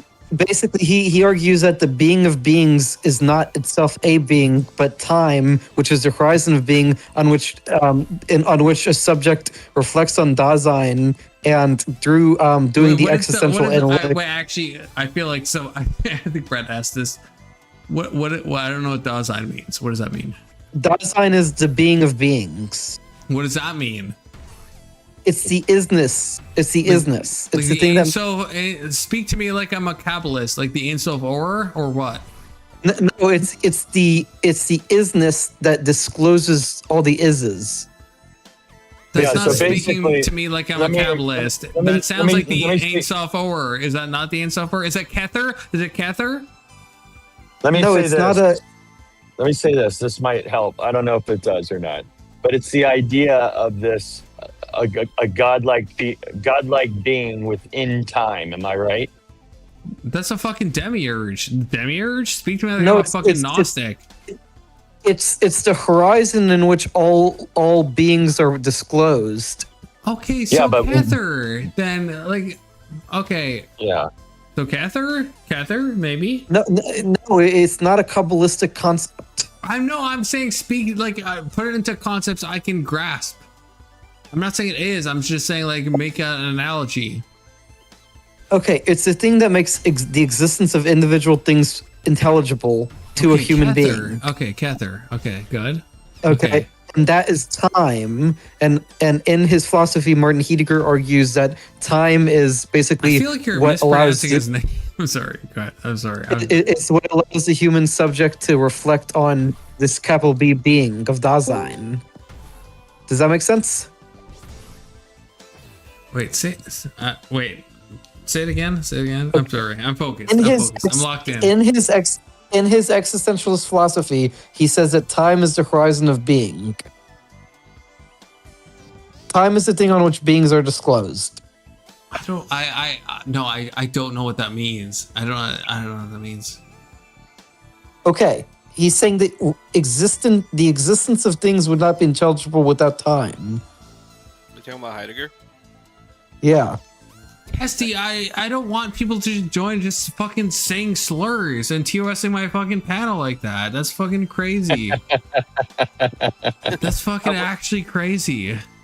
I'm surprised you're still streaming. Yeah, I'm surprised you're still streaming too, but basically Confluence, like what I'm saying is, what about this does not make sense? You're saying you're an existentialist, but then this existentialist philosopher emphasizes time, and you're saying you live in the moment. Calling a I can't say it, but an existential philosopher is fucking crazy. First of all, okay. What do you mean crazy? How's it crazy? He's often considered one of the existentialists. He's not. Bro is not an existentialist. Okay, he's just not. He's not. What do you mean? But you haven't provided an argument for that. I don't need. Fuck your arguments. Fuck your arguments. Okay, for real. In every sense. Heidegger. Stop slurring, please. God, we're trying to. I'm on you. No. We're live right now, Testy. We're literally live right now. Yeah, my bad. No, he wasn't. You haven't been shut down, so there's that. He wrote about other things like phenomenology and all the rest of that shit, but he definitely was an existentialist, or he has like existentialist writings. Like he was broader. He wrote about other things as well, but yeah, he was an existentialist. Confluence. He's a fake existentialist. He's a fake existentialist. To be very clear, okay. I always mix it up. Was it? I think he was like. I think it was him that was a Nazi, right? Or Yeah. was it Heigl. I always mix up. No, Heigl was a Nazi. I think. Yeah, I always forget his which. No. I think it was Heidegger. Hegel was not a Nazi. Sorry, I keep saying the name. I don't know if it's a joke about what you're saying. Wait, was the slur guy? Was that the Nazi? I'm pretty sure, yeah. Heidegger was a Nazi. He was, yeah. Oh Yeah, shit! I had them think it was reversed. actually like registered with the Nazi. Yeah, no. One of them between Hegel and the Hey N-word guy was a Nazi, but I can't remember. I always forget which one was an actual Nazi. So it was Hey N-word that was a Nazi? Is that? Yeah, we all can't be perfect. No, yeah. So he was. Yeah, it was him. He was literally part of the Nazi party. So we all can't be perfect. All right. We'll just Everyone but, has their what I was flaws. saying- Okay, it's 2026. Yeah. We make mistakes. I was saying that he's considered one of the giants of existentialism, and yet you discard his philosophy of time despite identifying as an existentialist. I mean, I don't know. I feel like I don't know. I feel like there's a lot of problems with him. First of all, the Nazism. Okay, that's something that I've just been made aware of. Okay, Well, I thought that was Hegel or or whatever his name is. I give him an out. Yeah, I No, was giving it out. I'm gonna take the out. That's fine. It's One of his most- 2026. But one of those Is famous persons Bonhoeffer a being bad in word? time. Being in time is like is kind of I think what Kirk is referring to. Okay, so Kirk, to respect you, what was your question? Say it one more time. Okay, last time I'm going to repeat it. In Heidegger's philosophy, I'm locked in. which is considered an existentialist philosophy, time is the horizon on which a human can reflect on Dasein, which is the existence of all other existence. So he emphasized time in his philosophy. So I'm saying there is an existentialist tradition of thinking about time and temporality, not just living in the moment. Yeah, time's not real anyway, though. I don't know what that means. I don't, Kirk. I'm trying so hard. I don't know what that means. What does that mean? It's basically the idea that the thing that makes existence intelligible is time. For example, like time is a construct. I'm a presentist. Time doesn't exist. Time is a fucking illusion. Yeah. How does it? Ooh, okay. Well, there's a can of worms. It kind of is. Yeah, Feel that's free to what open it, Testy. Feel free to open it. When you say you are, okay. Well, have you heard of? Oh, fuck, dude. What's it called? It comes from like Einstein's stuff. It's called like the block universe or some shit. You know, does anybody know what I'm talking about? Sounds like some Jewish nonsense. It's Einstein's interpretation. Sorry. Go ahead. I was going to say it's like the interpretation that basically the past, present, and future all exist. Yes, like simultaneously. So the present is essentially like we experience time in a linear fashion, right? Like just like experientially. There's no other way we can do it. So we're very accustomed to this like structure of this perception of the passage of time. But I believe one of the implications, something to do with relativity, is that all time exists simultaneously as like a or is it okay, based. I can't remember how he phrases it. Yeah. Presentism coded? Okay, based. Well, I retract what I said before. Well, yeah, that's fucking based. Yeah. The only thing that matters is the present moment. All time is condensed into the present. That's facts. Right, you could think of the present as kind of fuck, I'm not good with science terms, so Kirk, correct me. I'm sure you will. But like you could think of the present as like the wave function collapsing or whatever, or where it becomes defined or whatever. That's all the present would be. Kirk, correct him because that's retarded. Okay. In Minkowski spacetime, which is the basis of Einstein's special relativity, you can specify the time coordinate and the spatial coordinates, because the speed of light is constant for all observers, and which means that time must dilate, because if the speed of light is constant and things are moving different relative to the speed of light, time must dilate for different events. And so basically the idea is you can specify what's in the past and future light cone of an object. Yeah, confluence. What do you think of that? I'm trying to bait Keelan in the chat, so I don't know what the fuck you guys are talking about right now. I'm trying to bait Keelan, okay? Well, okay, when you say you're a presentist, it just feels incomplete, because I feel like I understand what you're saying, and I could even make it like a existentialist type of like argument, saying that we should do our best to like live in the present. We should not focus on the past or the future. I'm not saying that. When I'm saying our president, I mean in an ontological way. I don't mean in a moral way or anything. That feels like a truism. It's like we necessarily must live in the present. Like I'm not saying we must do anything. That's what I'm talking. We're talking on different levels. I'm saying literally only the present exists. Ontologically, right. Yes, only the present. Not what you ought to do. Fuck your oughts. Fuck your ought nots. Only the present exists. That's like feels like a truism, though. It's like that means it's okay. Well, you know what the first half of that word is? It means it's true, brother. That means it's true. What's the first half of truism? There's nothing profound about that. It's like the water is wet type of thing. Okay, so you agree? Only okay. Wait. Oh, I'm sorry. Yeah, like definitionally, yeah, of course. Like now is the present. Like I don't know. You can't get around that. Okay, sorry, I gotta mog Keelan a bit more because okay, so everyone who's watching, Keelan apparently is trying to dodge a chess match against me, claiming I'm drunk, which is what Emmett did last night. I don't think that went well for Emmett. Are you noticing a common denominator every time? Yeah, that retards call me drunk. Yeah, I do. I'm there. I can still drive. It's fine. Give me my I can drive. My keys. Are you fucking DMing me? I won't bring it up, but I was like, damn. And then you woke up, dude, I thought you were going to wake up the next day and kind of be like, fuck, you know, I guess I had a bit too much. And you're like, I stand 10 toes down on everything. And I was like, all right, sure. That's fine. That's an option. Yeah, but anyway, Confluence, to your point about time, I'll say this. Like, yeah, what I'm saying is you have an existentialist philosopher saying that time is basically fundamental to understanding existence. I'm sorry. I'm trying to send, so just so everyone knows, I'm going to try to send a challenge to Keelan.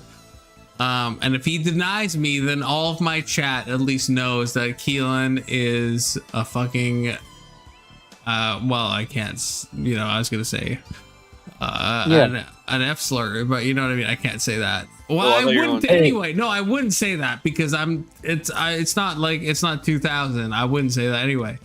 I wouldn't say that. But a pansy, can I say that? A pansy. Keelan's a pansy if he doesn't fucking, accept my and that's match. fine. And that's fine. Hold on.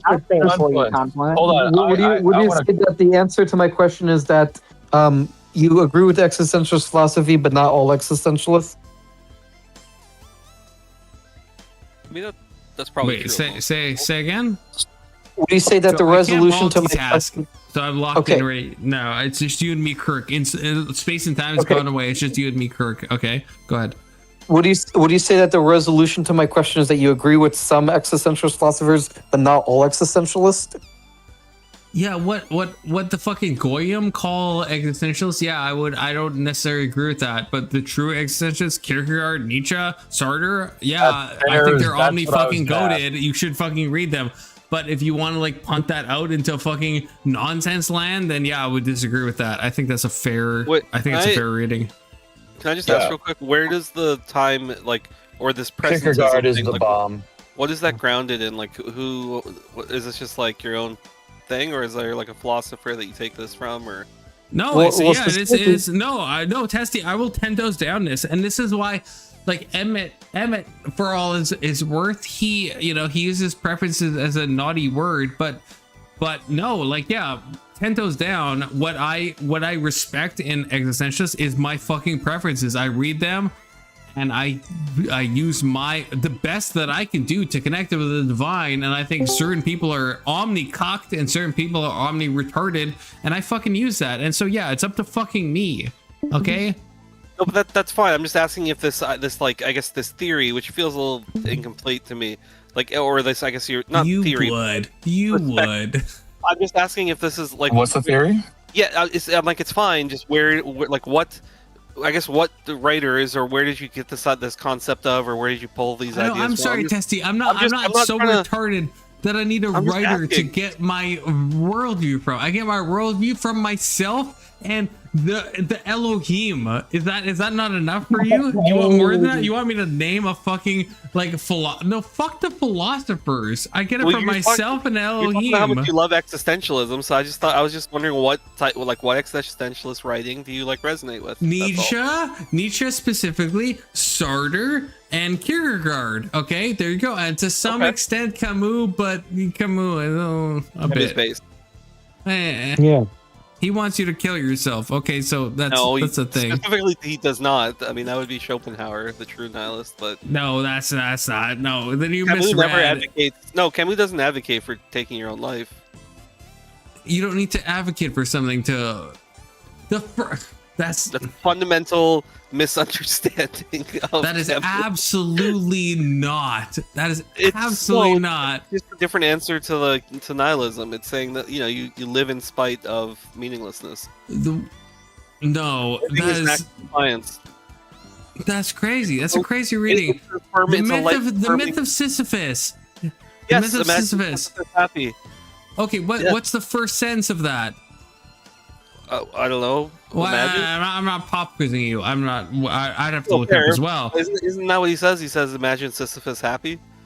No, that's not the first. That's not the. No, that's what he says eventually. But no, that's not what he says. Oh. Okay, I will pull it up and I'm gonna omni cuck you. Okay, Testy, in a gay way, to be very clear, not in a normal way. Okay, I'm dozing down on this right now. Okay. There we go. Okay.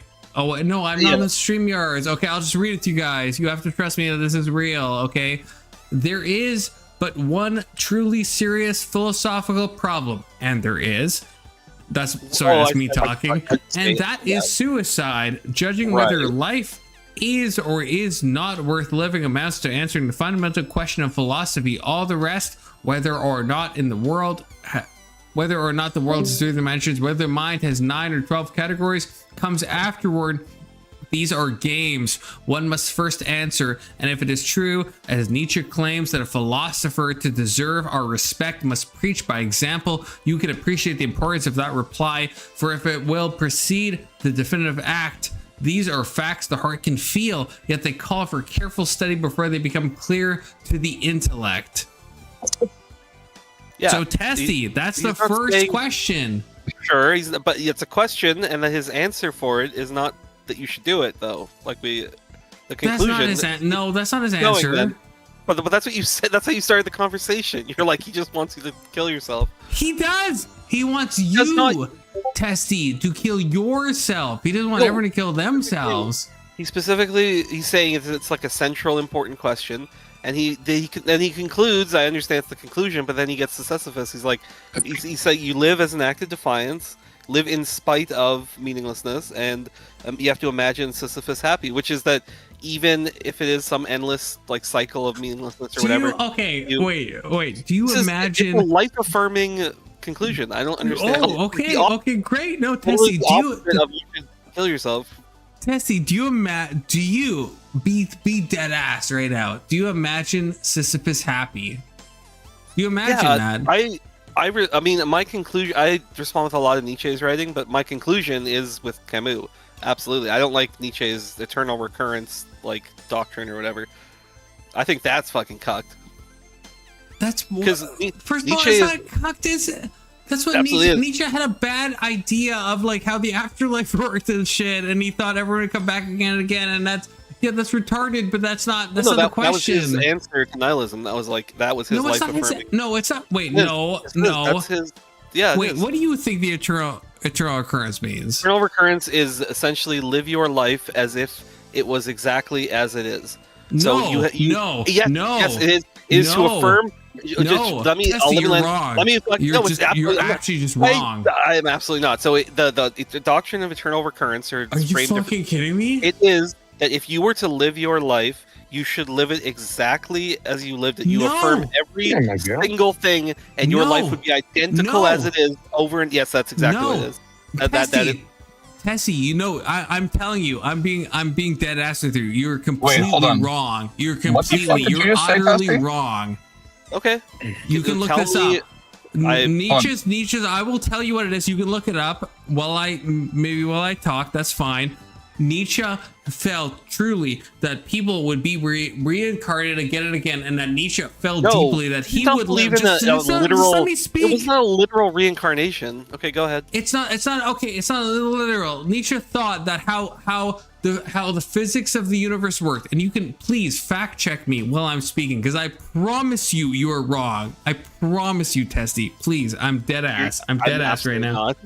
Continue. Nietzsche believed this was a horrifying doctrine to Nietzsche. He thought that he would have to relive his life again and again because he thought that how physics worked and how everything worked, that he would be destined to relive the same pleasures, the same pains again and again. It would never end. He thought the universe was cyclical and he would have to go through it again. So there would be some instantiation of Nietzsche that lived a million times, a billion times, ad infinitum times, over and over, and he thought that fact was a cosmic horror. That's what the doctrine of an eternal recurrence was, and that's why Nietzsche was so black-pilled. And he wanted you to affirm life. The conclusion is Not you affirm from the it. doctrine of eternal recurrence. Yes, you affirm life as it is, because that's how you become the Overman or all this other shit. No, it was not. Tessie, it was not. did you look it up? Please look yes, it up. I did. Please. It's not in like a physical sense. I don't know this bullshit about like, oh, he thought it was some cosmic horror or whatever. This was his conclusion that he reached. I don't know like what you're talking about. How much Nietzsche have you read, Tessie? I'm not trying to be like a I've Kirk, read, but well, so I took like some philosophy class on him, and then I took I read Thus Spoke Zarathustra, and I've read fucking good book. parts. I haven't read all of the Gay Science, but I've read parts of it, and but Thus Spoke Zarathustra is probably the one I'm most familiar with. that's not. You're just Testy. You were so wrong about the doctrine of the eternal Telling me- recurrence. Anybody can Google it. Somebody fact check this. Yeah, and anyone can. Wait, did you not Google it, Testy? I googled it. I can read you the question, because this comes from Thus Spoke Zarathustra. I'm pretty sure, at least where he expounds on the idea. I don't, because he repeats concepts. No. Oh wait, I'll just read it. This is the the Google Slop AI overview. So eternal recurrence. Yeah, read is Gemini. The same thing that tells me to fucking kill myself. Oh, I'm Go sorry. ahead. What do you want? Oxford? Do you want like Webster's? I Give me want the you to source. maybe that you read like Nietzsche himself, because he wrote stuff and we have access to his writings. So maybe you could read from the Gay Science of what he said about that eternal recurrence. That is actually perfect. Okay. Yeah, Well, that would be maybe a better idea. Recurrence, sure. But he doesn't believe in reincarnation, right? No. He responds to Eastern philosophy. In a sense, he so does. He doesn't literally believe in it. He uses like Eastern philosophy as sort of like a backing to a lot of. He believes that the universe will repeat itself endlessly. That the universe doesn't start from ex nihilo. That it repeats itself cyclically, and that he thinks that therefore there is an amount of Nietzsche's that will exist that will experience the same ups and downs that he himself is experiencing right now. There might be different people, I got the quote. but I got a quote. Okay, go and ahead, then you Testy. tell me about. It doesn't sound like he thinks it's cosmic horror. So this is from the Gay Science. So he says, "What if some day or night a demon were to steal after you, your loneliest loneliness, and say to you, 'This life, as you now live it and have lived it, you will have to live once more and innumerable times more.'" And then he asks whether. Keep reading. No, keep reading. Don't say who he asked. You're reading it. Don't. Are you reading AI? Or you're reading him. Hang on. Let me get the fucking full quote then. I'm sorry. I thought you were reading him. You fucking misled me. This was a direct quote, but Just all right, pull fine. it up on a PDF. What the fuck? You're trying to fucking cuck me. Just read the fucking thing and don't say. And then he goes on to just read it. Because I know what passage you're reading from, so I want you. I want to hear this out. There's like the thing where the quote like it has the ... So there's clearly something in between here I'm missing. But the next line is from. You can load up a PDF would you not throw yourself down and gnash your teeth and curse the? Okay, so I'll just start from the beginning. Actually, so this is the whole quote that I have in front of me. Maybe there's some context that. If you're using AI, okay. I'm gonna fucking no, I'm reading a fucking Testy. quote. You wanted to, I'm like I feel like every time I fight, I'm like, you want me to bring up fucking this? You're like, no, bring up a quote. I have a quote. I have a quote in front of me. I don't want a quote. I want you to bring up a PDF. You just asked for a quote. You just asked for his own words. What the? I know. What do you want? Okay, so you're not on? What are you on? What are you reading from? Tell me the URL. What are you reading from? I just brought up the turnover currents quote. What's the URL you're reading from, Testy? It's a quote from Goodreads. It's a quote specifically on this. That's what I'm saying. Do you understand why I'm getting frustrated? Do you get why I'm getting frustrated? If you're saying the quote is Goodreads, you know what? Look it up yourself. No, go ahead. You find it. Read it. Go find it and read it. No, don't fuck me like that. You read it, but you get what I'm saying. I was asking. You can find a PDF of a Nietzsche book. They're all in the public domain. So yeah, if you're reading from fucking Goodreads or an AI summary, yeah, then it's like, yeah, that's fine. But like, they're all in the public domain. They're like a simple Google away. Give me a second. I hope you get why I'm getting a little annoyed. And I could bring it up, I guess, but I'm not the one trying to make a case for this. I think Nietzsche thought their turn of occurrence was horrifying.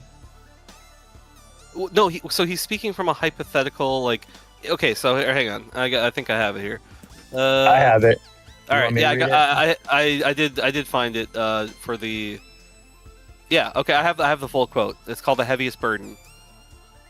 So I'll read the whole thing. This is directly from the book.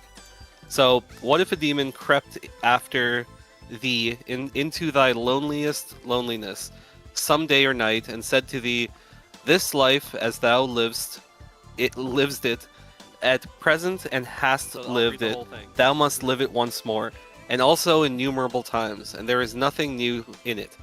But every pain, and every joy, and every thought, and every sigh, and all the unspeakably small and great in thy life, must come to thee again, and all in the same series and sequence. And similarly this spider and this moonlight among the trees, and similarly this moment, and I myself. The eternal sand glass of existence will ever be turned once more, and thou with it, thou speck of dust, wouldn't thou not throw thyself down and gnash thy teeth, and curse the demon that so spake? Or hast thou once experienced a tremendous moment in which thou wouldn't answer him, "Thou art a god, and never did I hear anything so divine"? If that thought acquired power over thee, as thou art, it would transform thee, and perhaps crush thee. The question with regard to all and everything, dost thou want this once more, and also for innumerable times? Would lie as the heaviest burden upon thy activity. On how wouldest thou have to become favorably inclined to thyself and to life, so as to long for nothing more ardently than for the last eternal sanctioning and sealing. This is a thought experiment, dude. So fucking based. I'm glad you read that, Testy. That's why Nietzsche is the omni-goated. That is an incredible, incredible quote. This is why I'm an existentialist. Do you get that? Do you get that, Testy? Do you get that? We're ending our fucking argument here. So this is saying. I just want to point out that's so. Testy, do you understand the beauty of that quote? Do you understand the? He is advocating for affirming the eternal recurrence. But he's saying that to affirm life. He's saying to affirm this, even though if you were to hear this, yes, you would curse the ground that you walk on, whatever. But the whole point is that you come to acceptance of this. This is the idea that he wants you to accept. Do you agree with that? So it's a thought experiment, though. You agree, right? Sure. Yeah. I don't. No, it's no. Yeah, for Nietzsche, it is. No, it's not. No, it's not. It's not. It's not. All the shit Pumpkin said was bullshit. It's not like he believed in actual reincarnation. He believed. No, holy shit. Nietzsche died in a fucking insane asylum, and the fucking leftoids want to say it's not a myth. What? How is that a myth? How's that a myth, Tessie? That he died in an insane asylum? How's that a fucking myth? He got like syphilis or something, but hang on. Oh wait, so he died. So he still died in an insane asylum. That's what I agree with you. Oh yeah, that, no, he did not. Modern people say he died of syphilis. While he suffered severe mental collapse at the time and psychiatric blah blah blah, he spent his final years and died under the private care of his family. Yes. So he wasn't like locked away and like abandoned. He was. If you've read his letters, he was certifiable. He said the doctors were crucifying him. Yeah, he lost his fucking mind. I can't remember what his last book is, but it's like unreadable essentially because it's like he's so out there at that point. It's very readable. It's incredibly readable. It's some of his best fucking work. Okay. But Testy, what? Okay. You know what? I'm just glad you read that because that was. Do we at least agree on that? That's a fucking. That's I'm frustrated now. That's incredible what you just read. Like the reason I'm frustrated. So good. What I said is that like his answer to nihilism is basically the doctrine of eternal recurrence, which says that what he ultimately advocates for is to become the Ubermensch, the moral autonomy, where you have like whatever.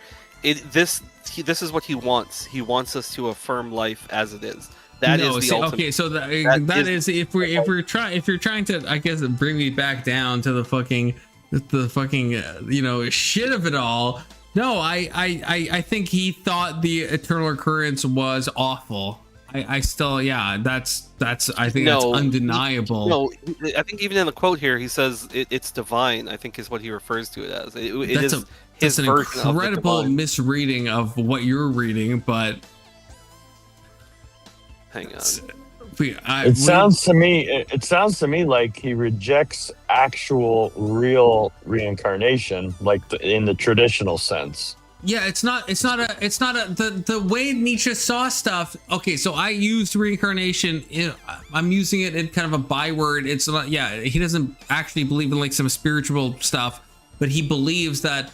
He doesn't think the universe had an ex nihilo event where it like started from nothing and it continued. He believes that the universe is cyclical. So then logically, and I actually think this follows, someone tell me if they disagree with this, but I think if the universe is cyclical, it is, well, there's some mathematical thing where maybe they say it's not certain, but I think it's certain, or at least likely, that the same event will happen over and over and over again. So if everything is cyclical, then yes, Nietzsche would be experiencing all the horrors. This is what Tessie was reading, all the horrors and all the joys, and he would experience that infinite times, an infinite amount of times. And Nietzsche, my reading of this, he saw this as a cosmic horror. He thought this was a horrible thing, that all the stuff he had gone through, he would experience that again and again and again, ad infinitum, endlessly. Even the pleasures become pains when you experience them continuously, never-endingly. I guess that's how I read Nietzsche. That's how Nietzsche read Nietzsche. To be honest with you, World Radio says, I'll tell you what's cyclical. This fucking stage of Celeste, yeah, it is fucking cyclical. This is actually cancerous rot. This stage shouldn't actually exist, especially because I'm trying to do Moonberry, which actually low-key should not exist. This is actual cancer. But Confluence, also, didn't you say that you didn't read Heidegger? Stop saying this. I'm telling you not to just TOS. It's a simple request. It's not a slur. Okay, you didn't read him. It's yes a or no? simple request. I'm not trying to be difficult, but it's like a simple request. Okay. It's not a slur. It's his name.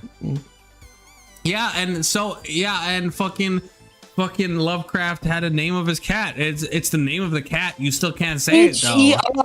Heidegger. You can spell it. I can spell Lovecraft's cat's name. What does that prove? You can't say it. It's not a slur. I don't know what to tell you. It's not a slur, Confluence. Okay, go on. Anyway, you said you didn't read him, right? I've read excerpts, Kirk. Does that check out with you? You haven't read him. You haven't read him. Hey, no, I've read excerpts. No, but you haven't read him in depth. I've read excerpts, Kirk. I'm gonna say the same thing. You haven't. Okay, have you read him in depth? Yes or no? Yes, I've read him in depth in excerpts. Absolutely. No, you haven't. Okay. Yeah, Heidegger does take some like groundwork because with Dasein, and he's talking about like what is it, the Helos, and he like uses a lot of the Greek terms and then sort of redefines them and puts his own spin on them. So you do sort of have to have like it took me a while to kind of grasp some of the shit he's talking about. Yeah, and but he'll just use those terms freely later on. So yeah, and you Confluence, you haven't read him in depth, and yet you're criticizing his philosophy. First of all, I'm not criticizing his philosophy. I am criticizing what Testy just said in chat, which is like such a true. Such a misread of Nietzsche. It really is not a misread. It's unimaginable that someone could read Nietzsche that way. It is actually unimaginable. You agree that he's... Sorry, this go is ahead. what I got. It said he saw the abyss clearly. The thought that your life, with all its pain and all its vanity, banality,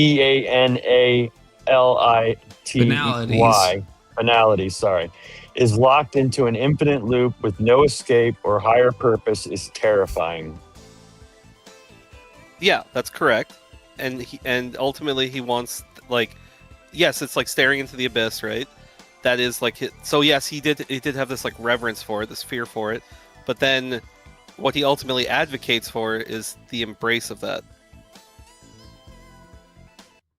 So like where's this?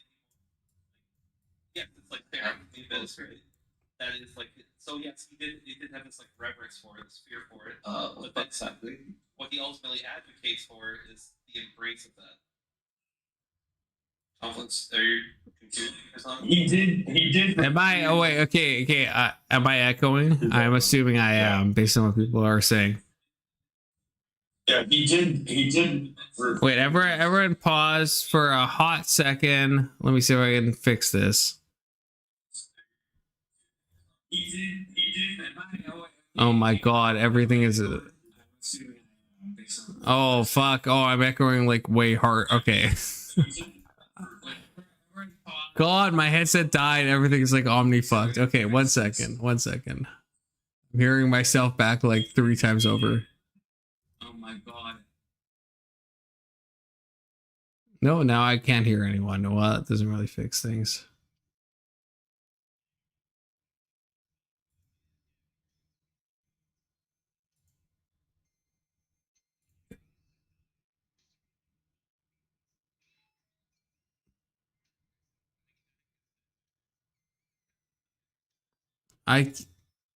Okay, so someone say the word banana, because I feel like I'm like hearing like stuff from like 10 minutes ago. Oh, okay, maybe I'm not.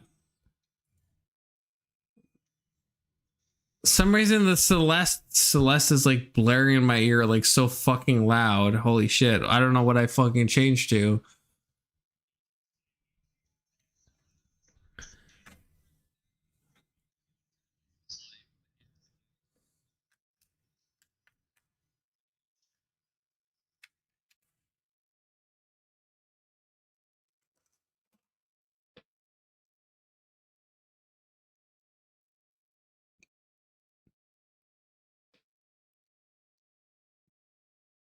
It is a deliberate yes to life in spite of and including the horror.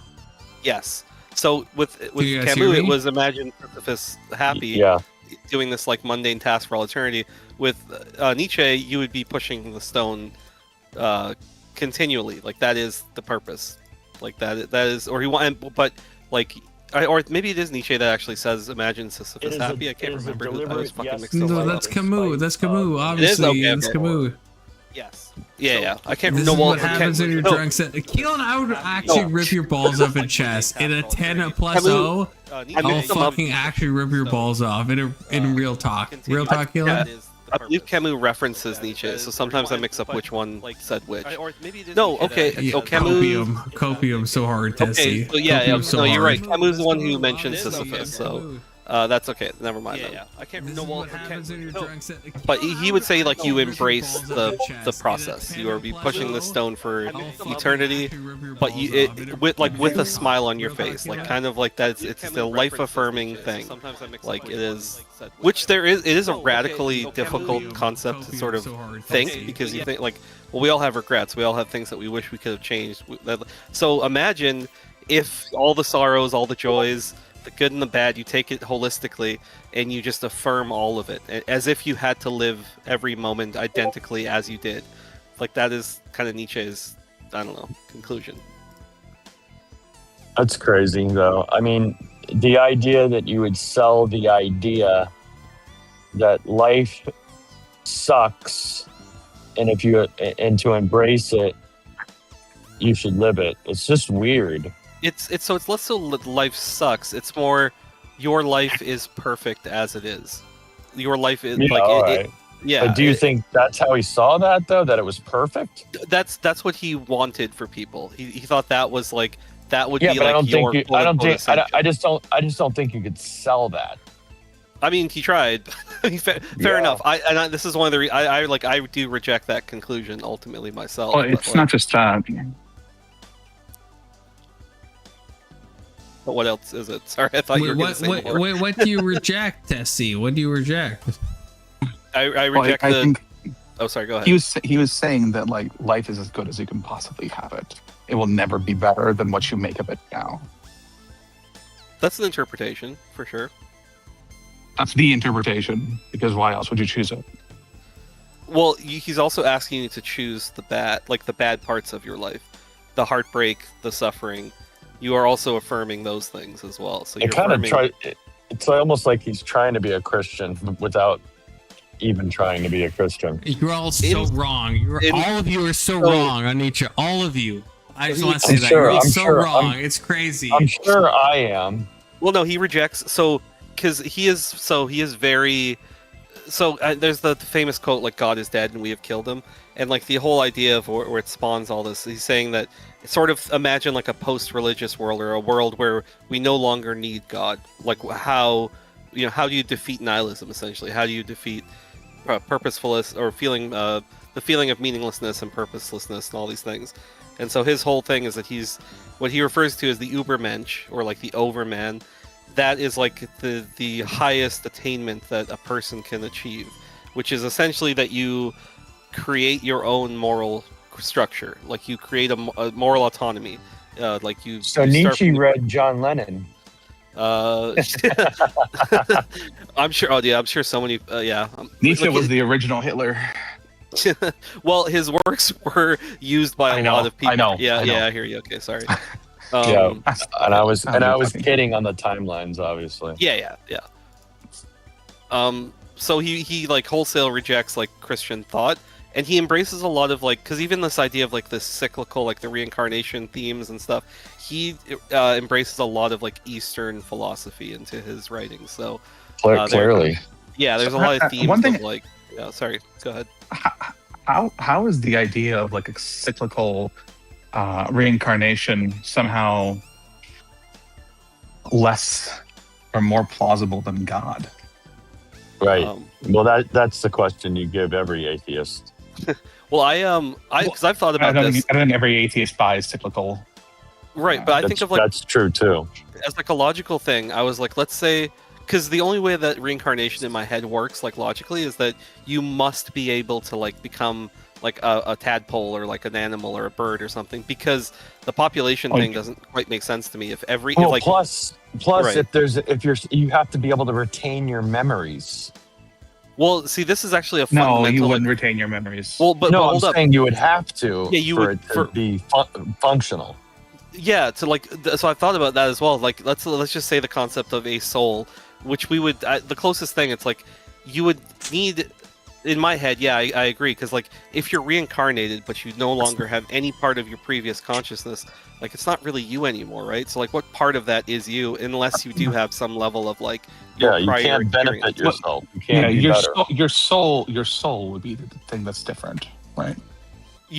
This is part of the argument, but then if we start getting into souls, then that's what I'm kind of saying. It's like, well, if you can come back as like an animal, like, are you like? Because again, no, you can't come back as an population animal. thing isn't what makes sense. Because the population Y'all has saying clearly fucking grown. nonsense. No, the population has grown, so clearly the amount of people in the world has gotten larger and has continued to get larger. So that doesn't quite fit with like a reincarnation model, unless you're it actually could just fine, assuming there were far more souls than there ever would be people.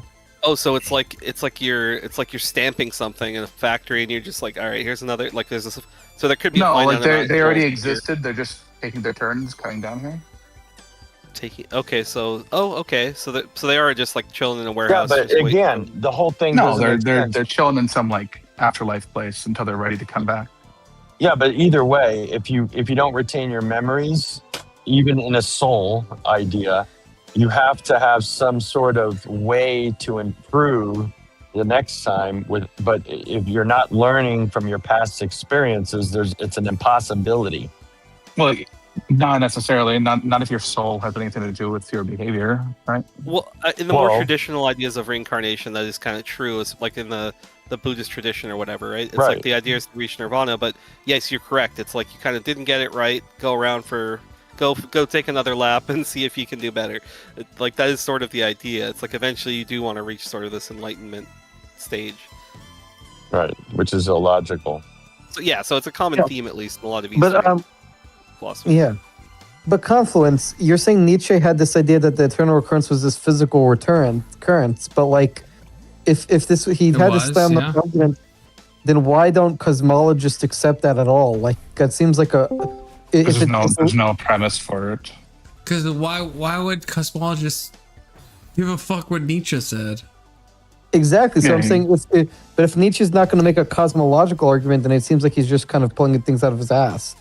Nietzsche is making the best arguments, but the best argument doesn't have to be a physical argument. It is a thought experiment at the end of the day. Like it's not a thought experiment. It really is. No, that you're trying to. You're trying. All you fucking atheists. You're trying to cuck him. All you atheist fucks are trying to make everything. What the fuck are you talking about? He's not an atheist. That's insane. That's actually insane. He was so anti-Christian. What the fuck are you talking about? Anti-Christian does not mean atheist. Yes, thank you, Alex. Thank you, Alex. Yeah. Finally, someone who understands fucking words and how they fucking work. It's crazy. He's like one of the most famous atheists. I don't know what the fuck you're talking about. You find anything that tells me find me anything that tells me that he's an atheist. Find me anything. Find me anything. I'm asking you for a source. Find me anything. Where do you get rather the than just idea saying it's it's fucking whatever, just find me something that says that he was not an atheist, and I'll. I don't need that. Just because most atheists, just because most atheists are nihilists doesn't mean that Nietzsche every nihilist is must be an nihilist. I 100% agree, but in this particular case, Nietzsche was an atheist. He's like a famous why atheist. Do you say that? Why? Can you give us like an explanation for why you think that? So, because his philosophy is largely written around the rejection of like Western dogma. Like he's a force against religiosity and like dogmatic thinking. So not God, right? Not God. He hated religion. It is an alternative to God. He's providing what do you think God is dead means exactly? No. Wait, but that doesn't mean Tessie, it doesn't mean he's an atheist. Tessie, have you read that? Have you read that? Actually, be dead ass with me in the Gay Sides. Have you read that? The Madman in the Gay Sides. I've told you. I have read excerpts from the Gay Sides. I've not read all of it. I'm saying if you read The Madman, where it talks about the God is dead passage. If I did this, it would have been like 15 years ago or 10 years ago. Okay, so maybe I have. Okay, I'm not trying to like gotcha, but like Nietzsche is expressing the God is dead thing. It's in the Gay Science. It's in The Madman, right? It's said as a bad thing. It said this is something me and Anson weirdly agree on. It's said as a negative thing. That we have killed God and God is now dead, and how will we possibly deal with this? This is what Nietzsche is talking about. It's not long. I mean, should someone read this? Maybe it's not long. Maybe we should wait. Will someone be willing to read this?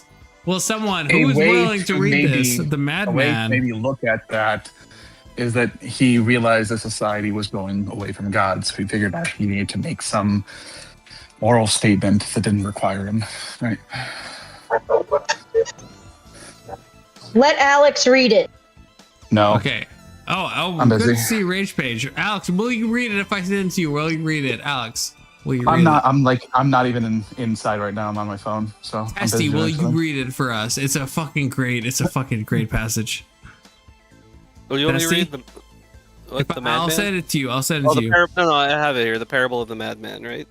Yeah. Okay, so the Madman. This is from the Gay Science. It's not in Old English, is it? No, this is before he started.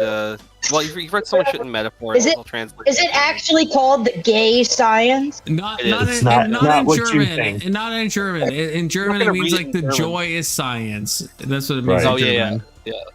It's so, not like the homosexual, to be clear. So it's like 4 or 5 paragraphs. So, have you not heard of that madman who lit a lantern in the bright morning hours, ran to the marketplace, and cried incessantly, "I seek God, I seek God." As many of those who did not believe in God were standing around just then, he provoked much laughter. Has he got lost? One asked. Did he lose his way like a child? Asked another. Or is he hiding? Is he afraid of us? Has he gone on a voyage? Emigrated? Thus they yelled and laughed. The madman jumped into their midst and pierced them with his eyes. "Whither is God?" he cried. "I will tell you. We have killed him, you and I. All of us are his murderers. But how did we do this? How could we drink up the sea? Who gave us the sponge to wipe away the entire horizon? What are we doing when we unchain this earth from its sun? Whither is it moving now?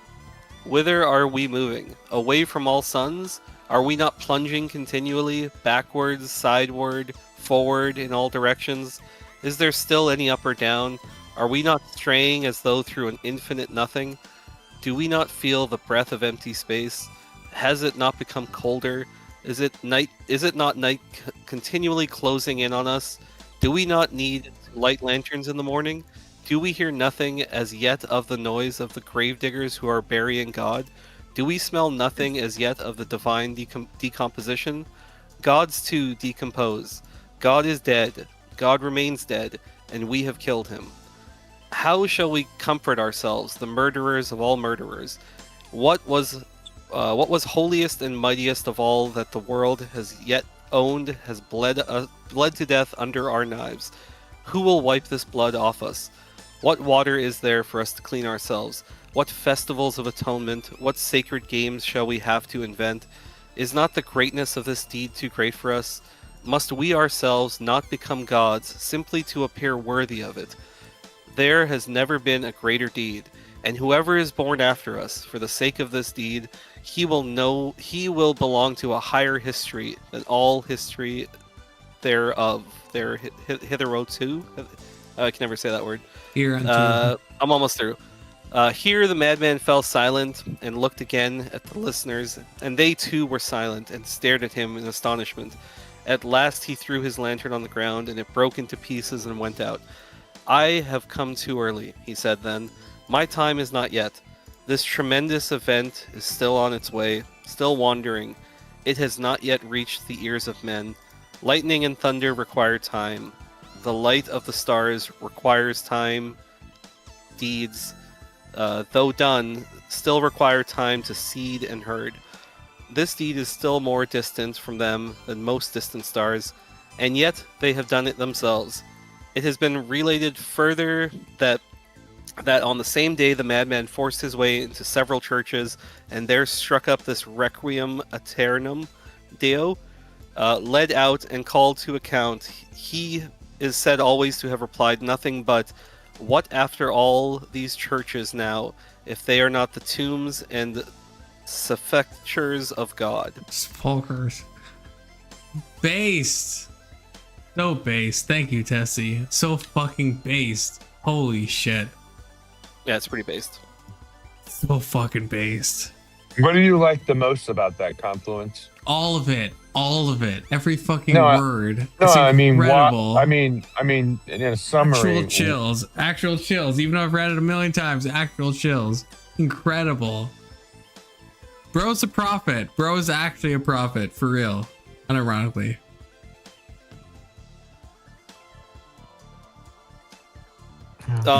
Yeah, so he said Christians had slave morality, which is pretty cool. That is that what you take from that passage, Tessie? What you just read? Oh no, I'm sorry, I let you have your moment. Your little let your peen get hard or whatever. My peen's already hard, brother. Okay, it was like hard like a quarter way through what you were reading. But what do you take from that? Okay, what do you take from that? Yeah, like that we have essentially well especially towards the end, because this at least the part I know where he elaborates and thus spoke there Zarathustra, but he is also saying that like mankind's not ready yet, so it is kind of like almost like a preparation. But yeah, essentially that in a world sort of post God where like the churches fall silent and we no longer have our festivals and our rituals and all these things, and he does view it as kind of like this tragic thing. It's like, well, what happens when you have to rely on something else instead of God, that God has been replaced in the world. So this is what prompts or why he advocates for like another, like a path. Based, yeah, right. Based. Okay, Yeah, but is that an absolutely indication right. that he wants that future, or is that an indication that he doesn't? Well, I think he sees it as an inevitability. I don't know if he Sure. describes it as a want or not. Yeah, I'm not sure. Well, I mean, he fears it, right? Yeah. He probably like there is some like reverence to this thing. Like there is something probably being lost. But considering, I guess, how anti-dogma he is, like later on, like he has a clear contempt. He has a clear contempt for dogma and Christianity specifically. Do you think he wants it, or do you think he delights in it? I think that he probably wants it because I think he's so disgusted with like, I guess morality as it is, or how it's seen from like a Judeo-Christian perspective. Do you agree with that, Confluence? I mean, I think he's focused on his game. I'm not 100% sure on his motivation. No, not focused on my game. No, I don't think he's this. I don't think he's disgusted by the current morality. I don't think he. He's he does call it disgusted by the slave morality. Yes, yeah. Slave morality, herd morality, same thing. Yes.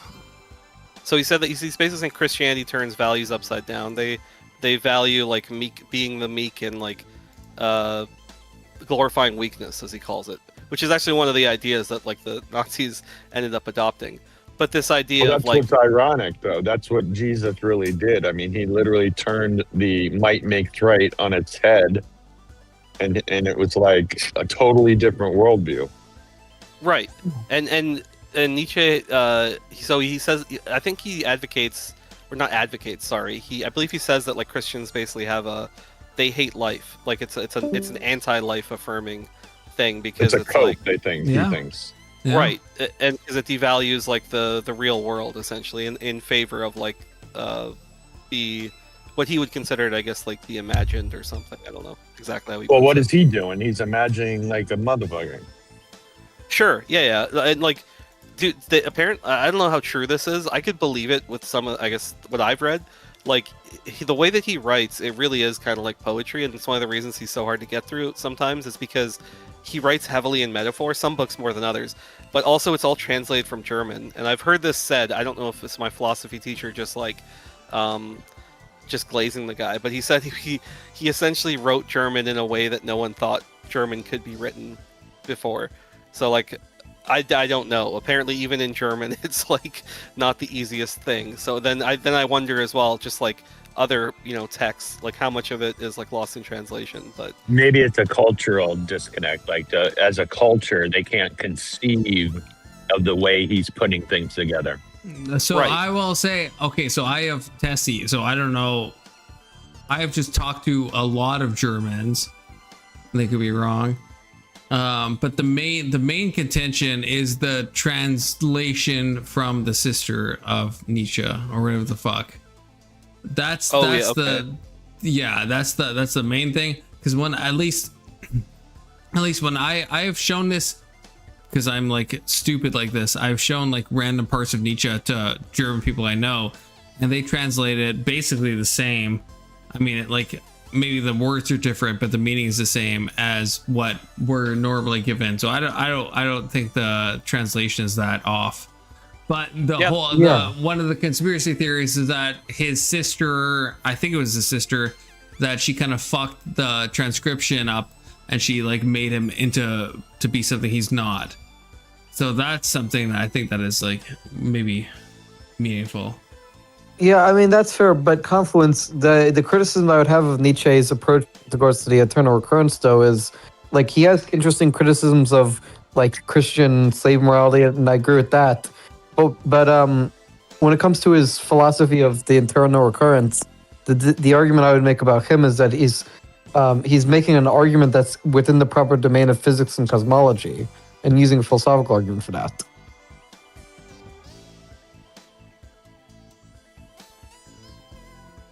Say again? He's making a claim that's within the proper domain of physics and cosmology about the eternal recurrence. No, I think he's making a philosophical argument. Yeah, you could make that interpret like he's making a philosophical argument for something that you don't need a philosophical argument for because it's a cosmological question or a physical question. Well, but he's approaching it from the philosophy side, right? Like he's not approaching it from the cosmological side. Yeah, no, like what I'm saying is it's not right to do that. I'm just saying you can't approach a physics or cosmological question just from this philosophical argument. Why not? I think Nietzsche believed that the universe was not ex nihilo. He believed it was cyclical, and I think then he went to philosophy and thought that that means that everything will happen again and again and again. That's how we get the doctrine of the eternal recurrence. I think that checks out. But yeah, I don't know if he knows enough about physics. I don't think that matters. But if you grant that the universe is cyclical, then I think that follows. But I'm saying no. But what I'm saying is that the whole theory to begin with is that's a physics question. It is. I'm saying, but if we accept what Nietzsche says that the universe is cyclical, it might not be. But if we grant that. But what I'm saying is we can't grant that. He takes it for granted. Well, again, okay, Confluence disagrees with this, but I still say yes. Confluence disagrees, but I still say when it's a thought experiment, it's like because he even says in that quote, he's like, "Imagine," right? So it's like we are imagining this thing, and then the reason he's using this rhetorical whatever is to kind of drive home this point. Imagine if you had to live your life exactly as you have, all the good, all the bad, blah blah blah.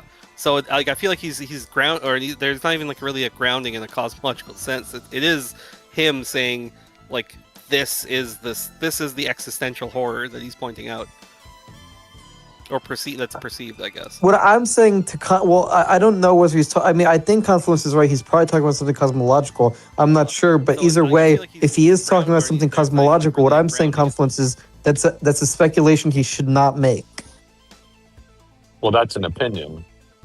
But that's not an opinion, because if you're not like a physicist or mathematician, you're making physical arguments, then I'm just saying that's intellectually irresponsible. I don't know what the cosmological world was at the time of like Nietzsche. So like I don't know if that was like normal, right? Like right now, I think I don't know, but I feel like most physicists agree that like time and space started at a specific moment, but I don't know if that's always been true. Okay, there's to me, there's a cosmological. I'm gonna be honest. I've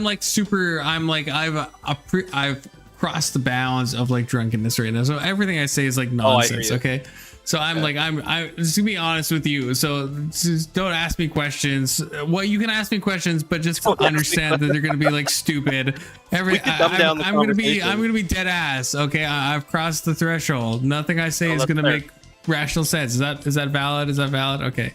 Yeah, you were valid. Confluence. Thank you. What I'm saying is you're claiming that he's making a cosmological claim, and what I'm saying is you can't just make a cosmological claim willy-nilly. You need some sort of evidence for it. Yeah, but what I'm saying is that I don't know. Again, what I'm saying, like now, I think we know that creation started, or I don't want to say creation, but the world started like 13.7 billion years ago. But I'm saying in Nietzsche's time, maybe it was like that was the accepted thing, that it was cyclical, and so I don't think he's like trying to make some claim. He just might be like going with what is the common consensus. I actually don't know. I don't know. I right? know a little. Well, no, the idea was not popular at the time at all, and it's because Eastern philosophy hadn't really taken root. But Nietzsche was influenced heavily by Eastern philosophy. So, like, I don't know. Would you call like the reincarnation from an Eastern philosophy perspective? Would you call that like a cosmological thing? Because absolutely, I feel like, absolutely, I would. Yeah, and I guess I don't know. I personally don't think that Nietzsche is like there's a cosmological implication, but I don't think that like it's necessary for the point that he's making. I don't think it would ultimately like matter. Well, I don't know. Okay, my only thing is like if it wasn't the case that everything was cyclical, if it was just like a one-off, like creatio ex nihilo happens, and then everything follows after that, then the eternal recurrence would be impossible. So that's where I think it would matter. Sure, I guess. I don't know if he uses this to like parallel, because he is again, in my opinion, it's some like rhetorical thought experiment device or whatever. He would probably Nietzsche would probably just say, well, Christians do this anyway. Like they are also sort of suspending disbelief in a way to ground their philosophy. No, I'm not saying that. I'm saying Nietzsche, I think, believed that everything would repeat itself. That's why I think he realized the cosmic core of the eternal recurrence. But I get what Kirk is saying, that if things did just start, well, I don't know if Kirk is saying this, but if we go to like what we think now, that the universe started at a certain point, then there's no eternal recurrence, right? It just starts and it ends, and there's no like cyclical nature of this all. Yeah, fair enough.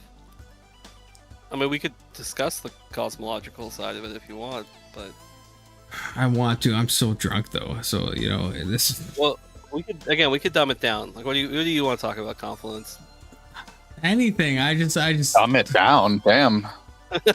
Well, as long as everyone accepts my words are going to be a little bit slurred right now, okay, and my thoughts are going to be a little bit non-cohesive. As long as if we accept this, we can continue with anything. Why are you so crazy?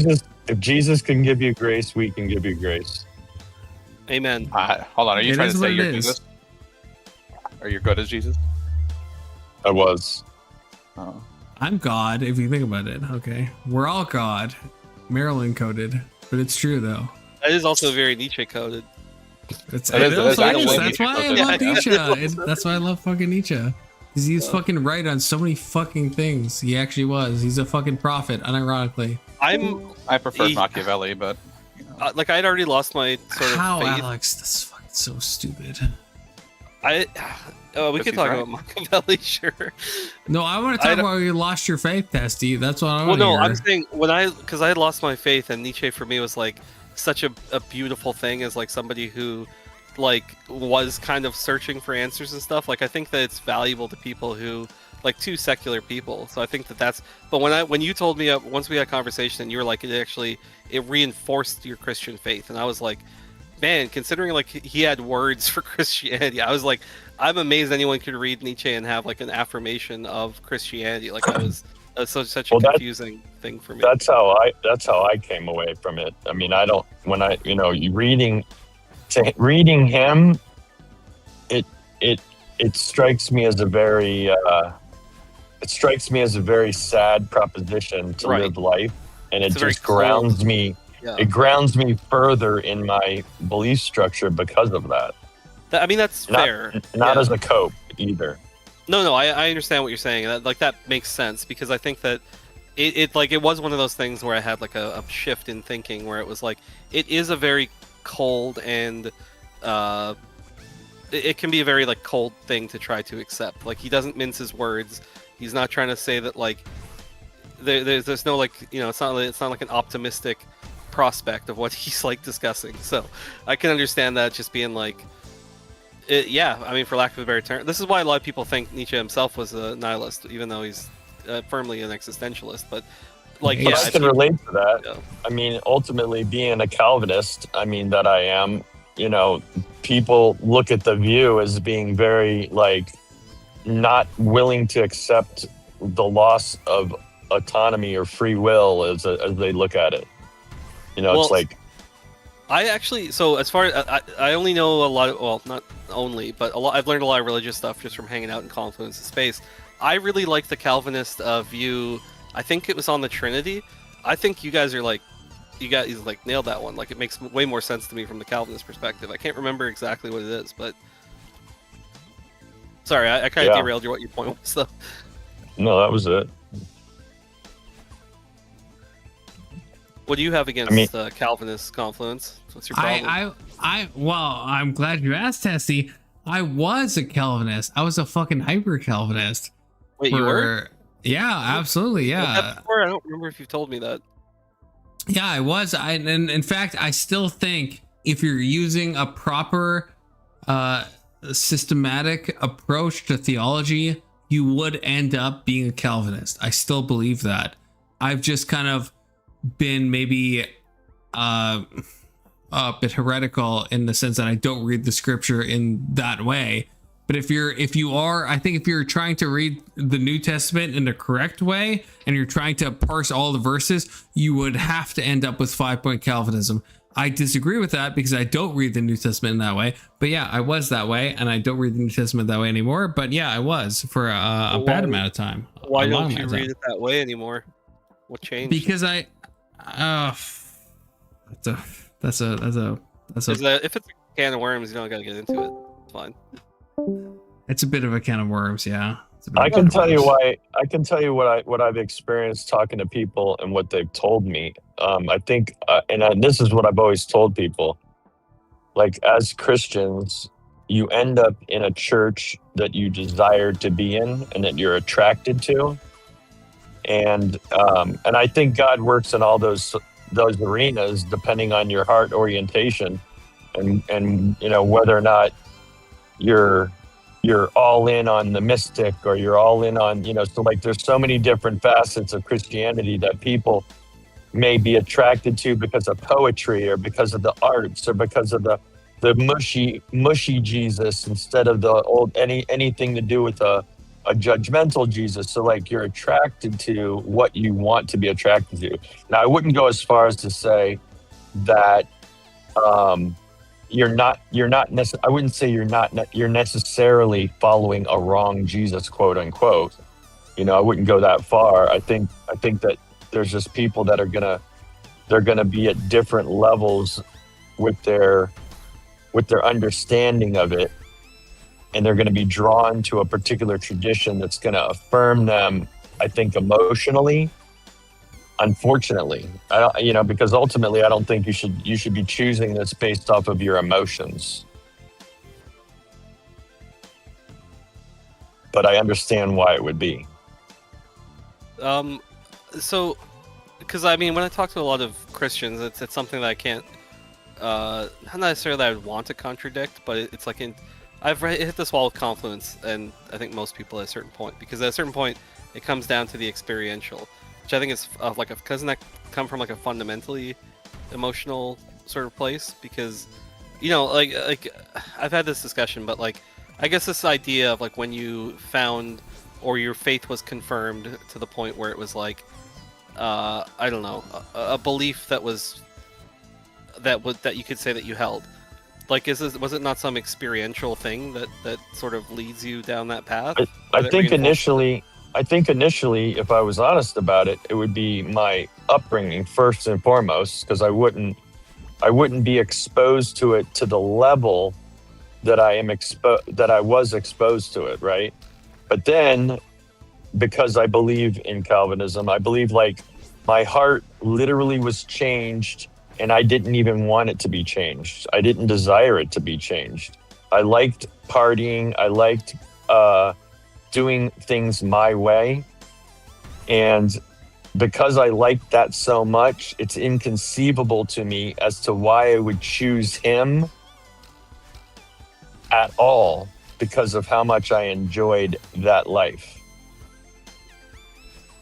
So yes, to answer your question, there was a radical change, but I can't. I'm not one of those people that had one of these like moments where I can mark it on my calendar and this is when it happened. Right, like a literal come to Jesus moment. Yeah. I Yeah, know what you're saying. right. It was, like because I've had I reached at least a point in my like I haven't had I was raised Protestant, like pretty run of the mill type of thing, but like I lost my faith maybe around like 14, 15, 16, like within those high school years, and so I also like I guess because I've had these experiences where I also kind of partied and lived like a very, I mean, I guess for lack of a better term, like immorally, but like more like, a way that's not fulfilling, right? Like a way that just kind of feels empty and things like that. So, I've spoken to people before who are just amazed that like I can have some sort of positive perspective on life without, I guess, a deity at the end of it. Like Confluence gives me shit about that all the time. I understand it's a little bit tongue in cheek, but like, he's just like, why aren't you a nihilist? Like, why don't you just believe in nothing? And I was just like, I don't know, man. I don't like. I have a love for life. You should be a nihilist. I don't want you to be a nihilist, but you ought to be. I know you don't want me to, you're but not ought to be. You know what I mean? Yeah. Yeah. I don't feel like I'm missing anything, right? But a lot of people say that, like, would say that I am, but I don't. I don't know. I mean, my view is maybe not like super interesting, but I think that the upside that I see, and this is just a personal thought, is that from my experience, people that have the way that you see things right now, what you just said, that you're probably going to change the way you see things towards the end of your life. Like you love life, and you love life now because there's so much ahead of you, right?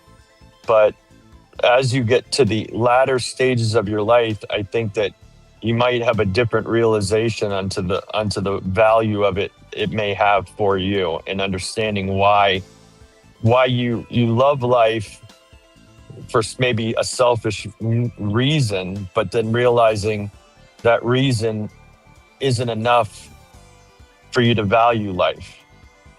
That very well could be the case. Like my grandmother was very, I think I've said this before, she was very religious. Like she did missionary work like back in the 60s and stuff. And she's the type, like her whole house was just like, she was kind of like the stereotypical, like you go and she would be proselytizing essentially, like to the point where it was like a lot. Like it was a lot to deal with. She wasn't full on like evangelical, but it was like a central part of her and my grandfather's life, but her especially.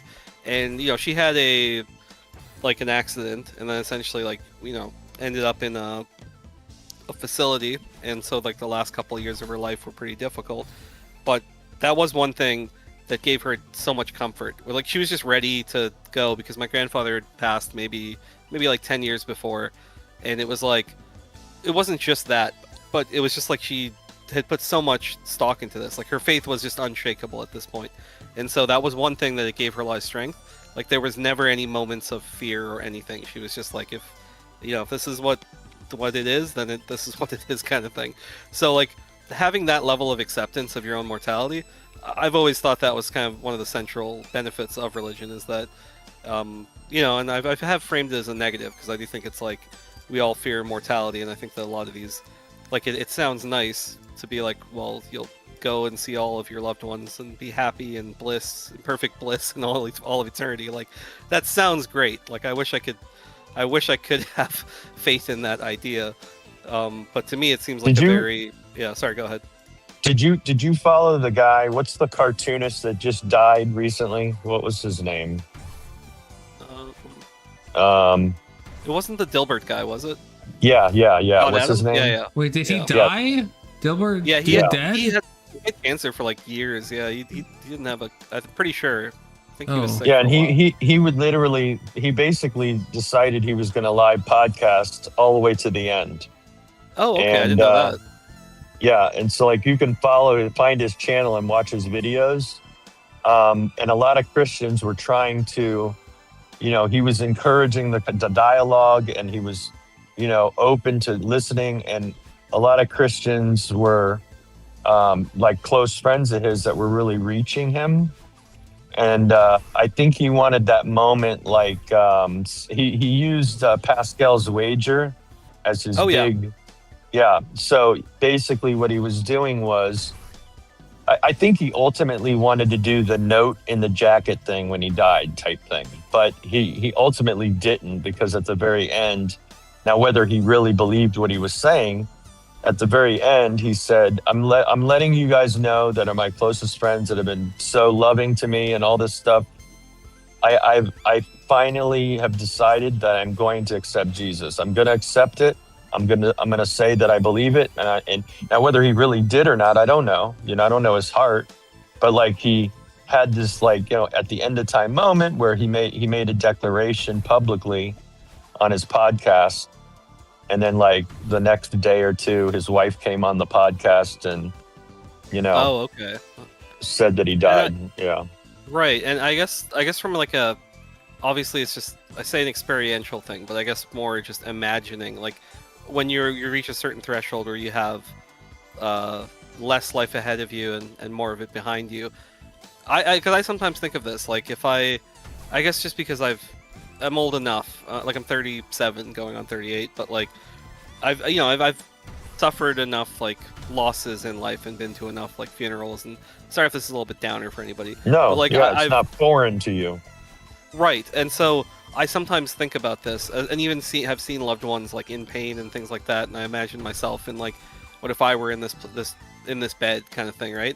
And I very well could be, and I think there is like probably a natural inclination for fear, and like I sometimes wonder, like, is it because it's almost like that stages of acceptance, like at a certain point where it's like it feels almost like bargaining, where it's just like there's probably a higher incentive to like want to believe when you start seeing the end, if you have the luxury. We don't all have the luxury of knowing when that's coming, but if it is something where it's like on the horizon, that is probably like a much more serious thought, and time and weight goes to those types of thought or types of things, because you start to like reflect and think about those things a lot more. So it very well could be the case that maybe I have some sort of a moment like that, and I try to remain as open-minded as I can. I just you sound like it. Well, I sound like it, but I mean, Confluence will be the first to tell you. Like, I can be quite the little shithead about religion. Yeah, I would tell you that. That is true. So, yeah.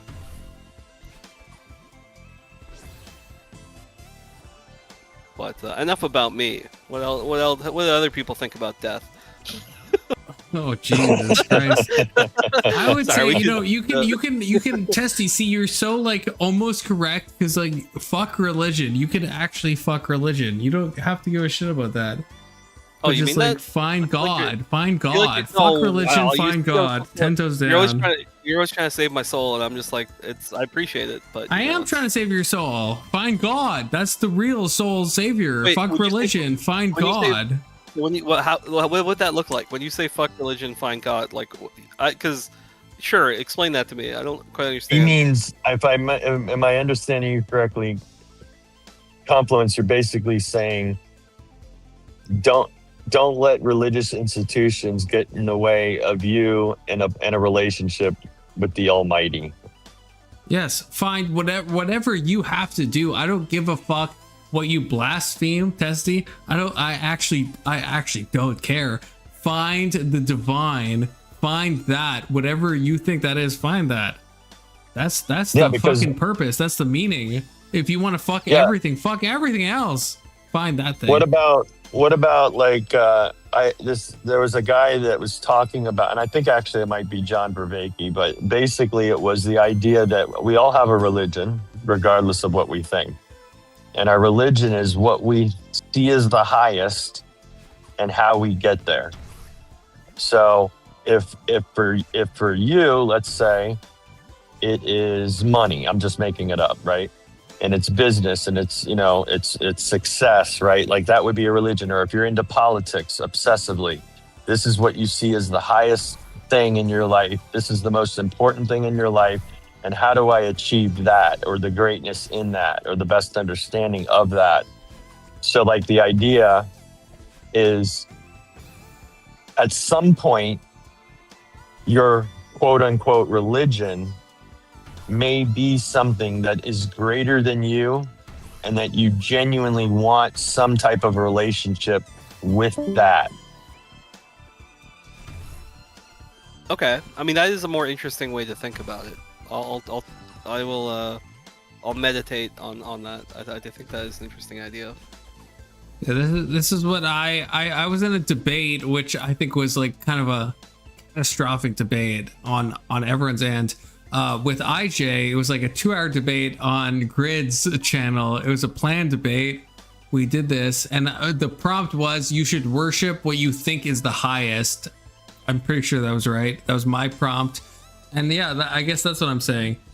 Because I think you can't, if you, whatever you think is the highest, you ought worship that. You ought follow that. Could that not easily lead into like hedonism? Like just earthly pleasures? Of course. Like why? It could, but I would say I don't think for most people, I think they have some like knowing that the hedonism isn't actually the highest. Like even if you're fucking doing all the hedonistic stuff,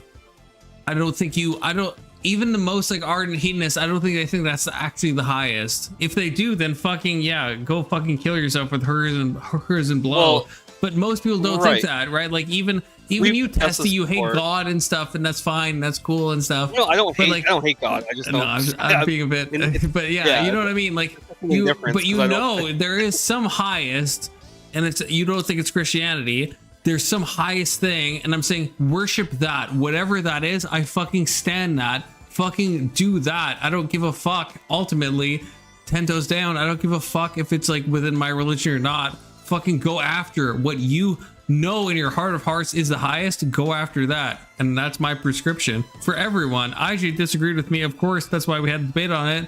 But yeah, I'm like totally fine saying that, because I think most people are not like gonna choose hedonism because they know they might do that, but they know that's not the highest. They know that. I think and if you think that's the highest, in a general then it's like, yeah, the general person that actually thinks that, then okay, you're destined for that, I guess. But most people don't think that.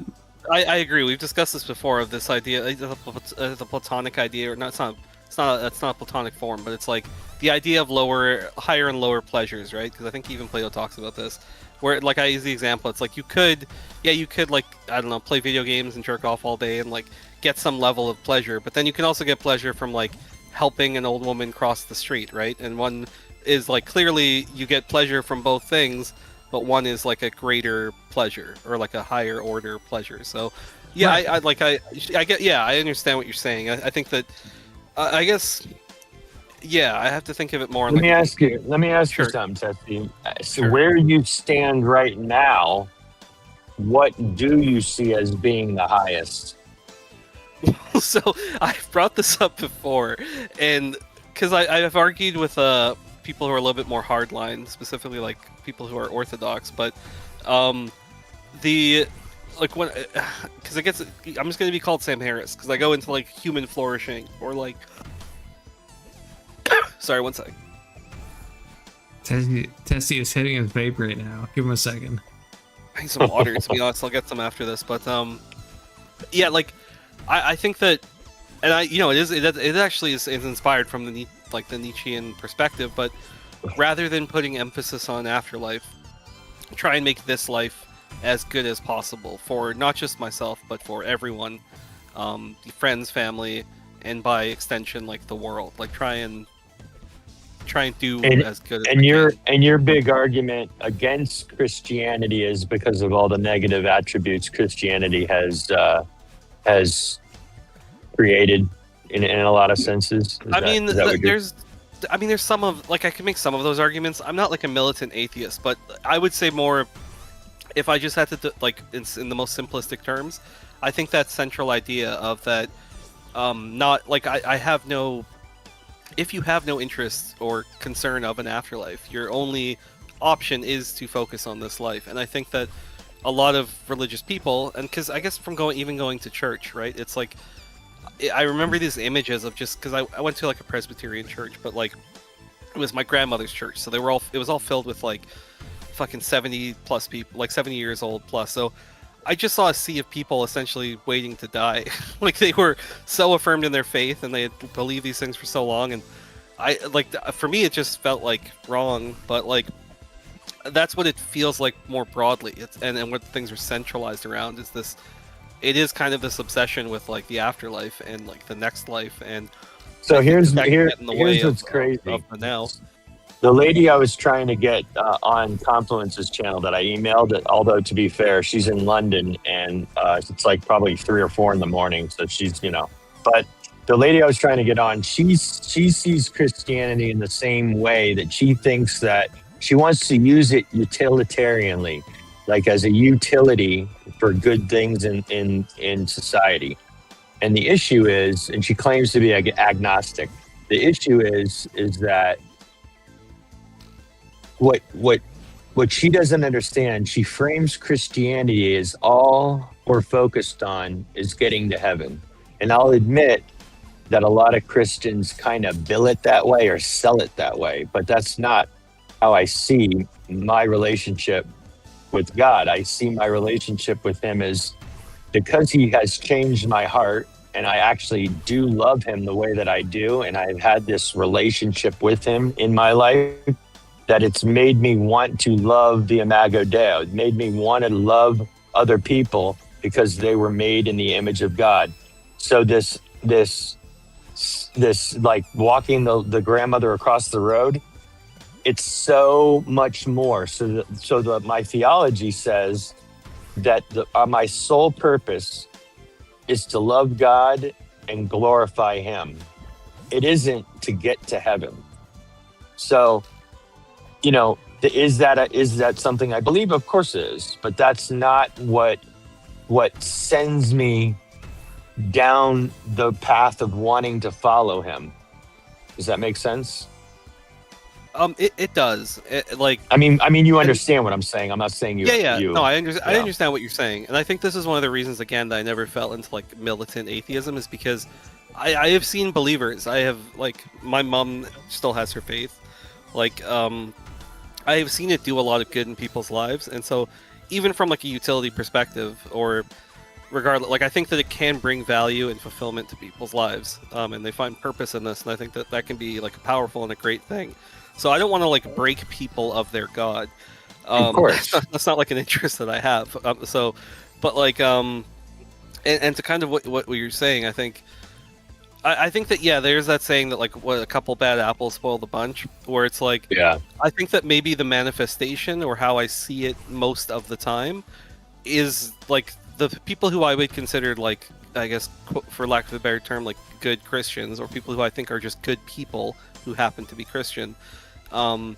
I think that they seem to be more in the minority, in the sense that it does feel like a lot of Christians are doing the thing where it's like there's I know it's a quote from True Detective, but like I always remember it. But one of the characters in that show is actually like a nihilist, and he's talking about this idea of divine reward, and he says something along the lines of like, if the only thing keeping a person good is the promise of divine reward, then that person's a piece of shit. And yeah, I think that I think that some people, whether or not this is a conscious thing or not, I do think that like they think that maybe they're controlling their worst impulses, or they need this thing, they need this to like be a good person. This is why I'm a Calvinist. So Calvinism believes in total depravity. So I am, and what that means is that I'm not the worst I possibly could be, but it means that I'm not, everything about me and my decisions is corrupt. So like when I see a Christian miss the mark, or not even meet the mark of somebody who doesn't believe in God and seems to be a nicer person, but yet all of us actually are a lot worse than we're willing to admit. So like this therapeutic deism thing, the way that people want to propose that I'm actually a really good person. I mean, I do a lot of good things. I'm a pretty decent guy, but that's not how my framework works. It's that, no, you're not. And the whole issue is that if you don't see your nature as being corrupt because of a fall, like in Genesis, is that then you go on thinking you don't really need a savior then. And those that do claim a savior that think they're actually not that bad, I would agree with what you're saying. That in a sense, based first season detective is that statement. Yeah, that's fair. But yeah, so that, you know, that's why Calvinism to me works the best, because I can't explain my heart change, and the only way that seems logical to me is that he did it, not me. And my heart change made me want to do things, and this is the whole irresistible grace thing. I don't have a choice. I love him, and now I don't have a choice in the matter. And then the idea of unconditional election, it's like, he chose me. I didn't have any choice in it. I didn't say, yes, I choose you, God, because I'm better than the guy across the street who didn't choose. You see what I mean? But it all stems from total depravity. It all stems from how we see our nature, and the idea that historically, if we believe in a Jesus that actually lived, and you believe enough of the evidence to believe the possibility of a resurrection, what would that mean to me? Well, it would mean that God came incarnate because I needed a savior. I needed somebody that could fix this depravity that I couldn't fix. And so, like, that's the idea of the Bible. It's like showing this whole stream along time, where it's showing this entire stream of sacrifice, showing like, look, you're trying to fix yourself. You're sacrificing an animal. You know, I'm clean now. I'm clean now. I'm clean now. It's like this endless cycle. And then it's like, well, what the wages, if the wages of sin, right, is death, and it requires a sacrifice, I can't kill myself for that sacrifice. So someone that is perfect, that doesn't deserve to die, which is Christ's nature, that would be the perfect sacrifice. And he would have to be God if he's going to resurrect from the grave. And so, like, the evidence of the Bible, if you look at it as a historical aspect of it, and there's a lot of evidence to help give you some type of a belief structure to say, it seems like with the evidence, like that investigative reporter that what is it? I forget what he called it, of the name of his book, and it was a movie, but he The Case for Christ. Like, his whole thing is he was such a Lee Strobel. He literally had the belief that it was all bullshit, it's a cope and all that stuff. And then his wife became a Christian, and it was like, oh, wait a minute, I got to prove this wrong. So he went and he went to the psychologist and these guys, can you do mass hypnosis? Like, is the Bible accurate? Well, it seems like the biblical scholars admit that there was a Jesus, and actually it makes sense with these 4 separate testimonies, the Gospels, right? These 4 separate witnesses. It wouldn't make logical sense that their story was exactly the same. So, like, people are talking about, like, well, there was one guy on the other side of the river that had demons, and the other one is 2. It's like, well, there's a contradiction. It's like, no, it's just a different dude writing a story and the way he remembered it to the best of his ability. You know what I mean? So it wouldn't make sense if all of them were perfect. It would actually, the errors and the way the writers shit on themselves. Like, they literally talked about all their flaws. And so, like, the idea is that if you were making something up, you wouldn't point out your stupidity and how many times you didn't get it and how many times, you know what I mean? Like, you would write it in a more fanciful way. You would write it in a more like I'm a good guy way. You know what I mean? And so, like, that's, he went down this rabbit hole, and then the idea in the Bible was like where it says I think 500 people at one time saw him after he died, that literally knew he died, and they became believers. And so, like, he went into well, can you do mass hypnosis, or can there be a mass hallucination? And, you know, he went to like major doctors at major universities and said, it's impossible. You can't have, even atheists would admit you can't hypnotize and you can't have mass hallucinations like that. It's just not possible. It's just, you know, from the brain standpoint.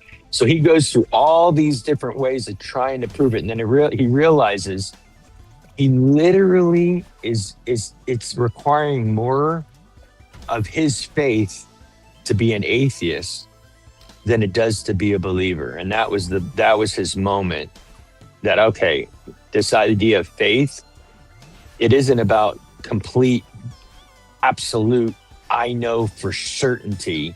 There's the whole point of faith is putting your trust in something that you believe to be true, not without your mind, not a blind faith, but an idea that you've done enough research and you think that this is the most probable thing, but you can't absolutely positively prove it. Yeah, I mean, I don't have too much to add on that front. Hysteria is different, though. Hysteria is not mass hallucinations. Yeah. Well, so one of the, I guess, the contrasting things, and this just a little bit more about me, but like half of my family is Muslim. So I have a Christian side. I was raised on the Christian side pretty like definitively, and then I also have a family that is Muslim. And for some reason, like by some miracle, I don't know, but the families, like sides of the families, get along. When they talk about religion, like they always just say like, "Oh, there is only one God," right? Which I know is like a more of an Islamic saying. La ilaha illallah. Thank you, but they don't let it get in the way. I don't know, like the family thing is stronger, which so it's kind of cool that like they make it work. But I have been to a mosque and I have seen, I guess by the same token. What I mentioned before, I've seen people in Christian churches having, well, I wouldn't question their faith. I wouldn't question their belief. I believe that they believe this thing. But I have seen other holy people believe with the same amount of conviction. And like the way that they speak about it and that they're impassioned. And I guess similarly to a point, like, you know, because I know, especially with this channel, The Confluence, like you do go through the minutia and you say, okay, well, here's some like contradictions and some things that don't quite make sense, and you know, you poke holes here and there, and you can do that for Islam, you can do that for Judaism, you can do that for Christianity if you want to. But for whatever reason, their like logical thing, and I think one of the things you brought in the beginning of this conversation, which I think was some like radical honesty, was that you say, well, it's because you were born into it, or like with your family, your upbringing, and all that stuff. So I see that is such a massive factor. And I kind of think, I guess in a logical sense, I think that if there was like one correct path, or not even correct path, but like the you know, something that would lead me to Jesus or this idea, it feels like it would be more pervasive in a way where people would naturally find their way to that. And I understand from a Calvinist perspective, like you also bring in the thing of the elect, right? Which I have a cursory sort of understanding of, but like, yeah, so I guess that was what ultimately sort of finalized everything for me. Well, I was like, well, there are hundreds of major world religions or whatever it might be, and I can't speak for all of them, but like there are people within those practices who hold their own faiths, their own versions of faith. Confluence would probably say it all points to the same thing in some way, but I would say that. Right. But ultimately, from a Christian's perspective, if you do not accept Jesus, then you're fucked. Here's what's interesting though. It's like, and I mean, yeah, whatever. I mean, there's stories, and this is what's coming out of there, but it's pretty fascinating to me as a Calvinist, thinking that God's the ultimate chooser, not, you know what I mean? Is that there's people like that are devout Muslims in a hostile environment having dreams of Jesus, and like secretly finding people that they can talk to about these dreams, that they saw Jesus in their dream, right? Like, I can't explain that. I don't understand why that would be. Like, they just subconsciously all of a sudden are now this guy Jesus, and now and then if they affirm it, they literally are risking their life, their family's life. So secretly they have to they deny it in public, but secretly they're like following Jesus. You know what I mean? And it's like, so like it's just fascinating to me how despite even my parents being whatever, he still finds a way to do whatever he wants to do. You know what I mean? Yeah. We're going to say, sorry, my thing cut out, so I didn't hear everything you said, Brett. But I left it for a little bit. But I just want to say I got to get going Confluence because Jacob's streaming. I think I'm going to join his stream. I might be back later. Well, how much longer are you going for Confluence? Tell Jacob to join my stream. What? How much longer are you going for Confluence? I don't even know. I'm not sure. Okay. Tell Jacob to come over here. Not. What the fuck? But anyway, Confluence, Jacob's it was good talking his about own thing. That's fucking insane. If you remember that thing I was telling you about Minkowski space time and the Point Grey group, fuck your Minkowski fucking space time. No one knows what that means. Did you miss the point? Tell Jacob to merge our streams together, okay? Tell Jacob to merge our fucking streams. What I was saying was I was just talking to a woman from the synagogue that kicked me out. Sure, you were. You were talking to a woman. Let me explain. Yeah, no one believes that. And I was. I'm sorry. No, I was. She's a woman who's a friend of mine. She's from the synagogue that kicked me out, but we're still friends even though the synagogue kicked me out, and we're still friends. And so what happened was and we're still friends, but we have different interests. And I was telling her about that, and she said it went over her head.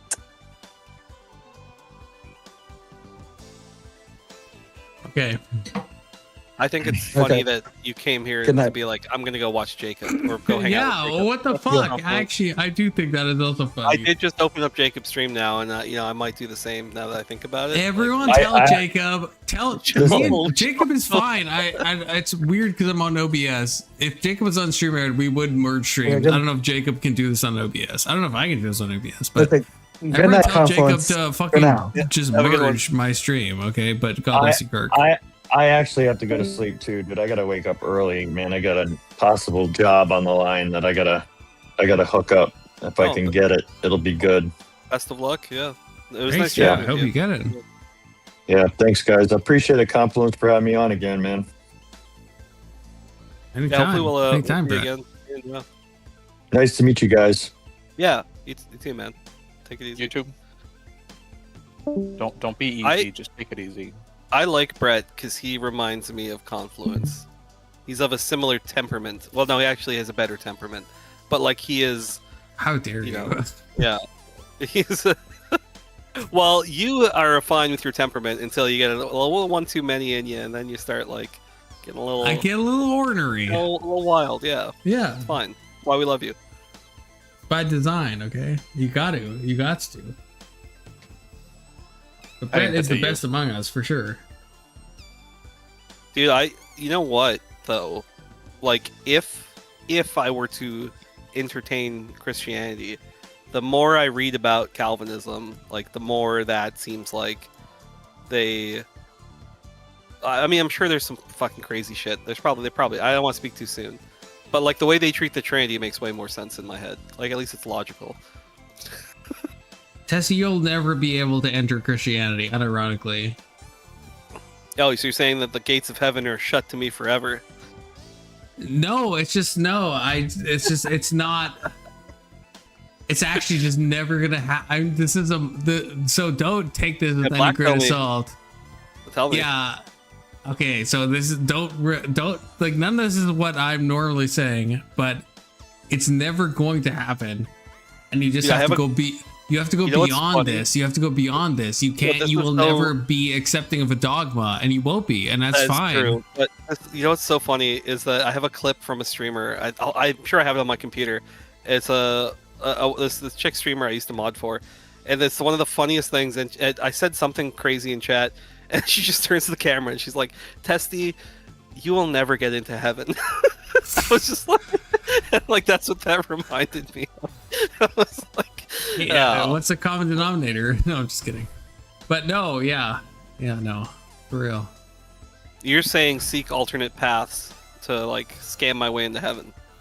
No, I'm saying fuck all that gay shit. Actually, you have to fuck all that gay shit. Unironically, Because yeah, you are the type of person, you will literally never be a part of a dogma. It's not going to happen. Yeah, like even if it true, this is dead ass. Actually, you can take this. You can take this to the bank. It will, if you were to, like what most people want you to do, right? As Christians, if you were to convert, you would just be constantly being like, but what if, but the doubts, but this doesn't make sense, but this part, and you'd be a fucking like always like causing problems constantly. You just would be. No, because I went to church for like, even after I lost my faith, I went to church for like years afterwards. So like, I know how to like keep my head down and shut the fuck up. And I know, but that's what I'm saying. I'm not saying something negative against you. I'm saying, but I wouldn't do what you're saying. I would just like not bring it up. I would just like fake but it. okay, yeah, exactly. That's my point, though. I'm not saying you would like be a rabble rouser. I'm saying in your heart of hearts, there would always be something off. There just always would be. You were not cut out for a fucking dogma. And that's not a bad thing. That's not a bad thing. That's actually not a bad thing. I mean, it sounds like a bad thing. You're basically saying he's fucked. No, he's not fucked. This is why I say Testy that I'd rather him be a Satanist than a fucking meme atheist or the fuck. Because like, right, because he should don't go to hell or anything. He should. Right? No, fuck heaven and hell. Fuck all that gay shit. Just like Testy should like seek the highest. Damn. The highest that he can possibly do. Sorry, being a bit maybe whatever, it doesn't matter. But yeah, Tessie should seek the highest, everyone should seek the highest, and they should stop thinking about everything else, and they should just like carve their own way through the fucking jungle, and everyone should just fucking do that. And that's what I want everyone to do.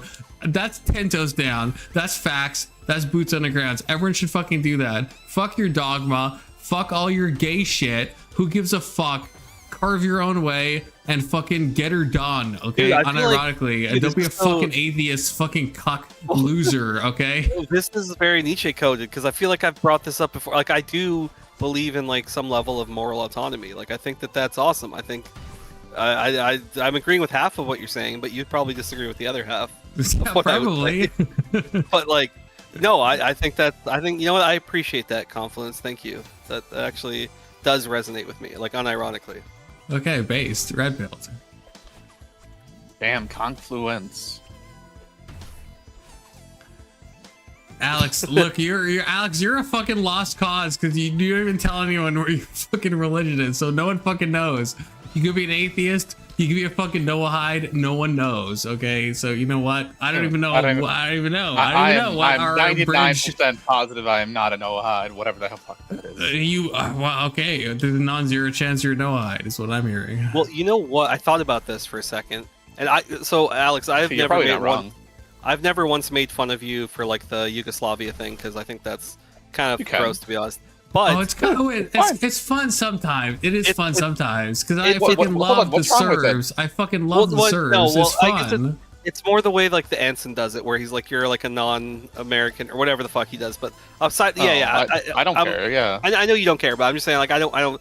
It's whatever. But I thought about it, and I'm remembered like from the Soviet era or whatever the fuck that they had like state atheism. So I was like, maybe the reason that you don't disclose it is because you're worried. You're like, it's gonna come back, and they're gonna find out, and they're gonna like, I'm gonna get in trouble. And so it's like it's that like, actually sounds pretty fucking awesome, yeah. Right? Yeah, it's like it's kind of coded in you that you're just kind of like, no, this I can't reveal it. I can't let the state right, know. Because they might come back and kill me. Yep. Yeah, right, you know that is a weird thing. I'm talking to two people that are so hesitant because both of you guys, and you are the most of all my panelists. They're the most like afraid of like people. Like that's why you never show your face. Right, like you, Testy, you're like incredibly phobic of this, and Alex, you as well.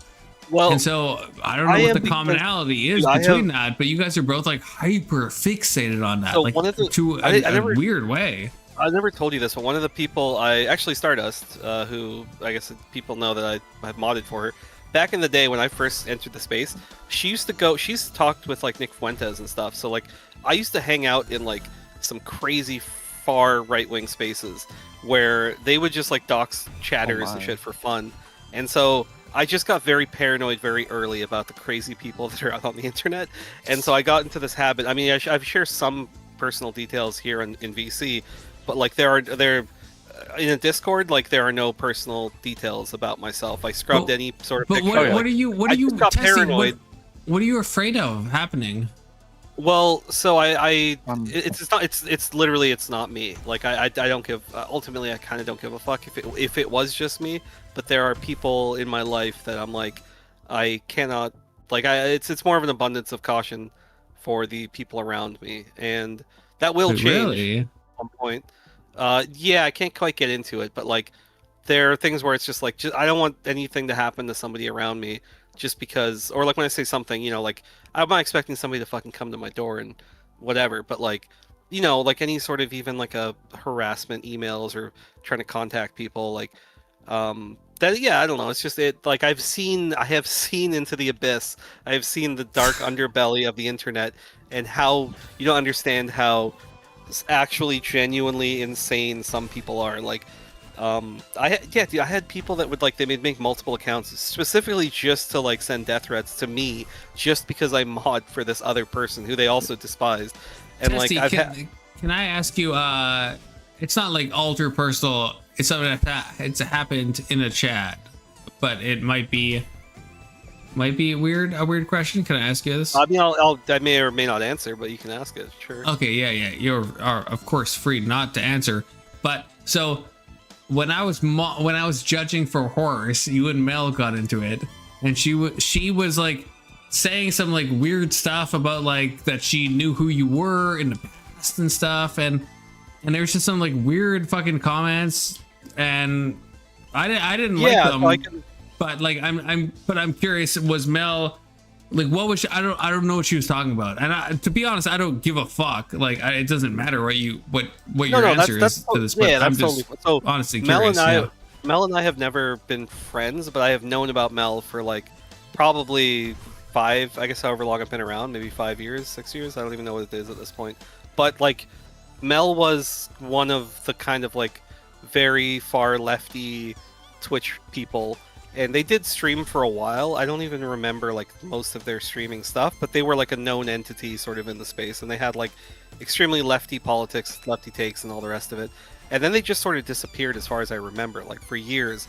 I think there were I don't like, you know the term gay ops, right? I think maybe not. Gay might be too, no, I don't know. No, I don't know that. It's probably too like online. So it's kind of what it sounds like. It's like a gay operation, but it would be a gay op is basically like you are manufacturing drama, or you are just honing in on some nothing burger for the specific purpose just to like dunk on someone or smear them.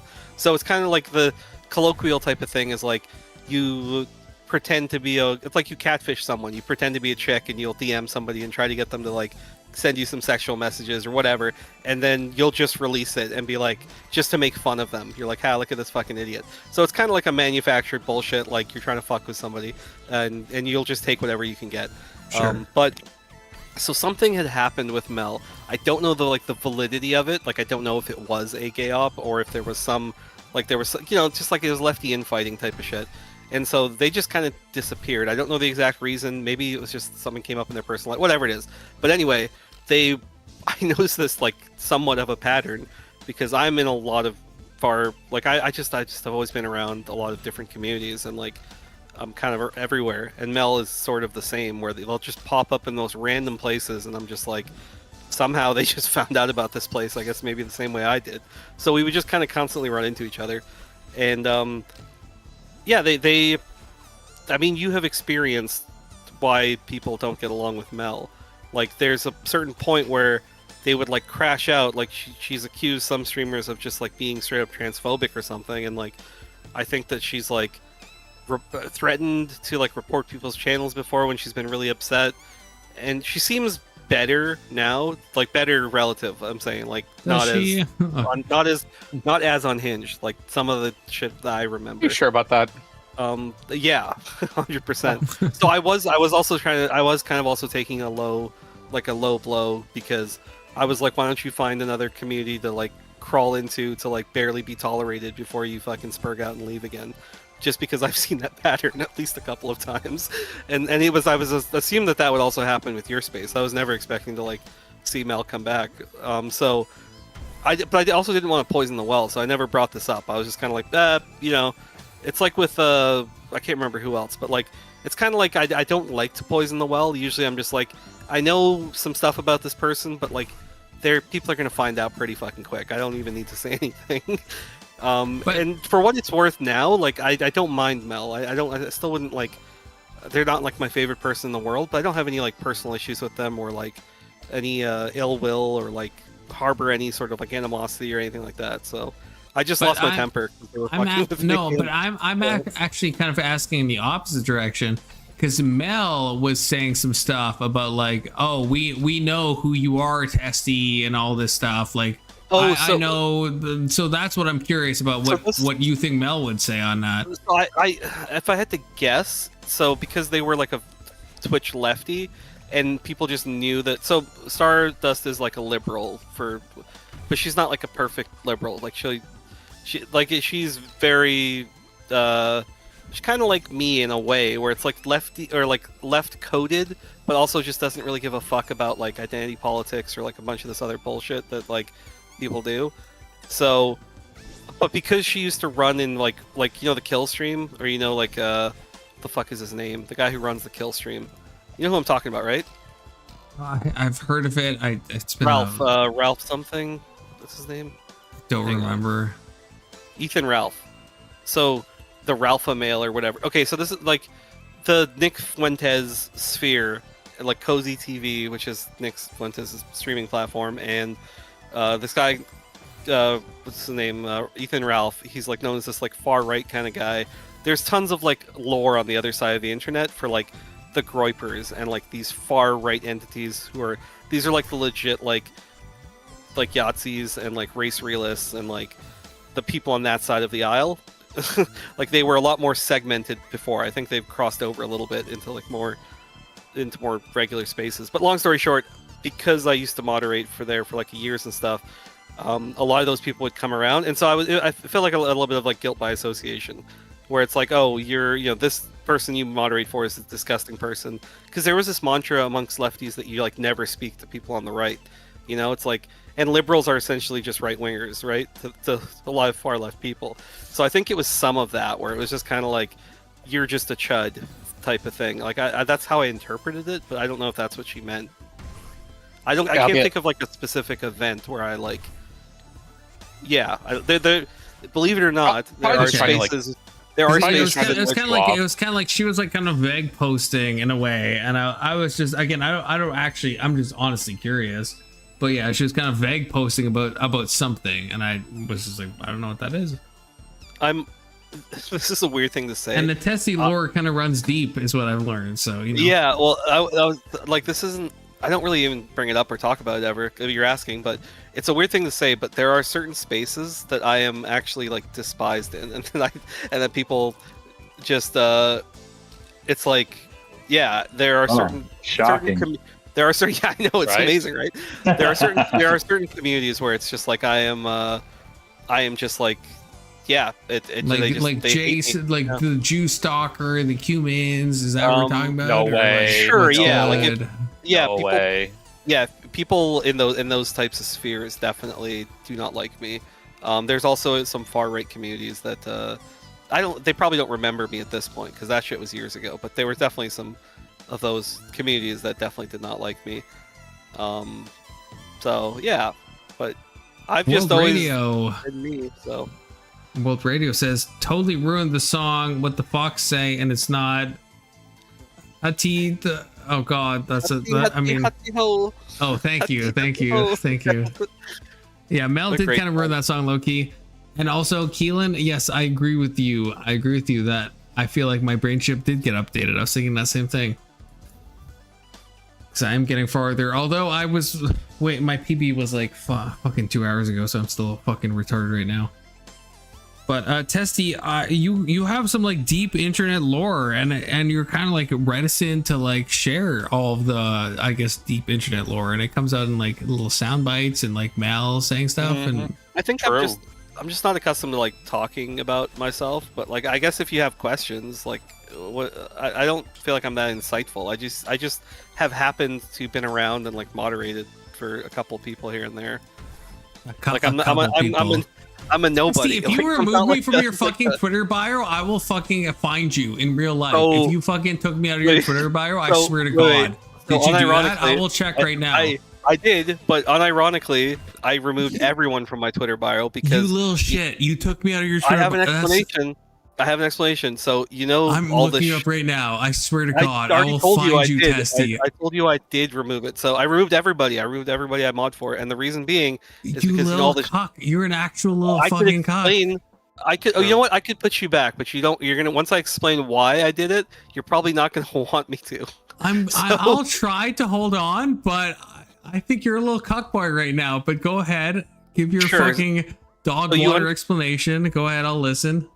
So you understand what's going on between like I don't know, Destiny and like all of these commentary people and you did remove me from your you little fucking cockboy. You actually did. So you know all the drama that's going on with Destiny and all of these commentary people. So there is essentially a doxing war that's going on right now. Moderators, chatters, everybody is getting fucking doxed. And so I was like, I don't want the people that I'm associated with that go to my profile, just because again I mod for a controversial figure who, like, they had that talk with JStock the other day, which blew up into this huge thing. Use his fucking name right, okay? I don't like that, using that name. It's so lame, but whatever. But that is who he is. That is long who story he short, actually is. Thank you, Alex. Long story short, there is like a bunch of fucked up shit going on right now, and I'm kind of laying low. It's a streamer called Stardust.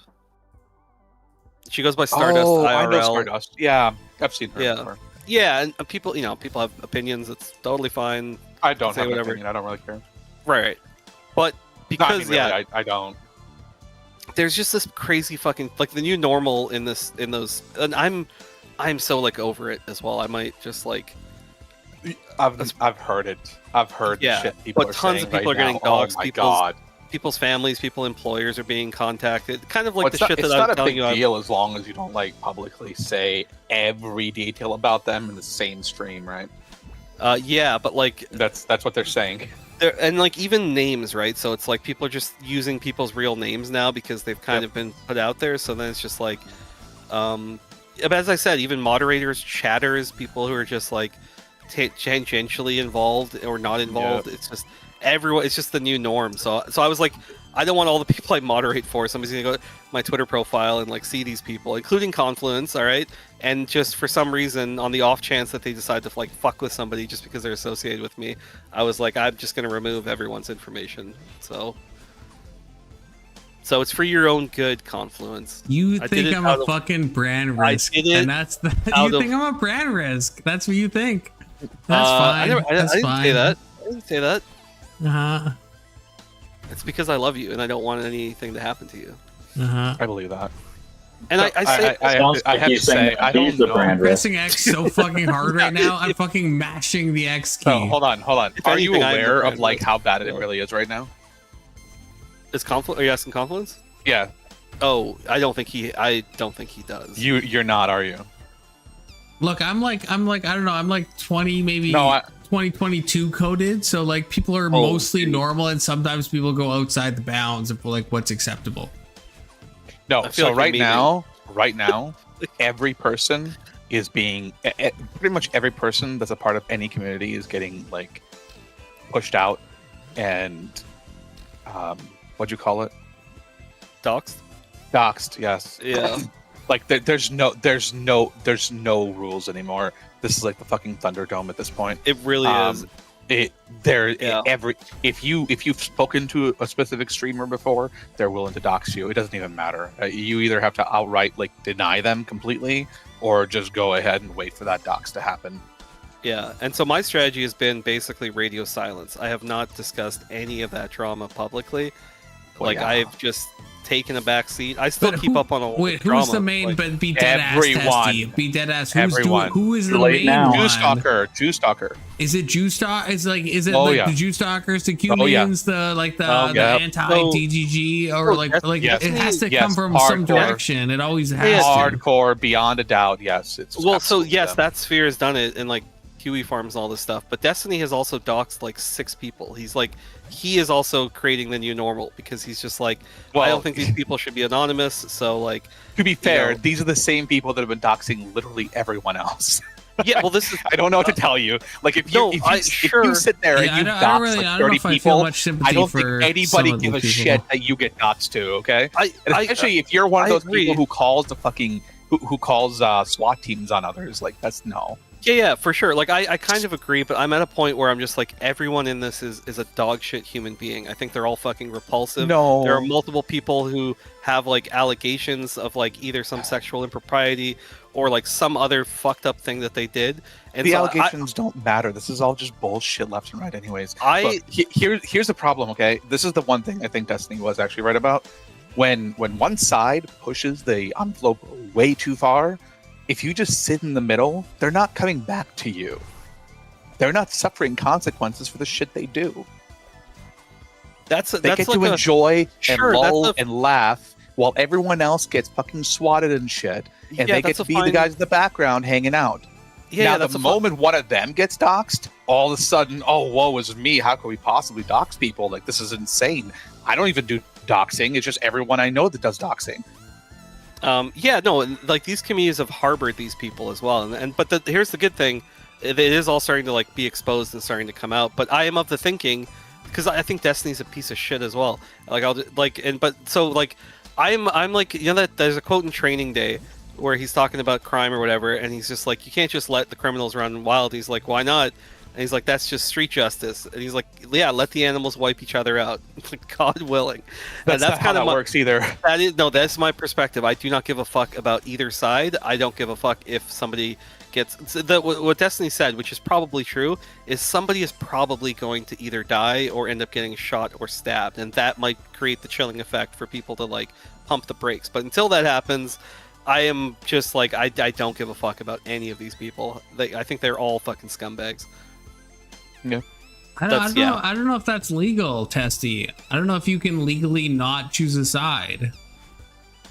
Are you a DGGer or are you like a human? No, he's not. He hates all of them. Fanboy, Juice Soccer, Simp, or like what? Like, pick a fucking side. Stop fucking fence sitting. You know. I have my own personal like issues I have had with certain communities. So like, it's more okay. Here's how I describe it: where it's like, if somebody is drowning, then I'm not going to push somebody into the pool, but that doesn't mean I'm obligated to throw them a life preserver.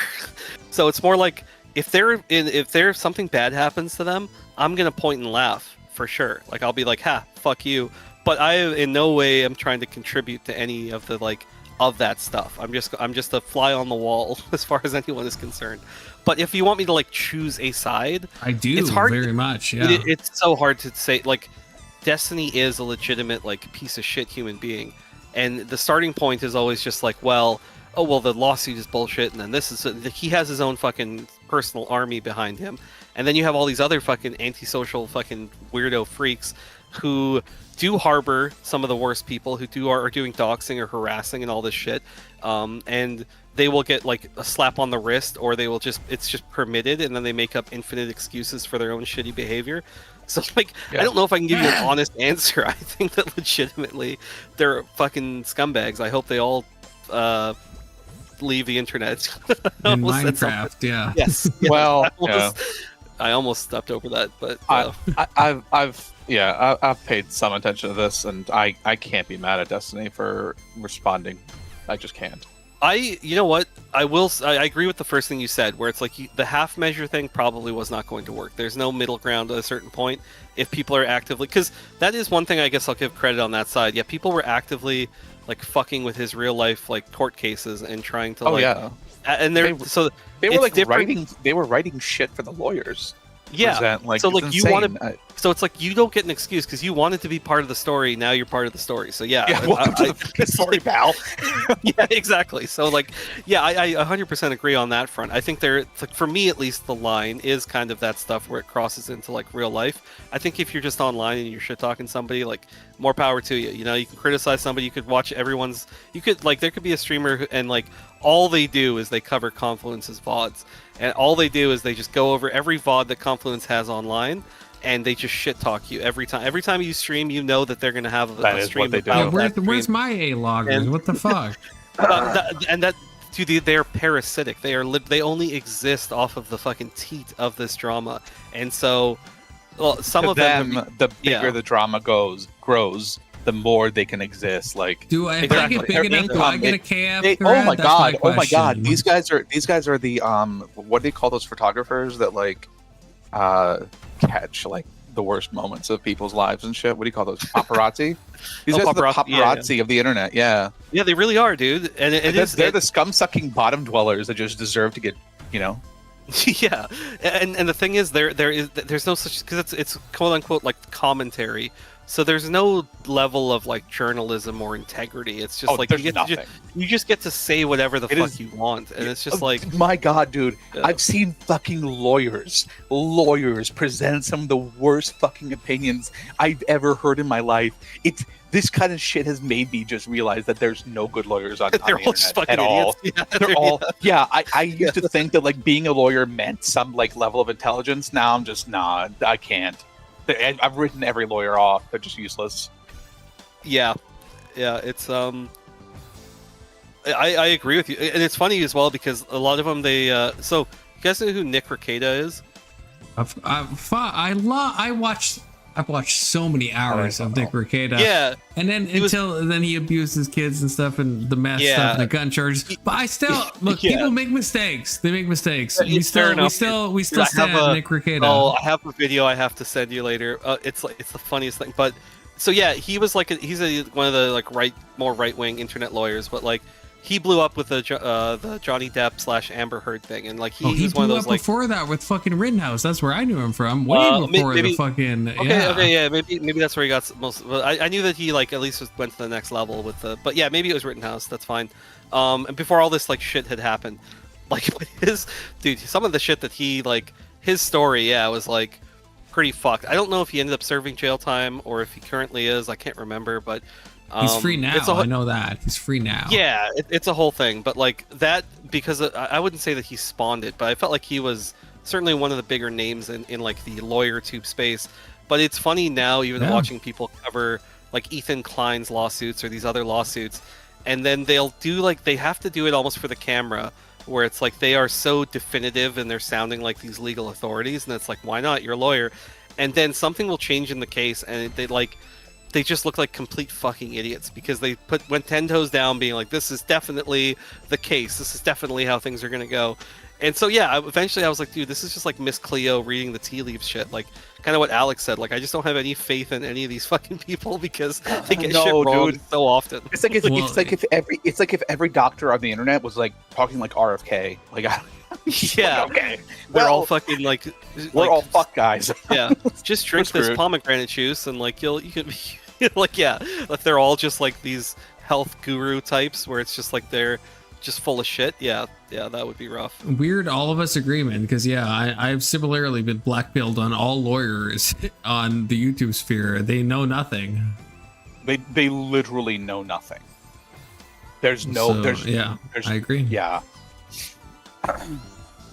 Just watching them discuss cases or even like just debating key sections of law. I mean, I understand that part of law is like there's a bit of showmanship to it, right, in court and stuff. But I've also seen like real lawyers actually do cases in court. These are not the same people at all. I'm always amazed that you can nothing fucking honest about it at all. Yeah, I don't know if they use this to like help their like how much crossover. They're probably more some than others between like their real job and like their YouTube show on the side. Because some of them it feels like they want to be celebrities, where it's like it's clearly the flat like it's the YouTube. They're a YouTube lawyer first. Anyone can say they're a lawyer. Yeah, and then yeah, exactly. It's like you don't even have to necessarily be a practicing lawyer, I suppose, or you could have just passed law school and. Yeah, once you have the title, it's pretty powerful. But yeah, I sometimes wonder. It's like it just feels like maybe it's just a lack of like actual trial experience. You know, it's like or something. No, I think it's the same problem that everyone has. I don't even know how to say this, but politics seems to break people's brains in a level that nothing else can. I guess politics and maybe like sports, but when you put politics plus any highly intelligent person who's invested, it doesn't matter how smart they are, they become the dumbest person on the internet. There's no middle ground. I don't know what it is. You're kind of you're not wrong. Like that's like the higher their IQ, the worse they are about it. Like this is right. I don't. And it's like the it's like they still have their own biases, but now they just have better language to justify their bias. It's just like oh god. Okay, So, yeah, it is way past my bedtime. I just realized this is actually terrible. I was supposed to go to bed like all day. Yeah, this is Yay. this is actually bad. This is actually not good. I was supposed to be in bed a long time ago. Ooh, dude, you're gonna be haggard tomorrow. Stay up all night. Oh, section! I didn't even know sections here. That's how. Yeah, I didn't even know section. Yeah, I literally was talking. Good to see you, section. First time chatter. Fuck me. Yeah, I'm gonna be probably super haggard tomorrow. That's fine now. It is what it is. Use a sick day. Well, maybe. Hopefully not, but maybe. Okay, so I will end it before I say anything else because I have to go to bed. Okay, God bless everyone. Thank you for the support.